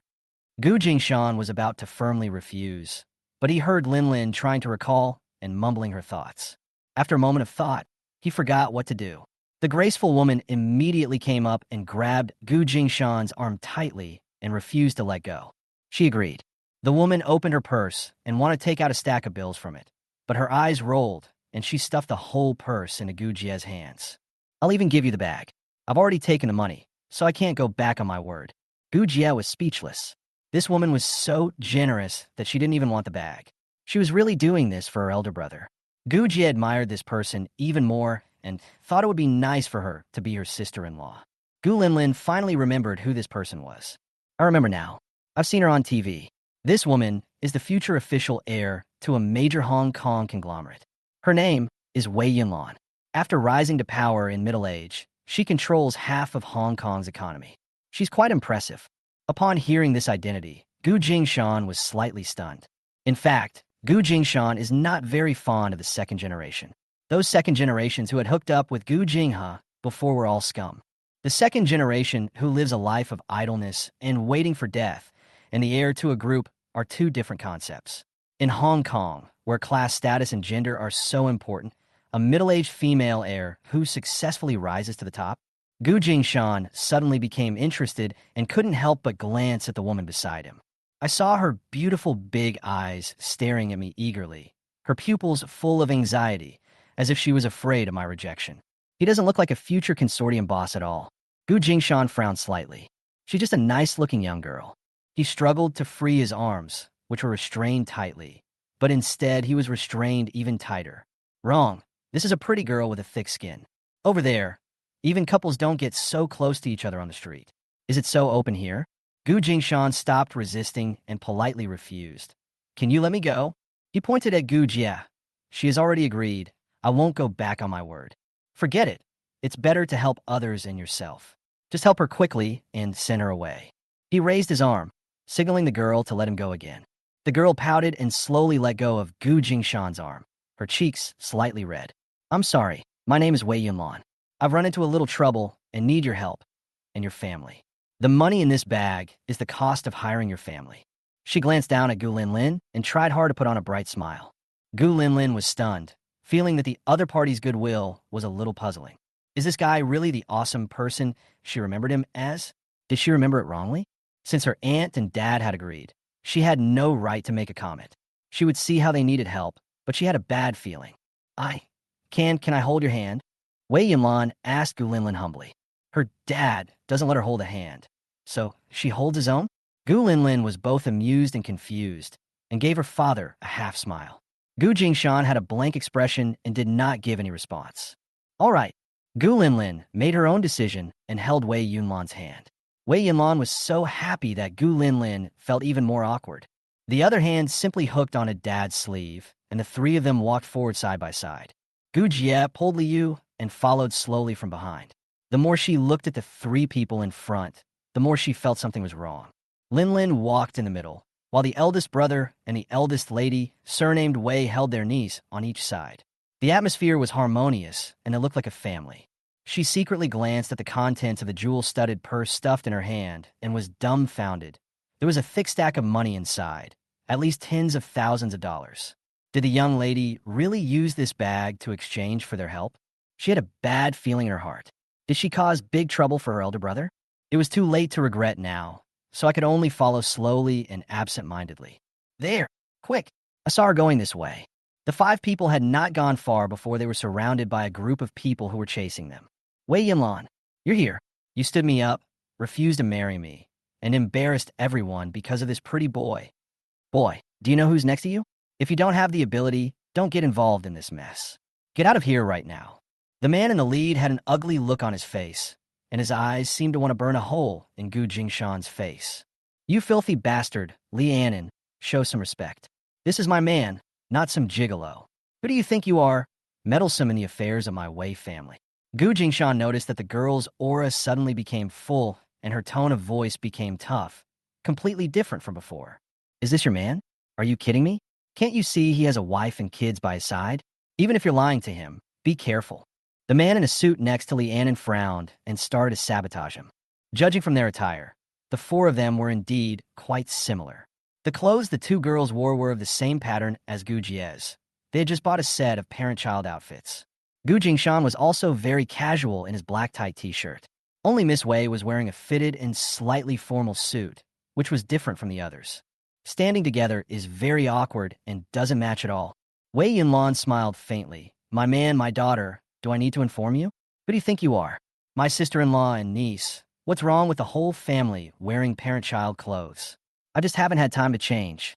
Sister Yunlan, did you secretly give birth to a child in the mainland?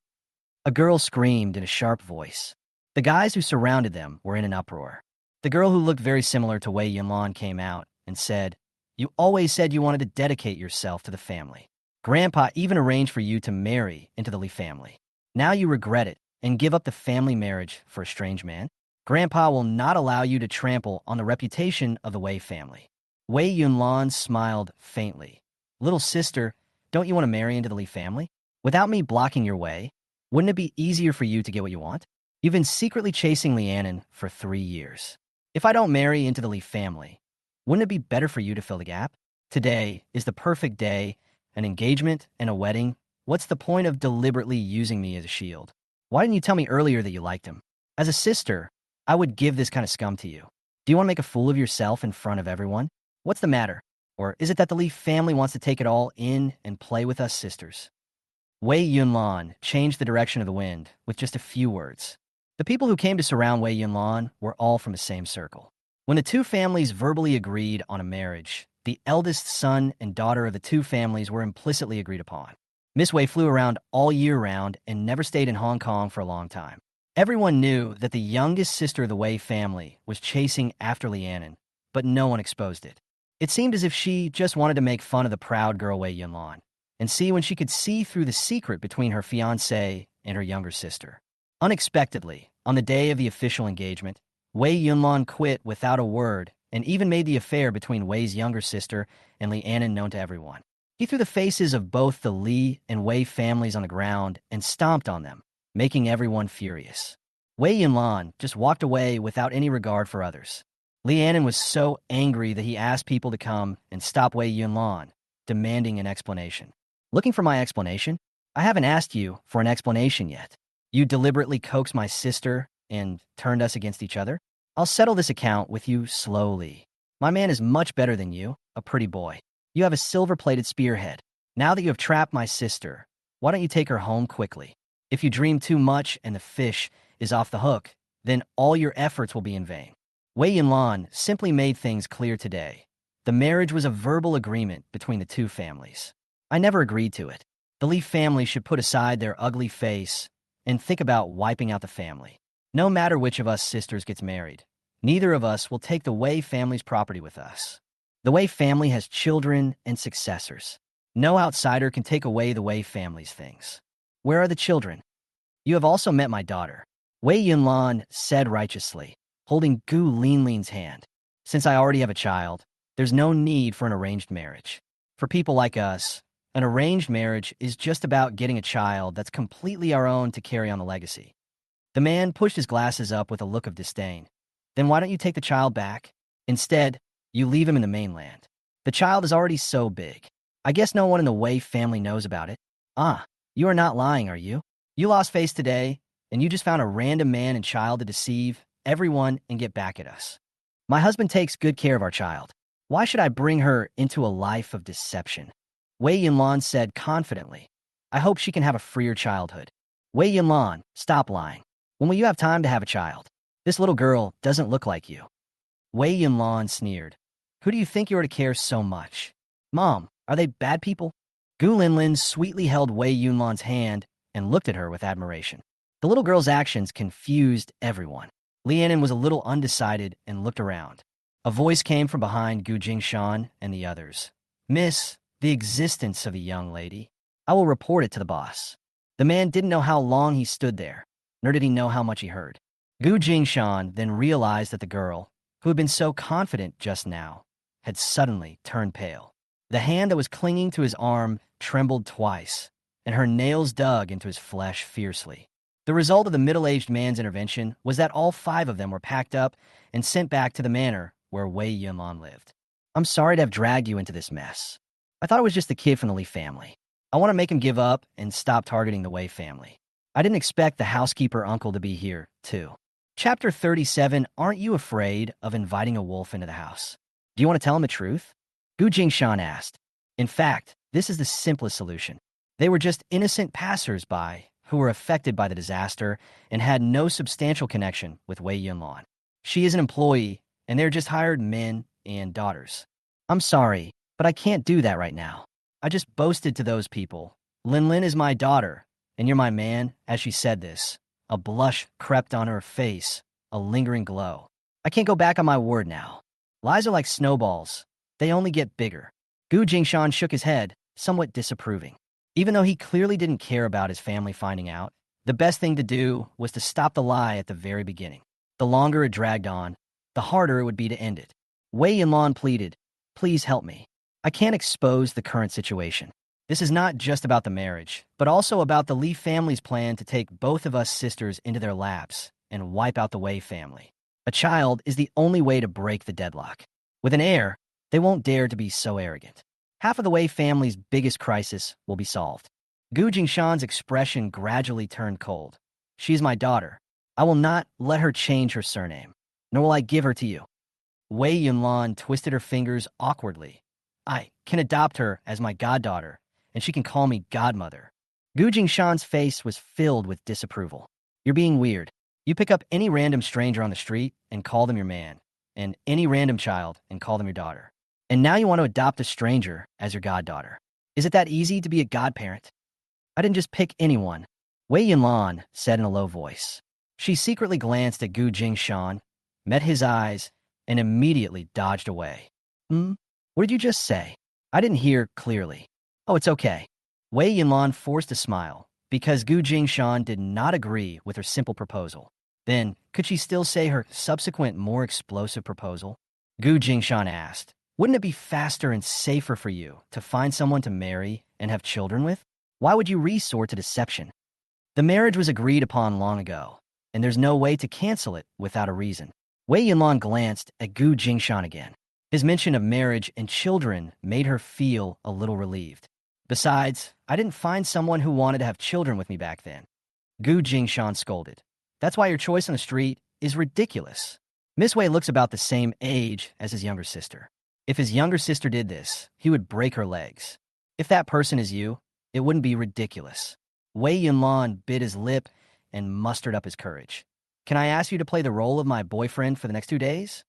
Gu Jingshan didn't understand what Wei Yunlan meant. The only way now is for you to be my partner. In fact, it will be better if we get married. Wei Yunlan's face was as red as the morning glow.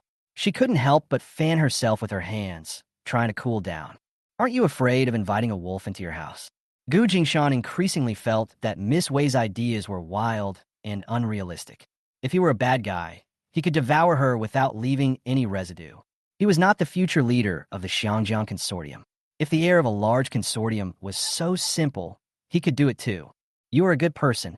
A good guy card fell on Gu Jingshan's head, making him laugh and cry. Wei Yunlan took a deep breath, feeling more and more that his idea was right. Anyway, he had already said it, so he might as well break the jar and say, I want to sign a contract with you, asking you to marry me for a period of 2 years. I can't stay here for 2 years. Gu Jingshan refused without waiting for her to finish. Wei Yunlan looked disappointed. She mustered up her courage again. You don't have to stay in Hong Kong all the time. You only need to come here twice a year. No, 4 times is enough. The rest of the time, I can fly over to see you. In return, you can use Wei's resources to a limited extent.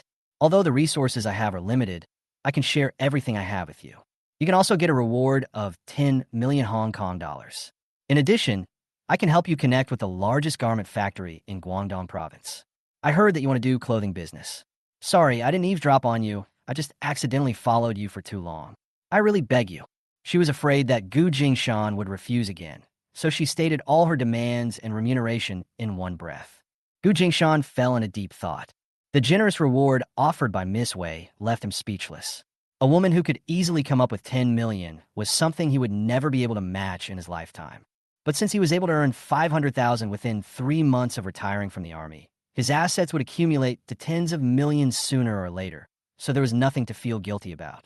He waded into the muddy waters of a large conglomerate in exchange for only his own marriage and the naming rights of his daughter as mother. Come to think of it, it's not impossible. However, he still had to ask Lin Lin if she agreed. Let me think about it. Gu Jingshan did not give an immediate answer. Okay. Wei Yunlan's heart was hanging in the air, and he consoled himself. At least he didn't refuse right away. She sighed softly. Please stay here for 2 days. I think once my grandfather has seen you, this matter will be half resolved. Please, please. Do you really need to see your grandfather? Gu Jingshan frowned. Although he did not resist when he was forcibly brought to the Wei family manor, it did not mean that he had no objection. Yes, please do me a favor for my sake. If your grandfather hasn't seen us these past 2 days, can't we leave? Of course not. You're my guest, and you're free to go wherever you want. I just hope you can stay back tonight, so I can show some hospitality. Okay, we'll stay here. Also, I hope you can keep your word. Living in the Wei family manor, there was really no one restricting Gu Jingshan's whereabouts. They even treated him as an invisible person. In fact, this is very strange. When inviting people to visit, the attitude is very tough, but when the people arrive, they become free and unrestrained. Gu Jingshan knew that this was also a kind of attitude, but he didn't care because he was not really a distinguished guest. Since I'm here, I'll make the best of it. My younger sister accepted the other person's bag, and in return, she came to help Miss Wei complete her first request. She was taken to the Wei family manor and met her grandfather as an after-sales service. The marriage contract at the back is another matter and has nothing to do with the previous one. So Gu Jingshan did not change his itinerary. He just treated himself as a guest visiting the Wei family. Looking at the bright side, at least he saved the cost of hotel accommodation. Brother, where are we going next? Gu Jie felt that life was unpredictable. They had clearly chosen their destination on their train tickets, but they became involved with people from Hong Kong in Guangdong province. Gu Jingshan was very relaxed. Let's go and take a look at what we originally planned. You haven't given up yet? Gu Jie thought her brother was joking, but she didn't expect that the question he asked Lin Lin was still on her mind. Gu Jingshan asked back, Don't you like those clothes? I like it. Where can we buy them in our home? We can't buy it there. Gu Jie said regretfully. If she could buy it, would she have followed a rat into a rice jar as soon as she stepped into a clothing store? Gu Jingshan continued to coax. If I open a store and sell these fashionable and beautiful clothes, will you buy them? Of course. Gu Jie's mind suddenly changed. There are no stores selling the clothes in their county right now. If they bring the clothes back, they will definitely sell like hotcakes. Gu Jie became excited. Brother, I'm going too. No need. You can accompany Yu and Lin Lin to walk around the area. I'll be back soon. I'll be back almost as soon as we finish touring the manor. Gu Jie pondered for a while, then took out the purse and cash that Wei Yunlan had stuffed into her. Brother, I also want to import some goods. The head of the family works so hard. She also wants to do her part for the family. Should I return the money to Yunlan? She was a little nervous. She had chatted with Wei Yunlan and felt that Miss Wei was a good person. She felt a little guilty about taking such a large sum of money from her all at once. No need. This is what she gave you. It's yours. I have money. The money I earned by selling my body. He has taken it, and he has agreed to Wei Yunlan's conditions, so the money belongs to his sister. Gu Jingshan took note of the appearance of the bag and planned to buy a similar one for Wei Yunlan after he left. I'll check out the market first. If it's suitable, I'll help you buy some goods and then ask you for payment. If it's not suitable, forget it. Okay, brother, I'll take care of Lin Lin and Yu at home, so don't worry. Just play with Yu. I promise to take Lin Lin with you. You and Yu can rest at home. If you feel bored, go for a stroll in the garden. Don't be too restrained. The more generous and decent you are here, the more polite you will be. If you are petty, the servants will look down on you. Just be confident and order them around. All right. Gu Jie rolled her eyes at her elder brother. The daughter is her biological child, but the younger sister is not. He would rather take his daughter with him than his younger sister. Humph. Because her elder brother still knew how to guide her on how to behave in society, she forgave him. In fact, she could guess that her eldest brother asked her to stay as a hostage. If the whole family left, it would be bad if the Wei family came to cause trouble. It would be better to act separately. She would act as a guest in the manor, and her eldest brother would go out to do his own thing, so nothing would be delayed. Gu Jingshan took his daughter to the housekeeper and said, "I want to go out for a while. Can I borrow your car? If not, can you give me the number of a nearby taxi company so I can rent a car myself?" The butler's attitude was very formal. "You are the young lady's guest, so you can use the car. Please follow me." He sent a relatively low-key car for the trip. When they arrived at the market area pointed out by the fruit stall owner, Gu Jingshan asked the car to stop from a distance. "Just park here. I'll call you if I need a ride." "Okay."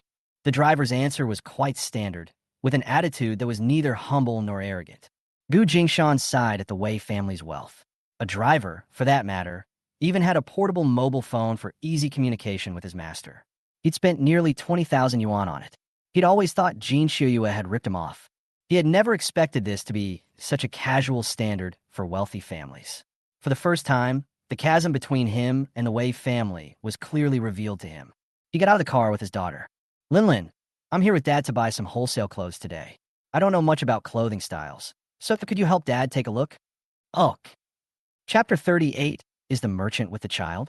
Gu Linlin didn't say anything after getting in the car, for fear of making mistakes if she said too much. After getting off the car, I could finally speak freely. "Nice clothes, go, go, go." Choosing clothing styles? Huh, that's my forte. I know which styles will sell best in the future. Gu Linlin walked happily, jumping and skipping. Loincloth pants, sailor shirts, bell-bottom pants. Gu Linlin chattered on like she knew everything by heart. Gu Jingshan held his daughter's hand, listened at the side, and took notes secretly. I learned it and put it into practice very quickly. Following the instructions of the fruit shop owner, Gu Jingshan chose a low-key shop. "Boss, how much are these leggings?" The biggest feature of this kind of store is that there are almost no loose parts displayed outside, but huge packages are everywhere ready to be shipped away. They have their own production plants, or have the most direct contact with the manufacturers. They are source stores, and generally such stores can get the cheapest prices. Boss Sun was lying on a recliner with his arms open, fanning himself to cool off. Hearing Gu Jingshan's question, he glanced at Gu Jingshan up and down, without even standing up, and shook his head. "Not for retail. How much is a carload of goods?" Boss Sun sat up suddenly and asked, "Are you looking for a mix of products or a single variety? What is allocation? What is a single variety? What's the price for allotments? What's the price for a single variety?" Gu Jingshan and his daughter spoke almost at the same time. "I match you with a wide variety of goods based on price. You can't choose. A single variety means that the entire truckload is of the same type." The boss lay back down again. The person who asked this question must be an outsider, and he's not interested in teaching outsiders. This person is so rude. Gu Linlin said in a low voice, "We can go look somewhere else. There's no rush." Gu Jingshan continued to walk forward slowly with his daughter. His behavior again caused Boss Sun on the recliner to curl his lips in dissatisfaction. You have to know that merchants who are loading goods in the wholesale market are all in a hurry, while strolling around slowly with a child is the pace that only individual tourists have. You said you're a casual tourist, so you can go to the casual tourist area. Why are you running to the goods area? You are wasting everyone's time. Over the next half hour or so, Boss Sun became increasingly unhappy, feeling that he had met two unlucky people. Because Boss Sun heard the bell ring several times, he was extremely envious. First he was envious, then jealous, and finally indignant. Who is so lucky? Generally, the bell will ring once a complete carload of goods has been shipped. This is considered a big business. I didn't expect the bell to ring so frequently today. Is some big customer here to buy some goods? No, the summer goods are only just coming to an end.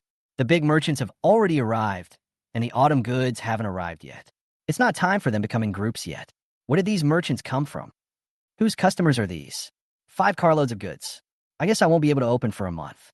Once the money comes in, I could sell a lot more autumn products. Boss Sun was so greedy at this moment that he felt like he was covered with lice. He could no longer lie on the recliner, so he had to walk from the left side of the stall to the right side, walking back and forth all the time. Looking around, his shop is at the main entrance and has the brightest spot. He had to take a closer look to find out where the merchant came from and why he bypassed his shop and went to someone else's to buy goods. Boss Sun waited for a long time, but only his old rival Boss Chio showed up at the west end of the second floor. Boss Sun curled his lips and turned to look to the other side. Boss Chio led the way attentively, followed by two people, one big and one small, who looked familiar to Boss Sun. Boss Chio, Mr. Gu, don't worry. The goods will be shipped this afternoon, and you won't be delayed. Do you need to contact the recipient again? Boss Chio smiled cautiously and handed over his mobile phone so that Gu Jingshan could make a call. Gu Jingshan raised his hand and gently pushed away the communication tool in front of him. He took out his mobile phone and said, I can call myself. Boss Chio's eyes lit up even more. Can you please leave your phone number? Just now, Mr. Gu had left his pager number on it, thinking the other party didn't have a mobile phone. Now that the other party had taken it out, he naturally quickly left a more convenient contact method. Okay. Gu Jingshan looked at Boss Chio, who was very perceptive and was a little surprised. He left the mobile phone number in the small phone book handed to him by Boss Chio. The other hand answered the call to Barbecue City.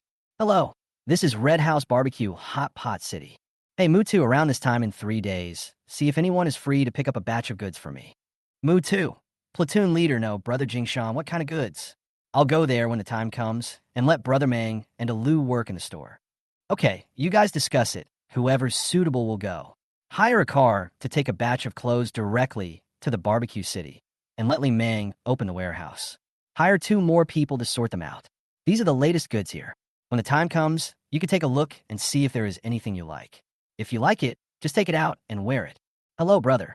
When will you be back? It's not certain now. It will take a while. Gu Jingshan was away from home, and the person who answered the phone was not Li Mang, so it was not convenient for him to ask about the current situation of the Gu family, which made him feel a little regretful. Okay, brother, I promise to complete the task. He closed the line neatly and quickly. He was used to being a soldier, so he didn't have much time to talk nonsense. Boss Chio saw that the other party had ended the call and said respectfully, Boss Gu, I'll call you when there's new stock. Okay, if it sells well and I need more, I'll call you. Okay, waiting for your good news. Boss Chio was even happier. Even if the other party was just talking, he was very happy. After all, there are 5 trucks of goods, and it will probably take the whole summer to sell them all. He could tell this was Mr. Gu's first time doing business. Unfortunately, the timing was so tight. Any later, they would have already sold their autumn collections, and their summer collections would have been almost finished. Fortunately, the 5th carload had all of his store's merchandise, including the incomplete autumn collections that hadn't been fully stocked yet. He hoped they'd like his autumn collections and come back later. Unfortunately, if he hadn't already cleared out all of last year's winter collections, they'd have wanted the winter collections as well. This kind of big customer is the best. I am so lucky to be able to keep him today. Of course, Boss Chio didn't know that he had retained this big customer. The simplest reason was that there was a plate of watermelon at his door. When he was eating watermelon, he saw the girl passing by and politely offered her a piece, which caught Gu Jingshan's attention. Boss Chio was lucky to have met a big client, and he was able to sell all of his summer collections at once. Is that the merchant with the child? That's right, it's him. The merchant only wanted the last of the summer stock, and he hasn't asked for a large quantity of the new stock yet. Then Boss Chio has made a fortune. He met a big boss while clearing out his inventory. Now that Xiaoshang is on the market and he's connected to the other party, won't he make another fortune? Boss Chio is really making a killing. At this moment, Boss Chio had already seen off the customers and went back upstairs. Boss Sun, who was like an ant on a hot pan, was restless and his footsteps became heavier the more he listened. Boss Chio, merchants with children, combined with what he had just seen, the 2 familiar figures that Boss Chio personally sent to the door, Boss Sun suddenly stopped and stood motionless on the ground. His face gradually turned red, his neck became thick, and he began to breathe heavily. After a while, he fell straight backwards. Hey, what happened to Boss Sun? Why did you fall? Help me call his home. Send her to the hospital. 3 days later, Mu too was in tears as he looked at the unloaded goods. Why am I so ungrateful that I didn't ask a question? I didn't ask my brother how much goods he had sent back, and just came here empty-handed. He rented a small tricycle, 5 cartloads of leather goods. Where to unload them? He can't get back alone. Mutu had no choice but to leave in a hurry and go out to find a cart. As he left, whispers could be heard everywhere. How much cargo has been shipped? 2 carloads. I heard it's a costume. No, 5 or 6 carloads. Who's so generous? Shipping by the carload. It looks like there's some profit to be made. Otherwise, they wouldn't be so generous. The first ones eat the meat, and we can have some soup, right? A group of people gathered around. The most envious among them was Jiang Jiangguo. He had made several trips to the south, bringing back some goods sporadically. He sold them well and was thinking of making another trip. Just before leaving, he heard that someone had brought back 5 large wagons directly by wagon. Ah, why hadn't he thought of that? Actually, I'm still worried about taking risks. After all, there are many categories of licensed goods, and no one can guarantee that the goods they bring back can be sold without any experimentation. For such large-scale stocking activities, one must have first explored the path and known what goods are worth stocking. I'm not greedy. I will just be a middleman to save the trouble of going south to select goods and make a profit from the difference in price. Looking at the people surrounding him in 3 layers, Mutu smiled bitterly. He quickly called to Lu and Limang and asked them to come quickly, as he really couldn't handle it all by himself. We can't make the decision. You have to talk to our boss. Limang and Lu had to temporarily stop the barbecue city business. They contacted Gu Jingshan before coming and knew about the trouble caused by Mutu. What about your boss? We are still discussing business in the south. A big businessman. Go to the south in person to discuss business. The eyes of the people who gathered around became even more heated. Jiang Jiangwo. Well, please ask if you can give me your boss's phone number so I can talk to him in front of you. Okay, please wait. Seeing that the other party's attitude was sincere enough and seemed like someone who really wanted to buy it, Li Meng went to find a landline and called to tell Gu Jingshan about the situation. Everyone who gathered around followed. Gu Jingshan thought for a moment and realized that he couldn't go back for a while. If he kept the goods for too long, they would be difficult to sell. It would be better to sell some of them at wholesale price to make some money back. He felt that they could have a talk, so he asked Li Meng to give the phone to Jiang Jiangwo, the leader, and be frank and clear about the situation.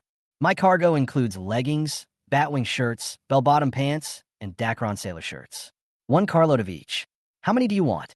The goods for the 5th car have been arranged separately and will not be wholesale for the time being.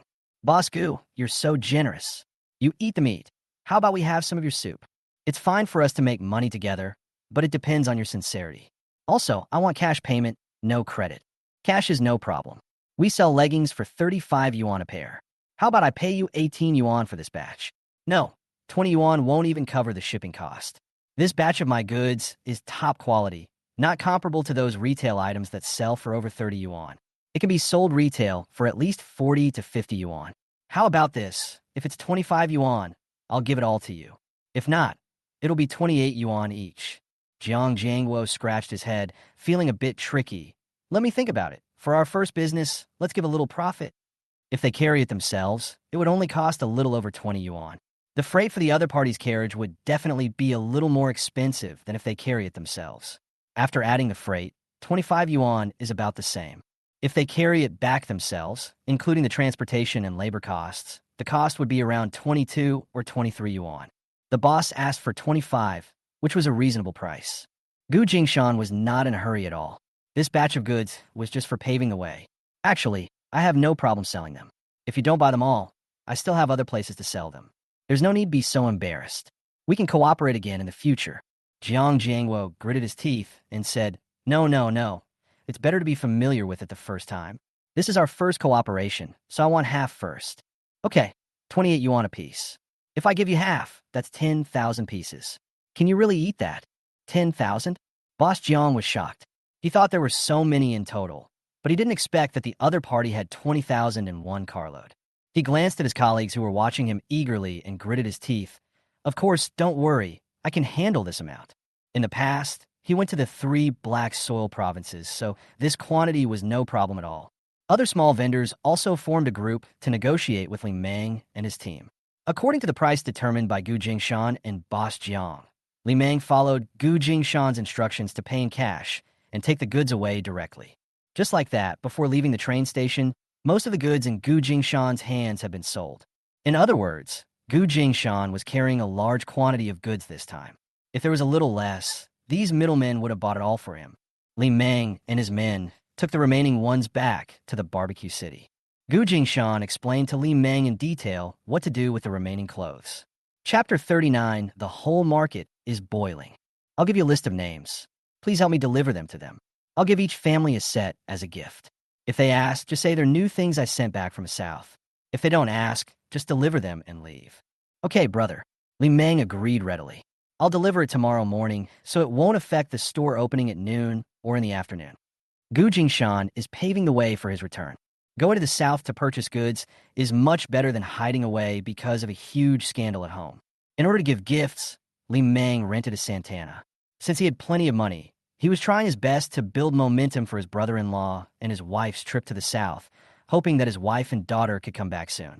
I didn't think much of not going home on weekdays before, but now that my wife and daughter are away on business, I miss them very much. He didn't know that by doing this, he had actually dug a honey pot for his brother-in-law. Gu Jingshan's mobile phone has been on the go since that day. There's not enough to share at home, and the ones I bought from outside aren't as good as the ones you sent. You little Gu, you're always causing me trouble. It's my fault. It's all my fault. Don't worry, the next batch of goods will arrive soon. I'll arrange for Xiao Li to deliver it to you personally. Women are troublesome. If they see others have something, they must have it too. I heard that this batch of goods is yours. What? Do you look down on me? How could that be?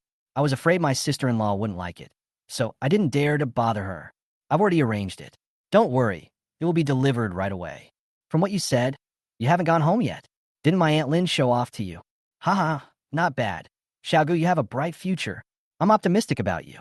The first carload of goods that Gu Jingshan shipped back was sold out in less than a week. The last carload of goods was sold at half price and half given away because of its wide variety and limited quantity. The final selling price was actually higher than the profit from the previous wholesale sales. The retail price of a pair of leggings is 45 yuan, and his purchase price is only 6 yuan. The leftover stock he cleared out from Bosch Chio, which is 2 yuan lower than the normal wholesale price. The net profit from both ends was 35 yuan after deducting the shipping costs. A total of 4,000 pieces were sold, which was 140,000 yuan. The profit from the 16,000 pieces sold wholesale was about 20 yuan per piece, which added up to 280,000 yuan. He bought 4 types of goods in total, and he could make an average profit of more than 300,000 yuan from each one. These 5 carloads of clothing made at least 1.4 million yuan in profit. Moreover, this batch of goods was basically purchased in cash. The funds were quickly recovered, there were no bad debts, and we made a lot of money. Li Meng deposited all the money into Gu Jingshan's account, and Gu Jingshan suddenly had more funds available. Gu Jingshan did not stop there. Because Jiang Jiangguo found a barbecue city less than 3 days after receiving the goods, and pestered Li Meng to contact Gu Jingshan. After Li Meng asked for instructions, he passed it on. Jiang Jiangguo called Gu Jingshan as soon as he got his phone number. Boss Gu, the quality of the last batch of goods was very good. Are you interested in continuing the cooperation? When Boss Jiang came to ask Li Meng for his phone number, Gu Jingshan was mentally prepared. Boss Jiang, those goods sold out so quickly? Boss Gu's vision is truly amazing. Everyone's going crazy trying to grab it. Based on the quality of the last batch of goods, if you still have any, I can still take over 3 carloads. Don't worry, I won't sell the goods locally. This isn't just the old lady back home showing off. She's directly bought up all our goods. So if I go north, I definitely won't be able to reach your Dragon King temple. Gu Jingshan pondered for a moment and said, give me some time to prepare the inventory. I'll let you know how much stock I can get when the time comes. He hadn't sold out his first batch of goods yet, so he didn't want to put more money in so quickly. But if he could earn the difference as a middleman, he could make a profit, and a profit would be in his account after just one transaction. He remembered that Boss Chio had said that he had cleared all the goods to him. Although he didn't know how much water there was in the goods, he at least needed to give the other party some time to prepare. Gu Jingshan hung up the phone and immediately contacted Mr. Chio, a former business partner. Hello, Mr. Chio. Are there any remaining summer clothes from the last clearance sale? If the quality is guaranteed, I could take a few more truckloads. It sold out so quickly. Boss Chio couldn't help but slap his lips in surprise. What a slip of the tongue. Boss Gu, if you need it, I'll go through fire and water to get it for you.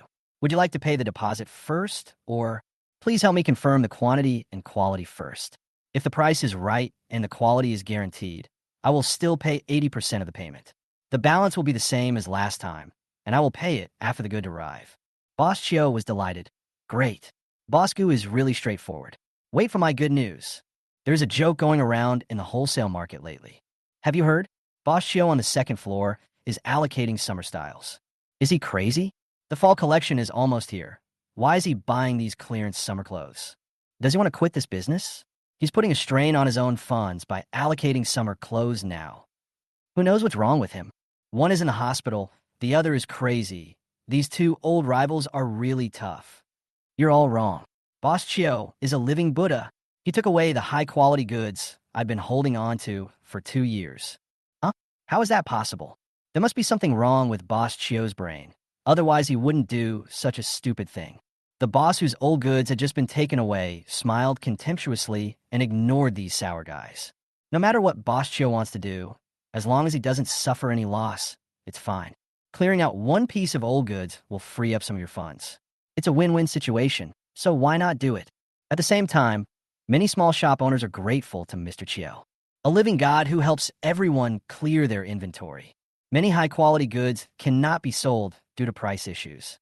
They are reluctant to sell them at a low price and cannot be sold at a high price. As they're left for a long time, they become old and difficult to sell, so they're just stored in the bottom of the box. Now, Boss Chio has the channels to not only clear out his own inventory, but also help clear out part of the inventory of his peers. Everyone is indebted to Boss Chio. Of course, some people left with resentment. Boss Chio only accepts high-quality goods. Anything of even the slightest quality is rejected. He even opens and inspects each item, weeding out any inferior goods. He'll accept the good stuff if he gives him face the first time, but if there's still inferior goods mixed in, he'll reject the entire batch. Boss Chio worked tirelessly for 3 days and 3 nights. On the 4th day, the market bell rang again. This time it rang 11 times. The whole market was boiling. Everyone surrounded Boss Chio's shop, wanting to know who Boss Chio had hooked up with. How come in less than half a month, 16 truckloads of goods were sold, and Boss Chio made all the profit for half a year? Everyone was extremely jealous. Boss' son, who was hospitalized and about to be discharged, was so angry when he heard the news that he started twitching on his bed again. The guy who stirred up chaos in the wholesale market never showed up. He was hiding behind people and smiling leisurely. How could Gu Jingshan not be happy? The batch of goods he received from Boss Chio was a few dollars cheaper on average than the last time. And these 11 truckloads of goods, no, 12. Boss Chio had sent an extra truckload of high-quality samples, bottom-of-the-box goods, instead of charging for the entire truckload. Gu Jingshan didn't take a commission on this truckload, so it was considered a reward to Boss Jiang. Boss Chio quietly made a fortune, and Boss Jiang agreed to take the goods. He even admired Gu Jingshan's vision. Although the price was much higher than regular goods, the quality and style of the goods were excellent. Gu Jingshan didn't have to pay for the 12 truckloads of goods, nor did he have to use up any of his manpower.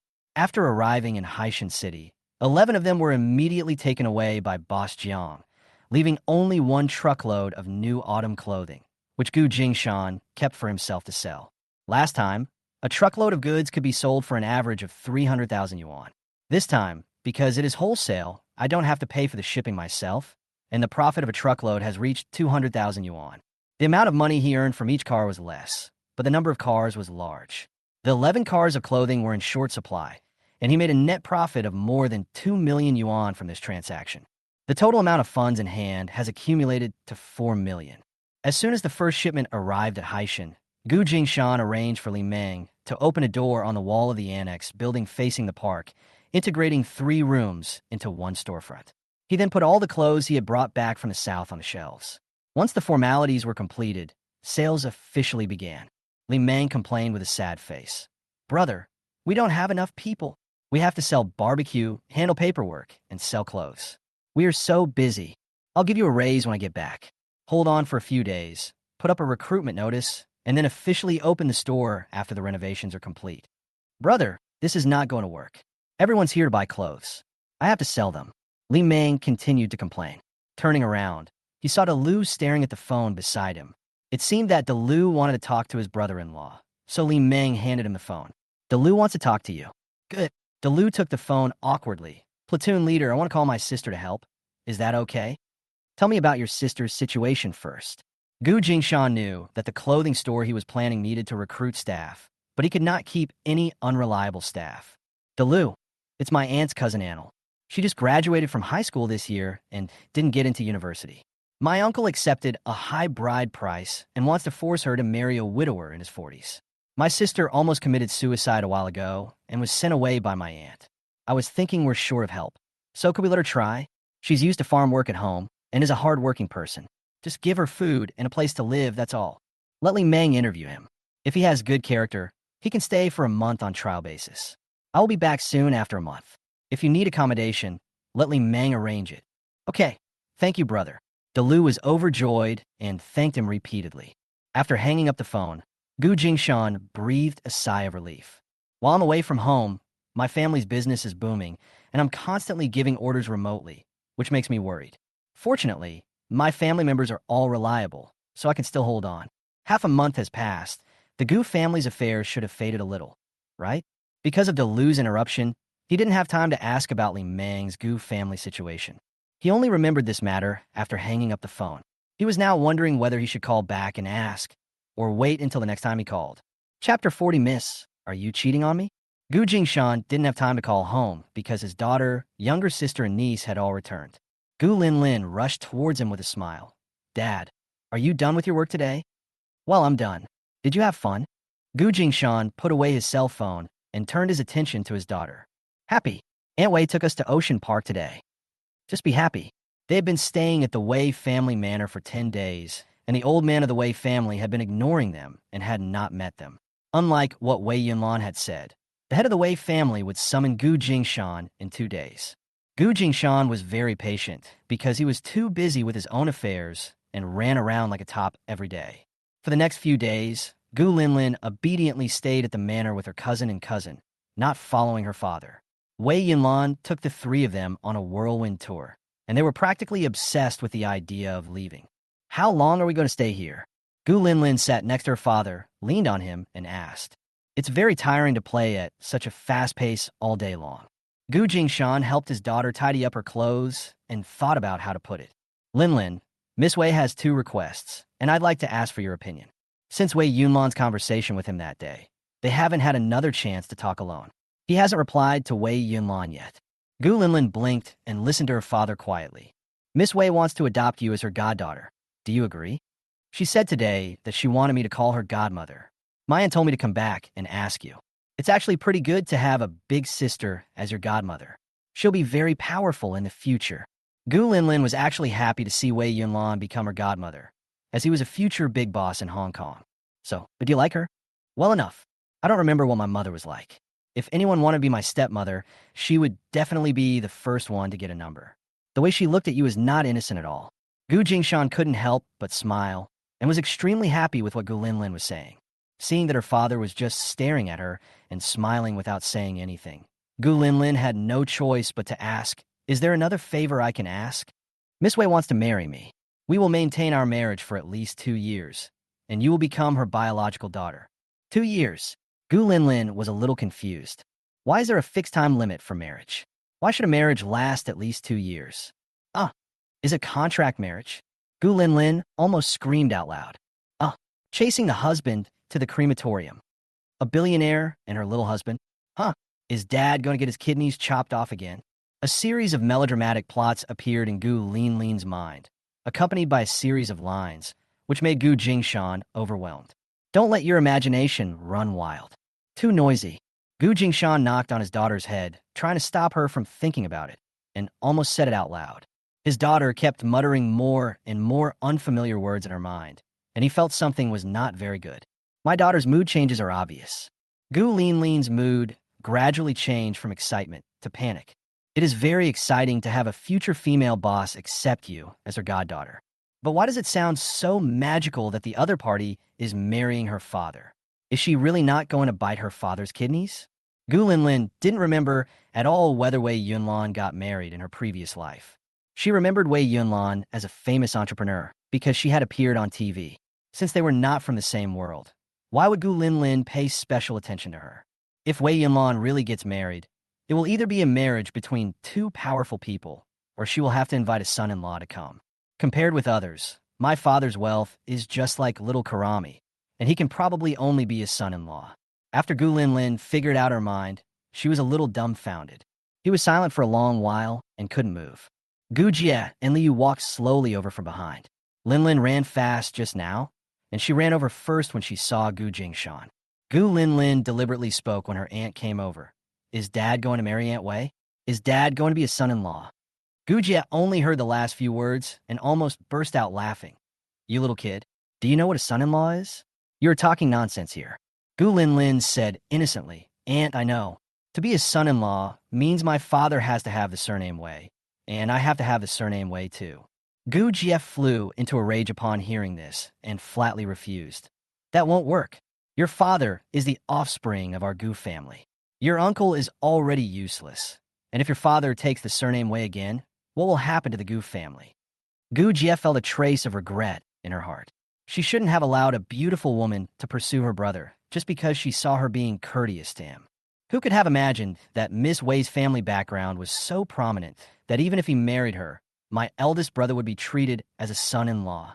Seeing his younger sister's face flushed with anxiety, Gu Jingshan comforted her. "I'm not considering marrying her, don't worry." After spending more than a week with Miss Wei, Gu Jia also knew what Miss Wei and her eldest brother were discussing. She just didn't know the details. Today, Miss Wei proposed to adopt Lin Lin as her goddaughter, but she fooled her into thinking it was the right thing to do and asked Miss Wei to talk to her eldest brother. Gu Jie found it unbelievable. Marriage? Two people who have only met once are discussing marriage? Nowadays, blind dates are very popular. After meeting once to confirm that they are compatible, they will quickly arrange marriage. But Miss Wei had just rejected a marriage arranged by a wealthy family, and now she is considering marrying the eldest brother after meeting him for the first time? Could it be that Big Brother's charm is so invincible that Miss Wei falls in love with him at first sight? But I haven't seen Miss Wei and the eldest brother interacting with each other recently. Miss Wei spends more time playing with him every day than she does with the eldest brother. What's going on? Between you. I didn't agree to her proposal, Gu Jingshan said slowly. I would agree to let Lin Lin recognize her as her godmother to help her overcome the difficulties she faces. But agreeing to get married would be taking advantage of someone's misfortune. I won't do it. Being the son-in-law of the Wei family is actually no different from being a son-in-law. Gu Jingshan knows his own limitations. I don't want to let Lin Lin down. He doesn't want to let himself down even more. He has made his decision. The other side of the window. Grandpa didn't see Gu Jingshan for a whole week, and Wei Yunlan thought that Grandpa didn't agree. Although she had not yet reached an agreement with Gu Jingshan on the two matters, she had already made a decision. Ever since her parents' plane crash, she knew she couldn't cross the threshold of arranged marriage, no matter who she fell in love with. As the granddaughter of the group chairman, she couldn't ignore her grandfather's plans for her future and the family's expectations. Her identity and background doomed her to be unable to freely choose her own path in life. Only the one she loves is strong enough to stand with her. Otherwise, she must honestly marry someone strong enough for the sake of her family. There was a reason for the falling out with the Leaf family this time, and she didn't know if she would be so lucky next time. Butler Hai advised Wei Yunlan to think it over carefully. It was Butler Hai's idea that the Gu family move into the Wei manor. He has his own career, and I can't hold him back. Wei Yunlan was reluctant to let Gu Jingshan become her son-in-law. In fact, she had already made the decision this morning. Butler Hai's expression became more complicated. If his career is not as good as yours, then being his son-in-law wouldn't be an insult to him. Wei Yunlan whispered, I don't want to wrong him. Butler Hai raised his voice and said, if he won't even bear this little injustice for you, there's no need to say anything more to this poor boy. Just take the child away, give him some money, and tell him to get out. Wei Yunlan didn't even consider this suggestion. The child will not be separated from him. Butler Hai shook his head. My lady, your behavior is very unwise. Wei Yunlan looked at the housekeeper with a complicated expression. Uncle Hai, I don't want to get married in the next few years. But you can't secretly give birth to a child and keep it in the mainland for several years without bringing it back to Hong Kong. The master will be very angry. It doesn't matter. I just know she's my daughter. She doesn't have to change her last name to Wei. Then why did you expose this matter that day? Let everyone know that you had a child out of wedlock. Manager Hai recalled his devastated mood when he learned the news, and he almost collapsed. Wei Yunlan's face darkened. The Li family has gone too far. Their plan to wipe out the entire family has now hit me in the face. Butler Hai expressed his resolute disbelief. The Li family wouldn't be so unwise. A smile with ambiguous meaning appeared at the corner of Wei Yunlan's mouth. He took out the tape recorder from a drawer and played the tape for Butler Hai. When I take Wei Yunlan in, I'll kick her away, let Wei Yunmei and Wei Yunlan turn against each other, and the Wei family will be ours sooner or later. After hearing this, Butler Hai was filled with righteous indignation. He reached out to open the tape recorder, pulled out the middle tape, and pretended to leave.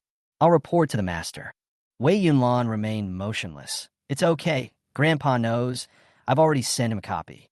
Uncle Hai was shocked. When did the master know? Wei Yunlan traced his nails. It's not too early. Not too late either. Just a few days later than me. Butler Hai disapproved. The master is not in good health. Miss, why are you? Wei Yunlan interrupted Butler Hai. Uncle Hai, you grew up with my father. Why are you betraying us? Butler Hai didn't raise an eyebrow. Miss, what are you talking about? I don't understand. Give me back the tape.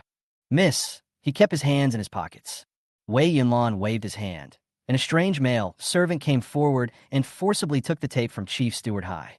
In just a short while, the tape ace in Uncle Hai's pocket had been torn and rubbed to the point that it was completely unplayable. Wei Yunlan held the tape between two fingers. Didn't you say you were going to take it back to Grandpa? How did it become like this? How do I listen to that recording? There's no recording. Miss, you made a mistake. Hurry back and apologize to the Lee family. Make amends for the loss of face they suffered during the engagement. Even after being caught on the spot, Chief Manager Hai still tried to be tough. Don't you know that I can make many copies of this tape? Wei Yunlan threw the tape in her hand away, took out another tape from her handbag, and put it in. The same sound came out of the tape recorder again. Chief Steward Hai's expression changed. Miss, are you deceiving me? Grandpa trusted you so much, and trusted Grandpa Hai so much. It's you who betrayed his trust. Wei Yunlan had already contacted his grandfather, but his grandfather had no idea of the existence of the 4 members of the Gu family. Chief Steward Hai did not report back. She also confirmed one thing from the old house. Chief Steward Hai was not sent to the Wei family manor. He took a month's leave to handle personal matters. No one knew that Chief Steward Hai came to Guangdong province. Chief Steward Hai was silent for a long while. When he raised his head, his eyes were red. No, this is what the master owes me. Miss AIXIN was forced to death by the master. I want to avenge Miss AIXIN. Little Ant.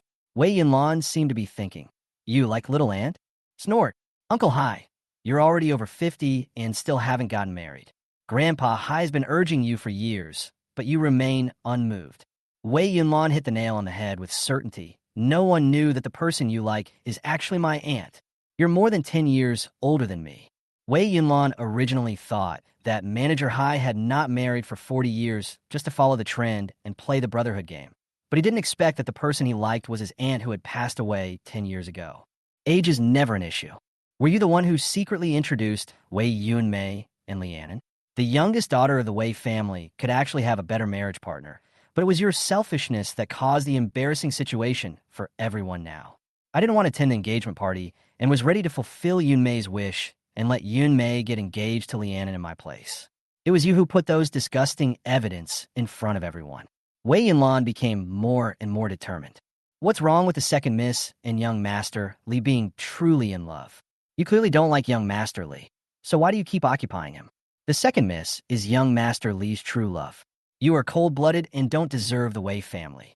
But what you did wasn't for the good of the second young lady. Instead, you exposed their shameful behavior in broad daylight for everyone to see. You didn't want to help Wei Yunmei. You wanted to destroy the Wei family. Chief Steward Hai was in a state of mourning, his eyes filled with sorrow. Ms. AIXN had clearly promised me that she would tell Master about our affairs upon her return from her studies, and she had also agreed to marry me. But it was Master who intercepted Miss AIXIN from abroad and sent her to the Su family. My Miss AIXIN fell to her death. It was all Master's fault. The Wei family owed me this. What a pity I couldn't bring the Wei family down upon itself. Wei Yunlan whispered, send him to the police station. We don't practice lynching in our family, and we won't let a bad person go, especially one of our own corrupt officials. Chief Hai, all your criminal records will be sent to the police station. Let the court decide the final verdict. The day she deliberately hooked up with Gu Jingshan was also the day she confronted Lianen. She certainly intended to use the same trick to lure out the traitor, but she really didn't expect that the person she lured out was a member of the Hai family who had followed the Wei family for generations.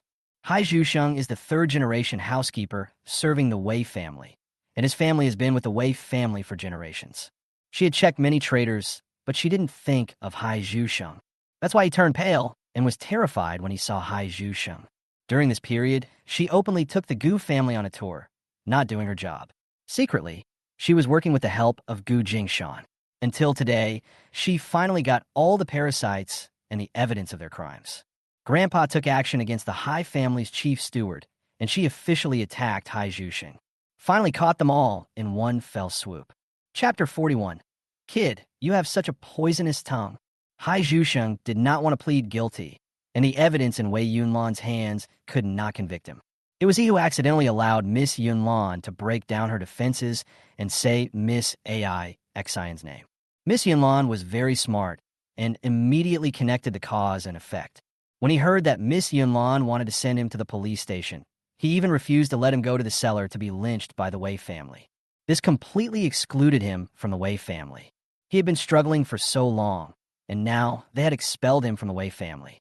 Then he would have no relationship with Miss AI Xian anymore. Hai Zhusheng's face turned pale.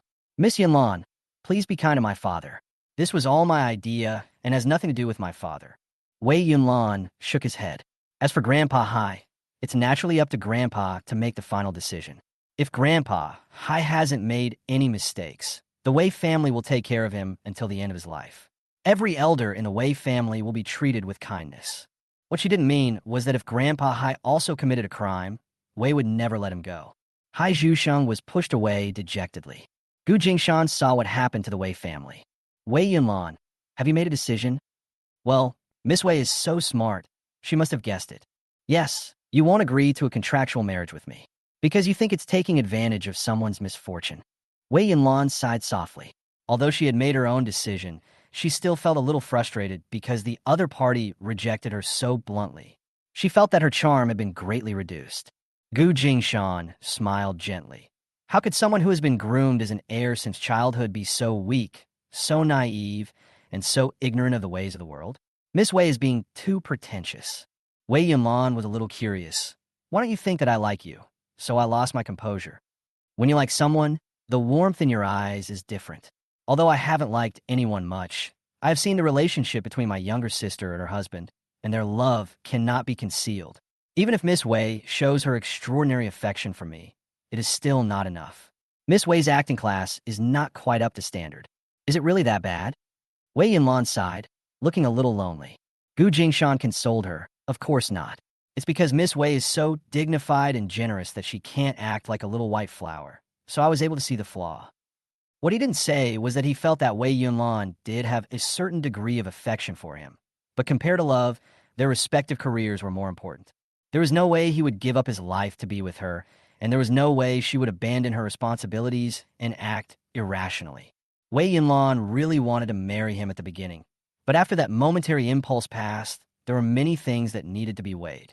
For example, using a child to stabilize the Wei family and prevent it from experiencing major turmoil over the issue of succession and ownership for the next 20 years was more legitimate than marrying someone with ulterior motives or creating a son-in-law to attract attention.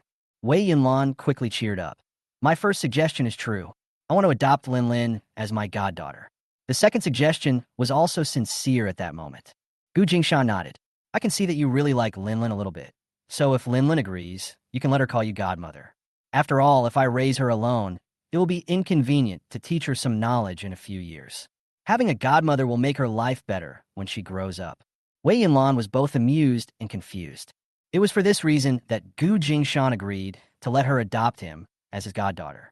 Doesn't he know what the Wei family means in Hong Kong?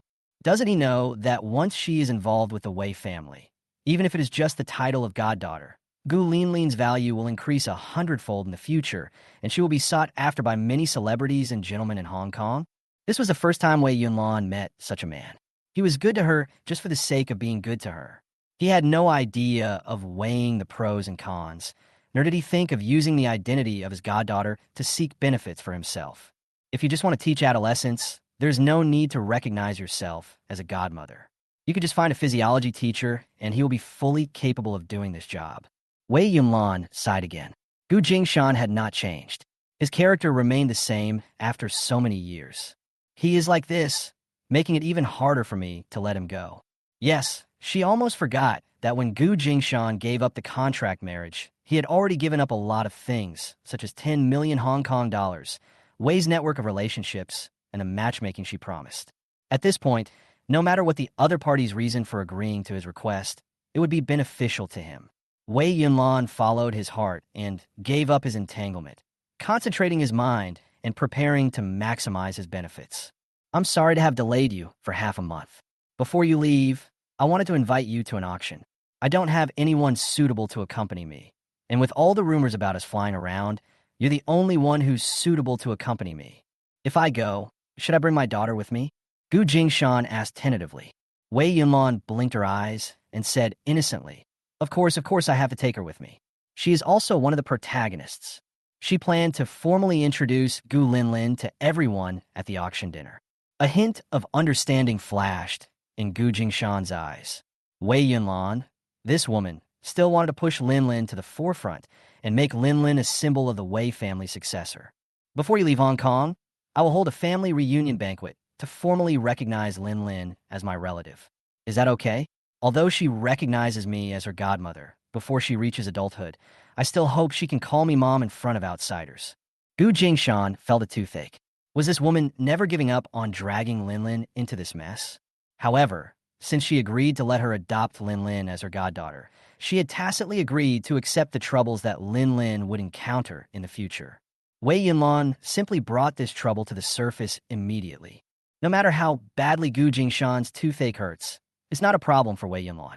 Wei Yunlan directly called a high-end designer to the Wei family manor to serve Gu Jingshan and his daughter. Because there was no time to customize the clothes, he could only let the brand take measurements and make modifications on the spot. She also didn't neglect Gu Jie and her daughter. Although they wouldn't be attending the auction dinner, the Wei family manor would at least host a ball in addition to the family recognition banquet to make everyone remember Gu Linlin. Therefore, Gu Jie and her daughter would be invited to the subsequent family recognition banquet and ball. Of course, the clothes they needed to wear to the banquet would be prepared for them. Mr. Gu has a great figure. The man who came to help Gu Jingshan measure his size was a fashionable and slightly charming man. His fingers gently stroked the outline of Gu Jingshan's chest, and he sighed with envy. Stephen, your old problem comes back again. Wei Yunlan twisted his hair lightly, his tone sounding a little helpless. Wei, it's all over Hong Kong now. You gave birth to a child out of wedlock and hid your daughter in the mainland. You were also completely besotted with a gigolo, even foregoing family marriages and letting that little white flower Wei Yunmei get the favor for nothing. Are you here to laugh at me? Wei Yunlan glanced at him. TSK, am I that low? You must be here to take a look at that pretty boy who has you completely fascinated. Stephen's eyes flickered as he threw a coquettish glance at Gu Jingshan. Nice figure, that bridge of the nose, those muscles, that damn girl is really good at eating. His hand wanted to touch Gu Jingshan's thigh, but Gu Jingshan dodged it in time. TSK, I just wanted to test the elasticity of my muscles. How stingy. Wei Yunlan introduced Gu Jingshan. This is Stephen Yang, the chief designer of Camellia, who is as famous as Eddie Liu and my sister. Oh, he's gay. No wonder he's so weird. My dad almost got taken advantage of by him. Stephen Yang? Chief designer? This name seems familiar to me. When did you first hear it? Gu Linlin, sitting aside with her chin in her hand, was lost in thought. Gu Jingshan listened to his daughter's thoughts while chatting with Mr. Yang without any delay. Hello, Emer Yang. Oh, the voice is nice too. When she breathes, it must be so charming.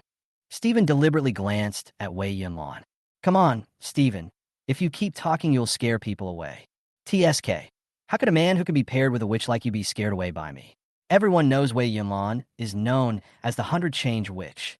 Stephen casually wrote down a series of numbers in his small notebook, joking around without forgetting his business. I know it's yours, so I won't touch it, okay? He turned around and squatted down to measure Gu Linlin's size. Baby, stand up. He patted Gu Linlin's shoulder and said, Is this little girl really your daughter? Why doesn't she look very smart? Gu Jingshan frowned and was about to speak. Gu Linlin showed off her big dimples. Are you jealous? Being too smart can easily lead to baldness. I'm strategically protecting my hair. Wei Zunlang, everyone in your family is such a bully. Stephen's fists were shaking, and he twisted his waist to complain. Kid, you have such a poisonous tongue. There's no doubt about it. This is your child. Wei Yunlan immediately burst out laughing. Stephen took a deep breath and suppressed his anger. Well, I've been worrying about you for nothing. With such a vicious mouth, the little one can't stand being bullied. It's good that she doesn't bully others. Wei Yunlan finally stopped laughing. My baby, Who dares to bully her? Okay, I got all in mind. I'll make the 3 outfits you chose and pair them up with your children. I'll make the alterations and send them to you tomorrow. Stephen glared at Gu Linlin, only to see the little girl blinking her big eyes innocently, sparkling. He was momentarily annoyed. Humph, you little brat. Stephen left the Wei family with a model's gait. Wei Yunlon burst out laughing again. This is the first time someone has made Stephen feel embarrassed on their first meeting. Honey, you are awesome. Huh. Gu Linlin was confused. However, Gu Jingshan had some vague guesses. Stephen's hairline is receding so quickly, he even wears a wig now. Ha ha. Gu Linlin finally understood and started laughing too. Chapter 42, What a Strong Man. Soon it was time to board the ship. Yes, the auction was held on a cruise ship. At 8 o'clock in the evening, the driver took Wei Yunlan and Gu Jingshan, father and daughter, to the dock. Looking up from below the dock, the cruise ship deck is about 10 meters above the water surface. The part above the hull has 5 floors. Standing below and looking up gives people a dizzy feeling. Wei Yunlan held Gu Linlin's hand and walked up the stairs to the boarding bridge. After crossing the boarding bridge was their destination, the Oriental Princess. The Oriental Princess is 150 meters long, 21 meters wide, has a displacement of 10,000 tons, and has 8 decks. Want to take a look at the highest point? Wei Yunlan explained to the 2 people, 1 adult and 1 child, who were standing beside him. Level A above deck and levels B through D below deck are the guest rooms and entertainment areas. This cruise ship can accommodate 350 passengers. Is this a gambling ship? Gu Jingshan saw the magnificent structure inside through the windows on the deck. Well, this auction will be held on a gambling boat. The boat will depart at 9 o'clock and arrive at the high seas an hour later, where the auction will begin. We won't be disembarking tonight, and we'll stay on the high seas until around 7 o'clock tomorrow morning before returning to Hong Kong. The high seas, Gu Linlin exclaimed. Wei Yunlan extended his hand to Gu Linlin again. Yes, we can also go to the room first and come out when we reach the high seas. Sorry, the Oriental Princess has limited luxury rooms, so you will have to stay in the same room with me on the ship. Don't worry, I asked for a suite. If Linlin is hungry, there is also a buffet on the ship. Gu Linlin obediently put her hand into Wei Yunlan's hand, and the mother and daughter continued walking hand in hand.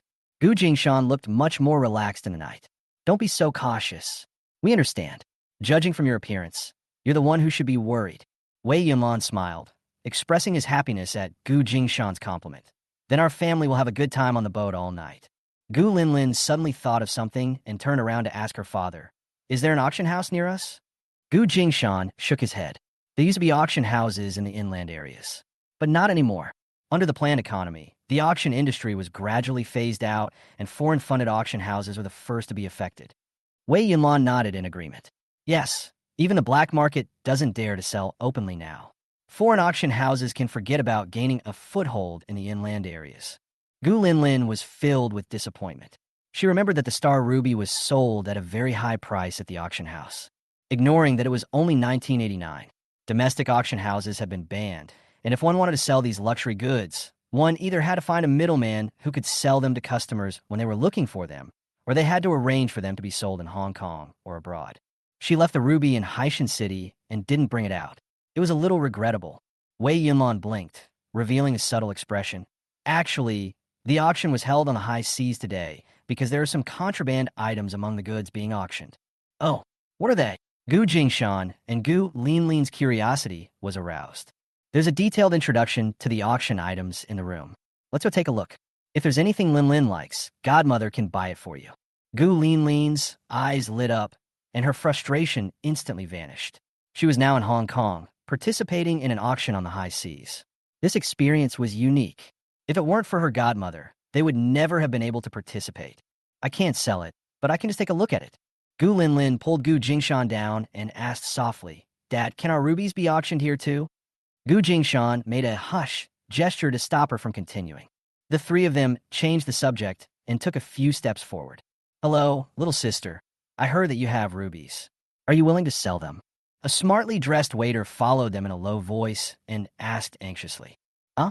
Gu Linlin never thought that her and her father's voices, which were so quiet, could be overheard by outsiders. Gu Linlin repeatedly said, No, I was just asking for fun. The waiter looked at her deeply and said, Good lady, I heard it wrong. Gu Linlin was a little annoyed that she spoke carelessly and attracted other people's attention. Wei Yunlan lowered his head and gently instructed her. Keep your head up and relax. Don't worry. If anyone asks again, just say we have plenty of rubies, but we won't sell them casually in a place like this. As Wei Yunlan's goddaughter, she still has a lot to learn, so she should start by being neither humble nor arrogant. Gu Jingshan followed behind them. When he saw Wei Yunlan walking away with her daughter, he knew that she would not let her go easily, and his expression changed. You go first, I'll be back soon. He left after leaving a few words. Wei Yunlan nodded slightly and took Gu Linlin to the deck to continue enjoying the scenery of Victoria Harbor and wait for Gu Jingshan by the way. Look, who is this? Isn't this Miss Wei, whose marriage proposal was stolen by her own sister? A group of guys dressed in ties and wearing fancy jewelry surrounded them. Bringing your illegitimate daughter to the auction? Where's your gigolo? Isn't he following you with a licking face? Is there no one left in the Wei family? There's not even anyone left to hold the fort. Sister, why did you bring your illegitimate daughter out? Does Grandpa agree? Wei Yunlan's younger sister Wei Yunmei stood on the periphery of the group. She was just an inconspicuous member among them. Wei Yunlan smiled. The C position was the center of the group, but unfortunately Wei Yunmei had no self-awareness at all, even casually teasing her about my sister breaking up the marriage. How could someone who didn't even give her basic respect take her seriously? These small actions showed that Wei Yunmei had little influence among the group. Wei Yunlan could turn a deaf ear to what other people said, but he would never tolerate his own sister sabotaging him. It was a taboo to expose the sisterly discord. The relationship had already been torn apart, and if Wei Yunmei was not suppressed, Wei Yunlan would be looked down upon in the group. Grandpa originally wanted me to go out and arrange a marriage, leaving you at home to find a son-in-law, but you were so incompetent that you insisted on hanging out with my sister's fiancé. I don't want a dirty man, so I'll give you my fiancé. The one who is not loved is the mistress.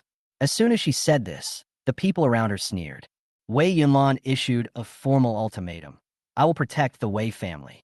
From now on, your daughter, who is about to get married, will no longer have to worry about the Wei family's affairs. Linlin has already made her way through grandfather, and the Wei family has a successor. You just need to be happy for your sister. Wei Yunmei curled her lips. Sister, you are trying to coax me again.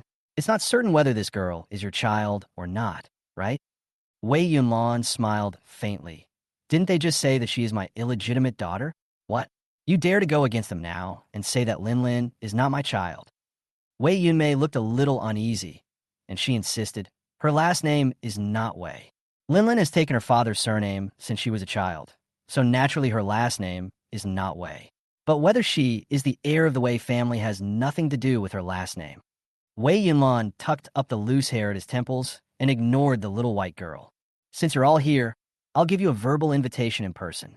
The Wei family is hosting a family reunion banquet in 2 days, and I invite you all to take the time to attend. Wei Yunlan approached Wei Yunmei and whispered in her ear, even if I only adopt her as my goddaughter, unless I give birth to another child, the future of the Wei family will be hers. Sister, how dare you? Grandpa has agreed, so why shouldn't I dare? Wei Yunlan snapped his fingers, not taking his younger sister's questioning seriously at all. Everyone was in an uproar, and Wei Yunlan spoke several times in succession, causing a huge uproar. Everyone clearly wanted to ridicule Wei Yunlan, but now they were stunned by her bold remarks. Whether it is the illegitimate daughter or the remarks of killing the father and keeping the son, these are topics that can cause turmoil in the upper-class society.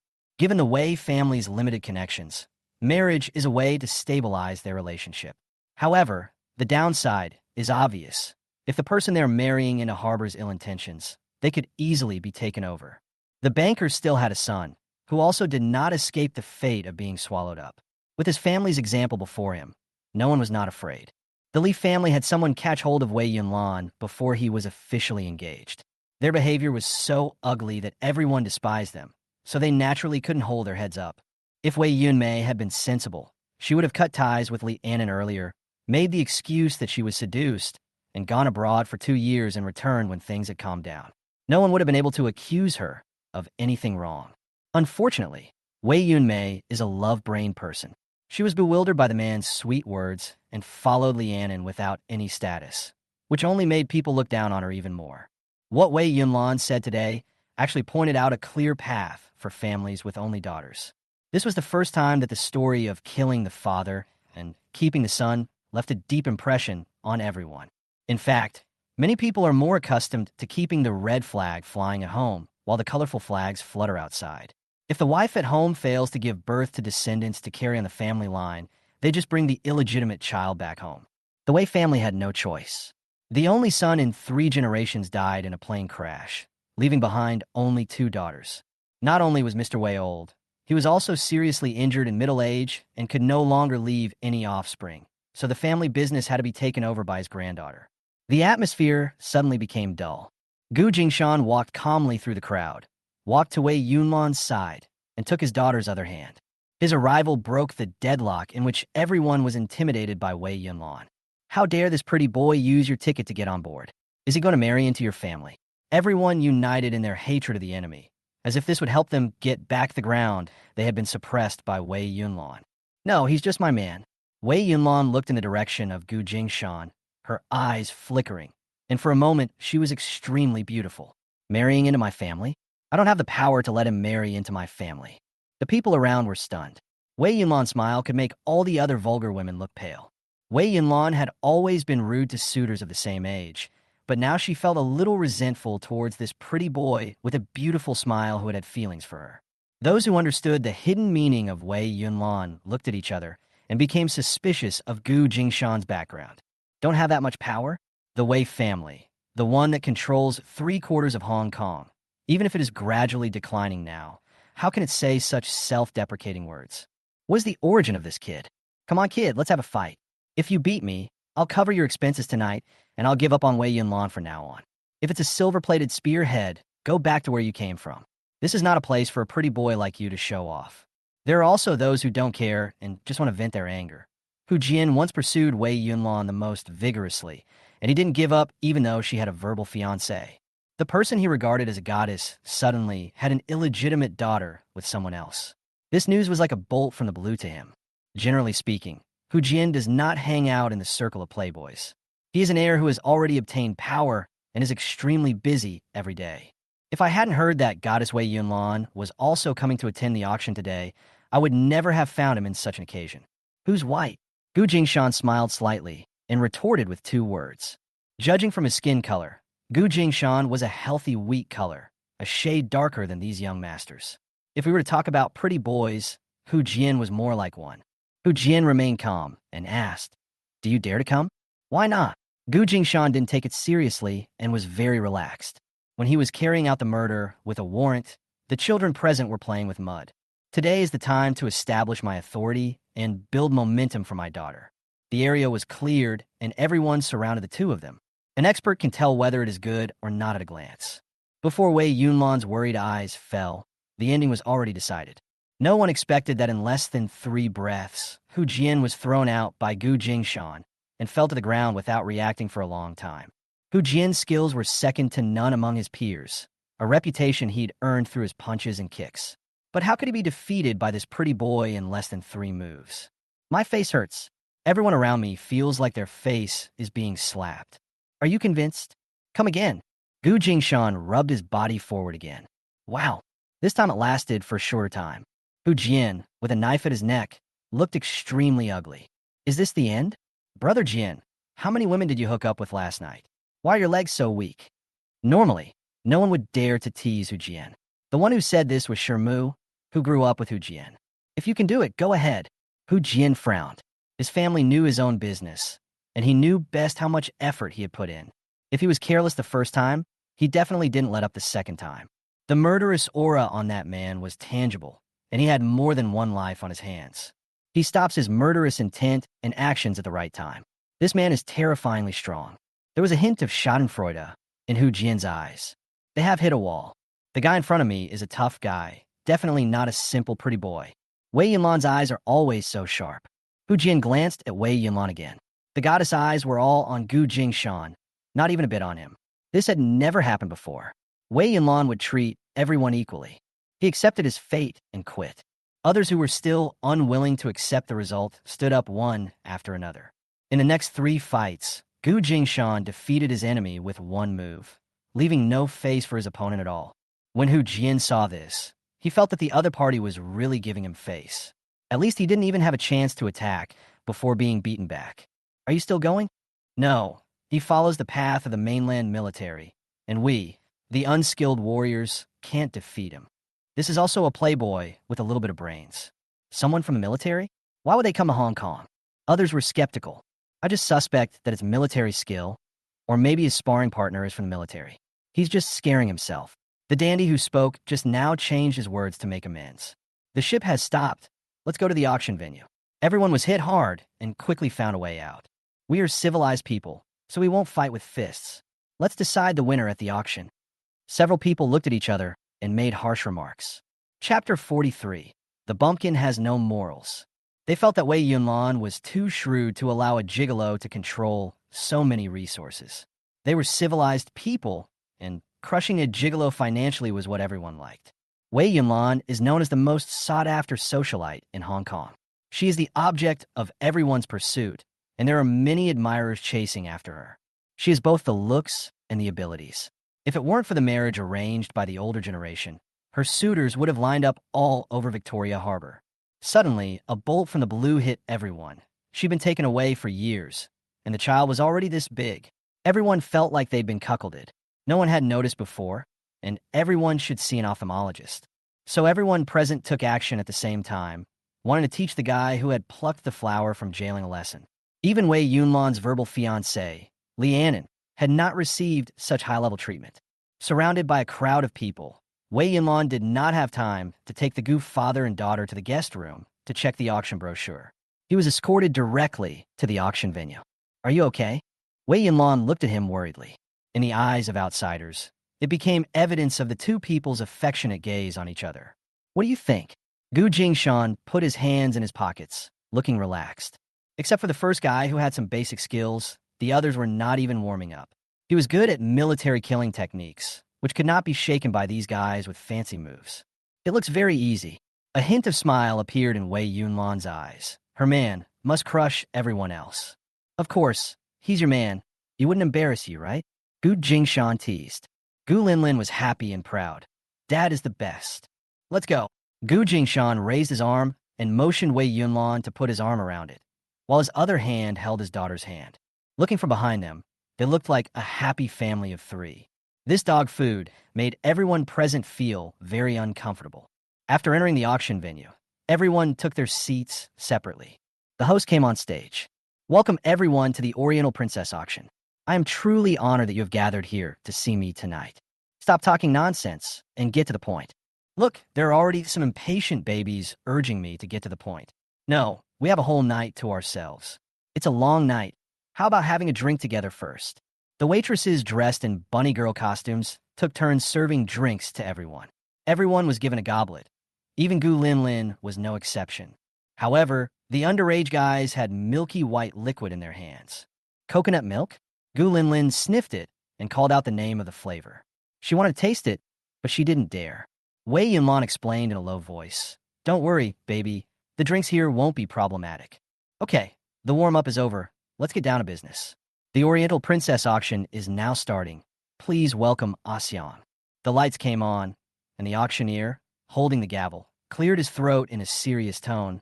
Good evening, dear wallet-challenged and impulse-spending artists. Welcome to the Don't Buy, Regret It, Buy It, Regret It, Even More auction. I'm today's auctioneer, Asian. By the way, if you raise your cards more enthusiastically than at a George Lamb concert, I won't be held financially responsible. A reminder, this auction features everything from heirloom-quality antiques to My Cat Scratches the Walls, abstract paintings. But please remember these 3 survival rules. Before you raise your sign, squeeze your wallet to make sure it isn't crying. If the guy next door raises the price too much, it is recommended to smile, bless him, and silently say to yourself, he must not understand financial management. Mute your cell phone. If it rings, we'll assume you want to pay for all the drinks. Okay, raising the placard is considered as a bid, and the price increase will be subject to the on-site announcement. After the hammer falls, please confirm the transaction number and sign the confirmation letter in the financial area. Those who regret their bid will be banned from boarding the Oriental Princess for 5 years. Now, let's use applause and the thickness of our banknotes to start today's battle of evaporation of reason. The cat girl made open the polonial wood box, and the LED spotlight accurately illuminated the glaze. Collectors, please take a look. This first silver hairpin features a chrysanthemum pattern and was made in Kyoto by Kamadato in 1889. Carbon 14 analysis by the Tokyo University of the Arts has confirmed that the silver base is 95.3% pure. The cloisonné glaze contains Persian lapis lazuli powder imported from Nagasaki. Note the 3 mm micromechanism in the center of the flower. He touched the petals gently with bamboo tweezers, and a large screen behind him showed it clearly. Look, the petals open and close in response to body heat. This is the lost art of Wangan Shirguai, warm sensing shikake. Fewer than 20 pieces remain in Japan. It once belonged to the daughter of an Osaka tea merchant and was passed on as a dowry to the Kobe Overseas Chinese Chamber of Commerce in the first year of the Taisho era. The moon pattern engraved on the handle is the secret symbol of the women's trading companies in Kansai.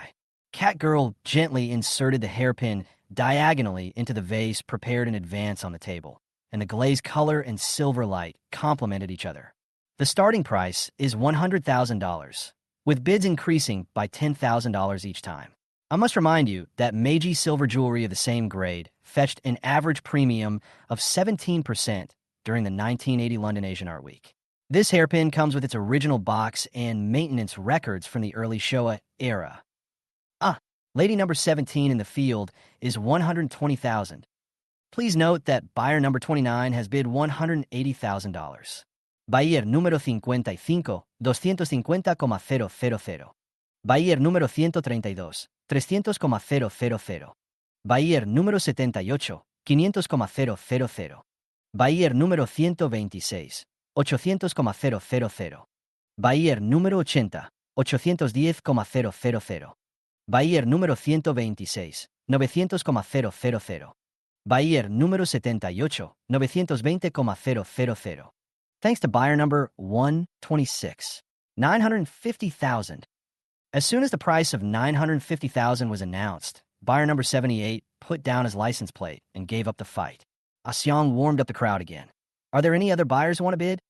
The scene became quiet. Auctioneer Aseong looked around and saw that there were no new bidders. He raised his head and waved his hand. $950,000 for the first time. $950,000 for the second time. Last chance. When the echo fades, you'll lose not only the antique, but also the right to store the Taisho romance in a safe. $950,000 for the third time. Deal. Congratulations to buyer number 126. You've purchased the Ginza Moonlight that spans 3 centuries. The next one is a Changhua Dotsai porcelain. The bunny girl maid brought up a silver storage box, placed it on the table, and opened it.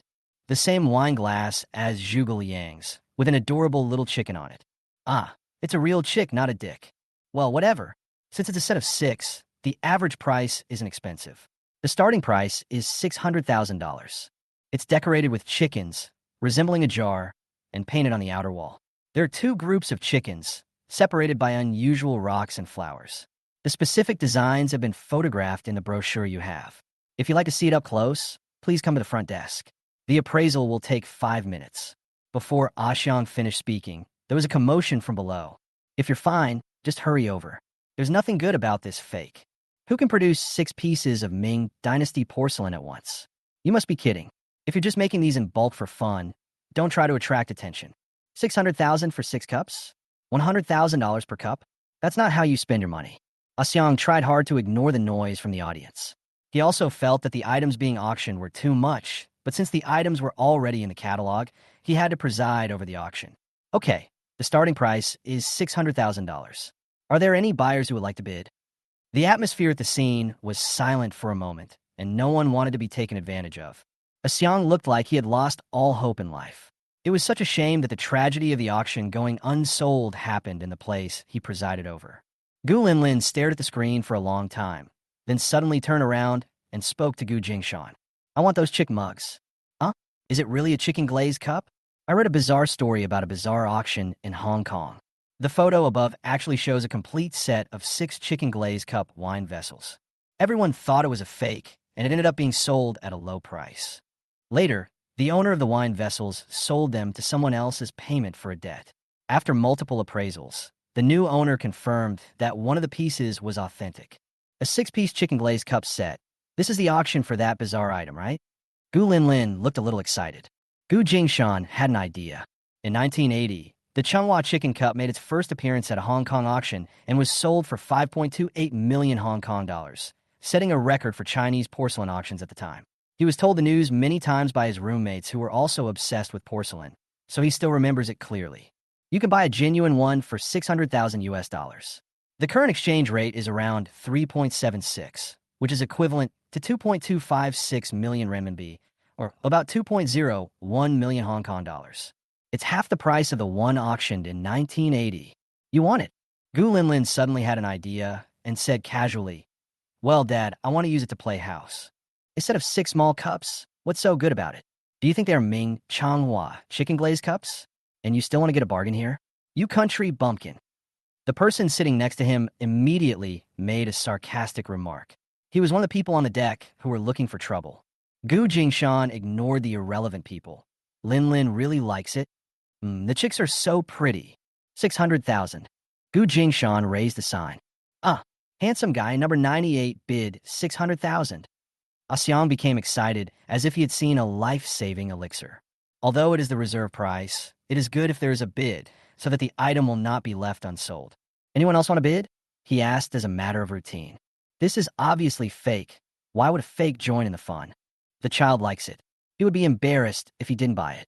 If Wei Yinlan takes action, he will lose all face. A resounding voice came from the southeast corner. 700,000. Are you crazy? Wei Yinlan has been picked up by someone else. Do you want to be the stepfather? What are you talking about? I'm not buying this for my child. You said it was fake, so why did you buy it? I'm just raising the price for the pretty boy. I want to make a killing out of him. The man didn't lower his voice, and everyone around heard it. Are you crazy? He bought a toy for his daughter, and you're interfering. What if he doesn't hold up his sign? After someone raised a sign, Gu Jingshan lowered his head and said to his daughter, "I really won't hold up the sign anymore." The man suddenly became anxious. It's bad. I didn't use 700,000 to rob a bunch of children's toys, did I? It's over. He stood up suddenly. "Sir, please take a seat and don't make any noise. I don't want it anymore." "Are you sure?"